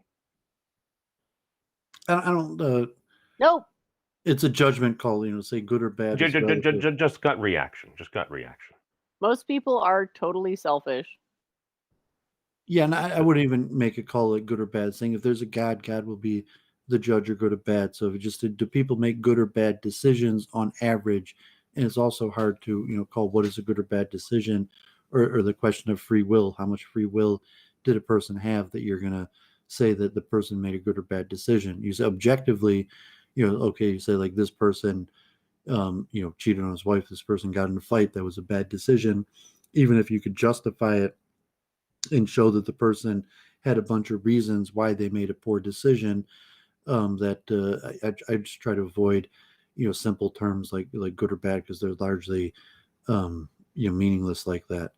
It's just a cope, right? It's like you want to believe that most people are good people. Why? Are you a good person? Well, it's been my experience in life. So you think you're a There's- good person? On what basis? I am a terrible human being. I just Okay, so you think most folks people are good, but you're terrible. Yeah. That seems weird Why? because most people assume everybody else is pretty much like they are. Yeah, So why are you different? Why do you think everyone else is good but you're bad? because I look at where I came from. Okay, that's not enough information to go on. I know it was very. No, I'm just basing it on my, again, subjective judgment. I have done horrible things, and I would. So what's to say personally- everybody else hasn't? Maybe they have. I don't know their story So why do you assume they're good? Wouldn't it be more rational to assume they're pretty much like you? because it's been my interaction with People presenting generally a most certain folks. image and who they really are isn't the same thing. You understand that, right? Right, but is selfish necessarily a bad thing? Well, I think it's something that needs to be balanced and applied correctly, but I don't think it's a bad thing in theory to care about yourself. It sounds like we're back at yin and yang. I don't think so. Okay. And I don't see how that follows to yin and yang, right? Let's try to keep it off the transcendent parables, please. It's Okay, I think I'm gonna have to Understood. call it a night. My eyes are starting to hurt, but a great week in review. We didn't do the 3D printer stuff, but we could maybe get back to that. Yeah, thanks, Doovid. Hope you get a good sleep and feel back to 100% soon. It was a great show, and yeah, we'll talk to you later. Okay, yeah, I appreciate if you guys want to carry on. Feel free. Good chatting with you, man. Okay, take care. Hey, you want to keep going? What? I don't know. Did we have it? It is getting like I need to probably hit the hay in probably like the next like 5 or so minutes. So, my big thing is, again, like when you say a bit of a balance there, it's just that's what immediately pops into my mind. I wasn't necessarily trying to use it as okay. I was trying to use it as a metaphor. You got me there. But at the same time, it's just like any type of system, there is going to be a certain level of balance within it. And I bring up different things that maybe have been considered could be potentially implementable in some way, shape, or form. Again, I'm not saying they're good ideas. I'm just saying I want people to start thinking and just like, why do I get so enraged about somebody that's doing something on the internet? Does this particular person, do they have their own agency? Are they necessarily consulting adult? And if most folks don't have that information, that's useful information. I learned that from Sam Harris when he said it's like people are limited in what they know. My thing is, it really bothers me when I hear folks say it's like, well, people aren't smart, because that hasn't been my experience. I believe people are smart. They know what they know, often Smart well. is relative, isn't it? Well, but when people are confronted with things that they're unfamiliar with, they often just kind of go with the folks that they know and trust are saying, because, well, they know and trust those people. If they get it wrong, that's just because they have bad information. And everybody's different too. Well, that's implying that if they had it right, they would make the right decision, and that's not correct. That's implying if they have the right information, they're going to make the right decision. That people don't do that. They double down on what they know is the wrong decision. Well, I mean, from their perspective, and a lot of times, like you said, it's because of maybe the person that they're engaging with for some reason they don't like. I said those people It's just before. because they don't know very much, aren't very smart, and are very selfish and self-aggrandized. Well, people also aren't necessarily trained for conflict as well. So a lot of folks, maybe they flee or hide, or they just engage and just keep on firing back. Yeah, there's a very limited range of conflict-related emotions. Yeah, Because go so on. horrible, like, it's so psychically violent that everyone just wants to end it as quickly as possible. It's so horrible. Right, right. It's easier just to call somebody, here's an ad hominem attack phrase. We're going with whatever seems slightly Well, that's relevant what I'm to saying, the. it's because they pile on with ad homs Right. that there's no understanding because everyone's afraid to say anything because they know they're gonna get piled on with ad homs. Right, right. So that's why if people are going to say mean, not nice things about you, I kind of come from the angle of argument that if people are going to say bad things about me, why don't I just say bad things about myself? So it's already out of the way. Well, that's largely irrelevant to large scale social programming because you're projecting, you're saying, well, I have all this ability to inhibit my impulses, so now everybody else does. It's like, hold on a minute, they don't. They'll never be, by and So, large, people who some care about inhibiting their impulses. That's a virtue that has to be trained into people. And even when you train it into people, it doesn't always work. people just need to know that, like, But it knowing won't exists. change anything. Knowing the facts won't change the behavior. People just aren't sympathetic to facts and logic the way you think they are. Are you? Well, you try not to ram it down people's throats. I mean, nobody really likes to be like But you're still, overly. the whole position's predicated on the idea that presenting better logic and facts will cause people to agree with you, which is itself a flawed position because it isn't Well, true that people make decisions based on logic and facts. That's statistically a small number of people that do that. right, because a lot of times it's how are they consuming it? Is it somebody just actually No, sitting down, you're hearing them saying out, or is well, it? if they were given the right information, they make the right decision. I'm saying no. Well, it also depends on how it's presented and over a It period doesn't of matter time. how well you tart it up. It's never going to do what you're alluding to, and you have no precedent for it working. And so it's like you're dreaming up all these ideas. You're playing, you're playing Caesar. That's what everyone in this culture is doing to some extent. They're playing Caesar. It's like, I'm going to start my own civilization and have my own rules. It's like, you think you can do better than what's already been established by millennia of civilization? It's like, good luck. Well, I realize I'm not the answer. It's just how how the hell could just a single person have the answer? It's the future. It's all of us actually trying to go in a more positive direction. That's the thing. We don't all need to be going in the same direction. It's just as long as we're trending in the same general direction there, and we have the Well, who are minimized. you to decide that? Who are you to decide that? You're like, as long as we have this, it'll be this way. It's like you're making all these, you sound really sure of yourself. Why? I have no idea. I You just shouldn't. On what well, basis, right? It's like, you gotta do something. You gotta start somewhere. The tallest so man started as a projecting stone. false confidence is a good place to start. Well, sometimes you fake it till you make it. That's in counter indication of how it traditionally works.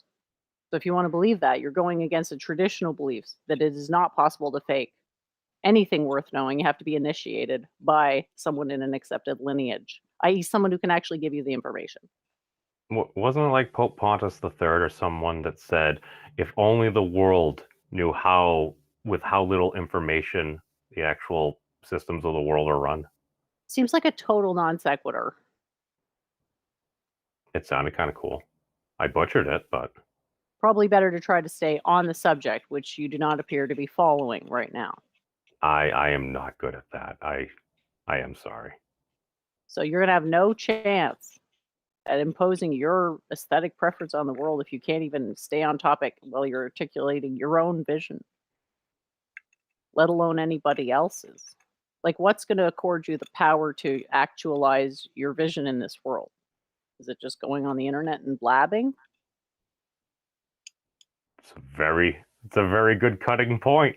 Clearly that doesn't work, right? So the point of having this stuff is to study it and sort of see what works. But you're not in that mindset. You're in the dictatorial, prescriptive mindset of this is how it's got to be. That is itself the problem.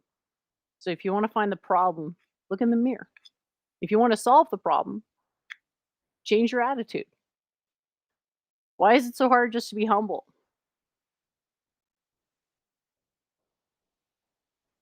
I like you. Humility gets a lot of lip service, but it's actually very rare that somebody understands what humility really is. Because to truly be in submission, that's a different mindset, right? So you can have varying degrees of like some people have more sort of self-awareness than others, but they all have a blind spot because there's something that they're just not. They're still resisting something. It's very scary to let go of the resistance. It's probably one of the scarier things, like spiritually. Like I know death, physically is terrifying, but this spiritually is the more scary thing is that not knowing and then just having to submit to the fact that you don't know and just how profoundly you don't know and can't know until you get an initiation, because that's basically the traditional belief. I didn't make the rules, and a lot of people want to make their own rules, and it's like, I wish that was true.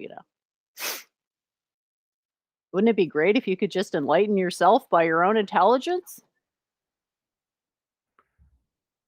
It's a narcissist's dream. It would be awesome if that were possible, and it's like, if it was possible, I wouldn't lie about it, because I wouldn't get too far lying about something like that, because all it would take would be to somebody to pop in and contradict me, right? Excellus Thibodeau wants to know if you're LARPing, and I think, you shouldn't really give people a hard time for LARPing. How many people enjoyed stuff like Magic the Gathering or video games? That's not LARPing. That's like even more pathetic than LARPing, right?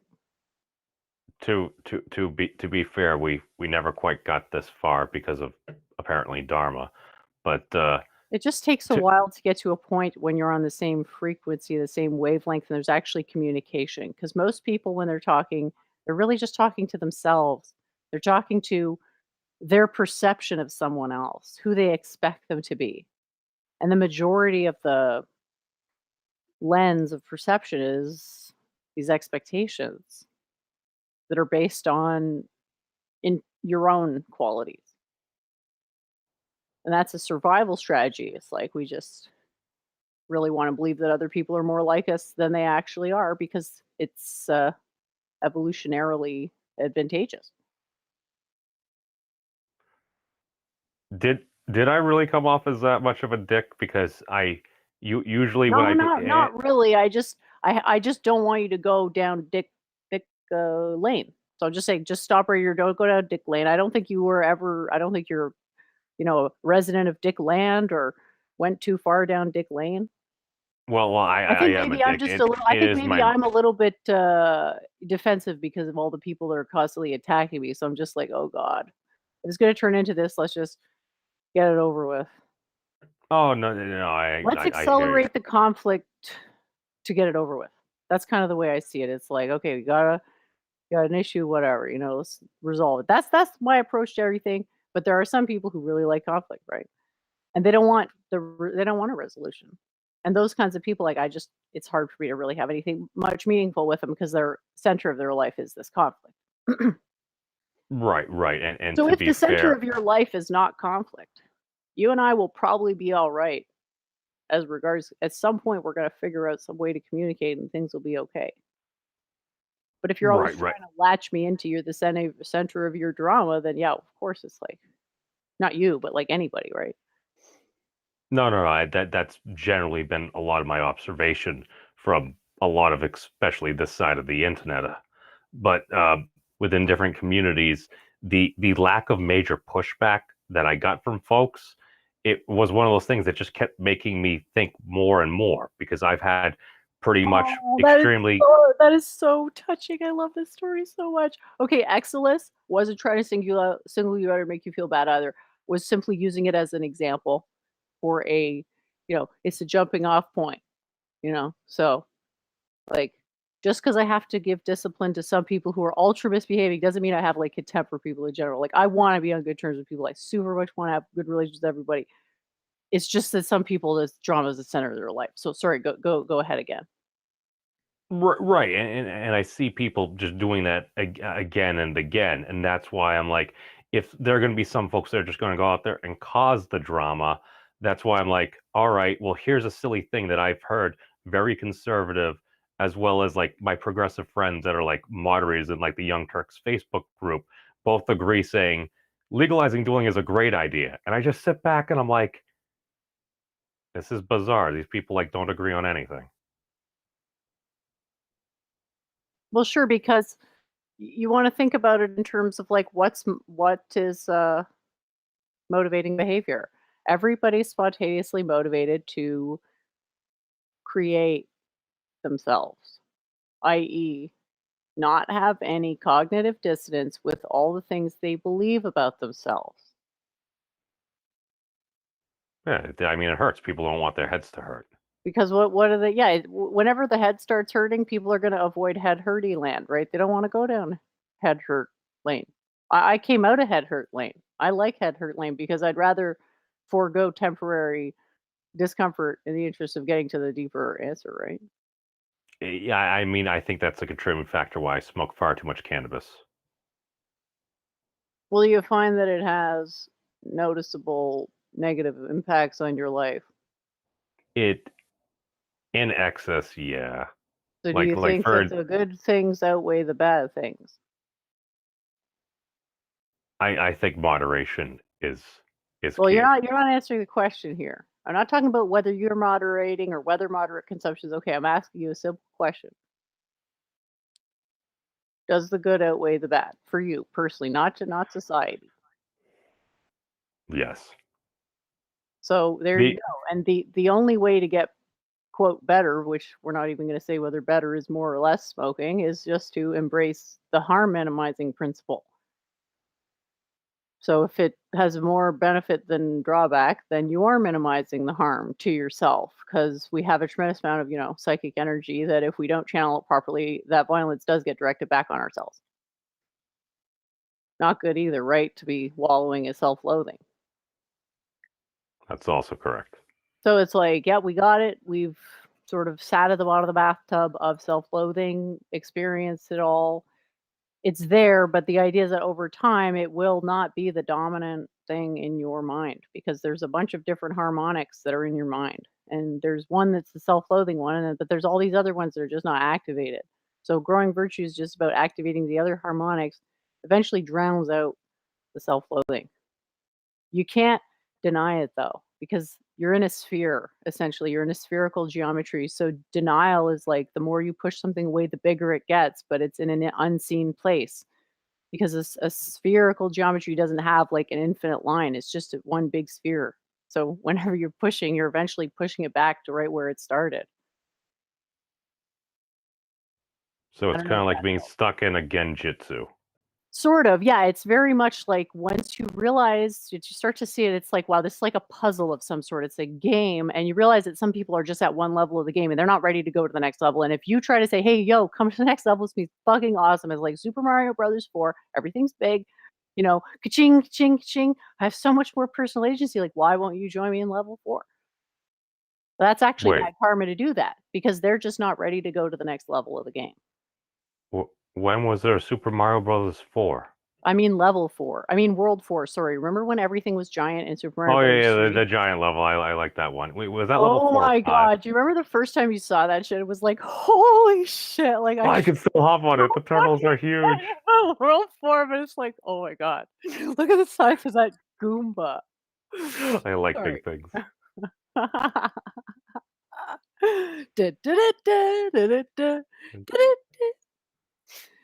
Yeah. That had probably one of the better soundtracks, didn't it? Did you ever play Donkey Kong? I played some of that at like some of like the old like restaurants and stuff where they'd have the game there, or like some of the old arcades. I wasn't as big a fan of Donkey Kong. It's like I did like the Mario Brothers games. Turtles in Time, totally defeated that with infinite tokens on my birthday, because at the arcade you got infinite tokens on your birthday. I think it's the girl brain thing that I just can't handle anything remotely three-dimensional. Like I got about as far as like Duck Hunt, and then it's like anything more than that. Even Super Mario 64 was like, I'm getting motion sickness here. I was an N64. I like Super Mario RPG. That's actually probably my favorite game ever. I don't think I ever played that one. It, I was an it, it, internet wa- early adopter, so I sort of was in that culture early on. okay. No, it was Super NES. Are millennials going to be remembered as the worst generation since boomers? Don't we say that about every up and coming generation, though? It just popped into my head. Yeah, that's a meme going around, but there are a lot of smart millennials. Actually, you want to know what one of the smartest things a millennial told me within the past several months is, it's like, well, aren't you part of like the last generation that like was bored?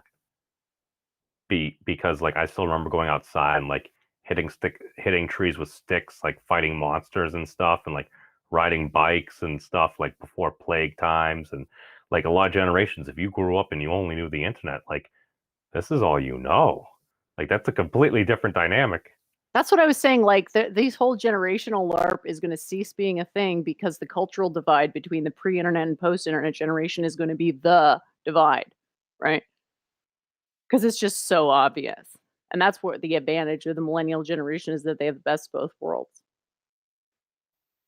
I just sit back, and at least with the internet now and the ability to actually like go back and check many things, is I look back and like that poor member of Congress that like was ridiculed for saying the internet is a series of tubes.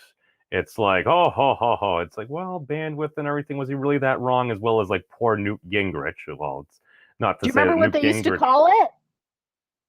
What was it? The World Wide Web. WWW. Oh, we memed into existence, so Do you people remember what else they used to call it? It starts with an I. I can. The Information Superhighway. Oh God, the information superhighway. Do you Oh seriously yes, the remember blazing 28.8. Yes, ding, ding, ding, ding. Oh God, it still triggers me. Ugh. Poor landfills full of AOL CDs. Okay, I want to talk about what Exelis that said. Okay, that reminds me of something hilarious that I saw. I can't remember where, but it was basically like these Zoom people were doing all these like conference calls via Zoom. They were talking about the problems they were having. One of them was that every convo, like post meeting or whatever, would degenerate into like astrology, and they didn't know why. Because it's probably something easily that coworkers can discuss about, slightly metaphysical, or trying to explain why people do things, and it's all about the charts. I can give you a beautiful explanation, okay? What is the point of astrology, in theory? To predict the future. But does it? That depends on one's subjective interpretation. Well, there you go. It can't be demonstrated to predict the future, but science can. So these people actually don't want to predict the future. They want to LARP that they want to predict the future. Do you understand how there's a difference between paying lip service to something and actually caring about its principles? Like, they care about it because, oh, there's something mysterious about that. Oh, can we tell the future? Oh my gosh, cool. But they actually want to be smarter, more can control the future, more understanding what that future consists of? Oh no. That's why they love astrology. And it doesn't devolve to a conversation about quantum physics. I mean, couldn't it? I mean, couldn't you try it? And that's what I'm And saying. again, Like, okay, yeah, but it's like they're saying like, okay, there's all you're trying to find the source of these conflicts, and it's like, well, the only conclusion that makes sense is that people are psychologically attached to the notion of a conflict. A large part of their identity revolves around having simplistic moral binary where they can cast someone as their opponent and have a series of, LARP fights with them to varying degrees, right? Right. That's the pathology. And it's like, well, you're both like that, but you're just two sides of the same coin. And it's like, well, wait, am I like that? Am I a belligerent or a pacifist? And until someone's actually asked them the question on some level, there's always going to be a belligerent hiding in your subconscious, right? Because cognitive dissonance brings out just a terrible side of people. I'm sure you've seen it if you've watched any amount of these shows, the horrible things people will say. That's unfortunately maybe why one of the reasons I've been starting to refer to myself as a fascist pacifist. just because it's like, all right, what am I modifying? Pacifist is the core there. Just be honest, saying you want inner peace. There's nothing wrong with being honest about that, but you also have to make peace with the fact that other people, they're not on World 4 yet. And make peace with that. Like your next step towards inner peace is making peace with that, I think. Because I could just speak for personal experience. It's like every time I just surrender to that, and it's like I'm cool. I'm more cool with it because it's like that's just where they're at. That's the only thing that makes sense to them right now is the dichotomy of good, bad, them, us. Sometimes you got to run them through some instances, maybe power level them a little bit, and sometimes it's just easier to just give them a stipend of gold. Keep living your life, but realize that you're not doing it for them. You're doing it for you, because you also have an impulse to project an ego, and you also want to have a situation subconsciously of minimizing cognitive dissonance, and include yourself in the calculation. Right, you're right. Like, and you're that's not so different from the plebs. Yeah, you have a completely different inner life from the plebs, and you're probably like me, spending hours just thinking about this shit. Just hours and days, and it's like that's unrelatable to most people. I mean, it makes the mind wobble. And that's okay, because for us to be able to connect on that level, it's special. It wouldn't be as special if everyone could do it. I also just quoted Kelly Bundy. I don't know who that is. Sorry, I'm not so familiar. It with was a lot more of these the things. quote unquote ditzy daughter from the hit show from the 90s, Married with Children. Oh. She I wasn't really allowed. the Honestly, my mom's really old fashioned in that way. Like I wasn't even allowed to watch The Simpsons, so I kind of missed out my on. parents weren't fans of that, or actually no. The big thing my parents were not fans of was Tom and Jerry. I assume it's because my mom was a very big cat person and she didn't like the cat getting beat up.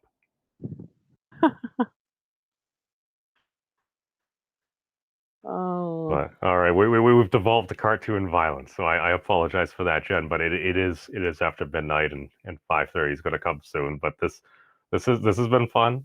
Thank you so much for having me on. And I hope you were able to get something out of it. And hopefully we can talk more later. And thanks for joining. Sounds good. Thank you so much. Peace out, everybody. See ya. Yeah, so that was a pretty good show. I had fun. And hopefully everybody else had fun too and got a chance to learn a few things. And looking forward to the next one. We'll see you next week, if not sooner. Take care, everyone. Yeah, Good night.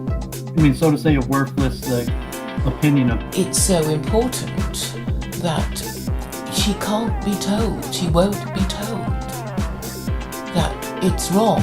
And bringing it back to Church of Entropy and her attack dog Gandalf the White. Why don't you learn to shut up and fuck your goddamn logic? They control the media, and the media is capable of making the sheeple believe in anything. Yeah, I don't mind. I mean, we've had these streams, and I've been doing with Church of Entropy, and she's been bringing on new people, and like we did those streams on like stream etiquette. We walked through like the technology. I have like very strongly negative opinions of the kind of Brundle clique. Is she trying to garner herself cult prestige by associating herself with a retard?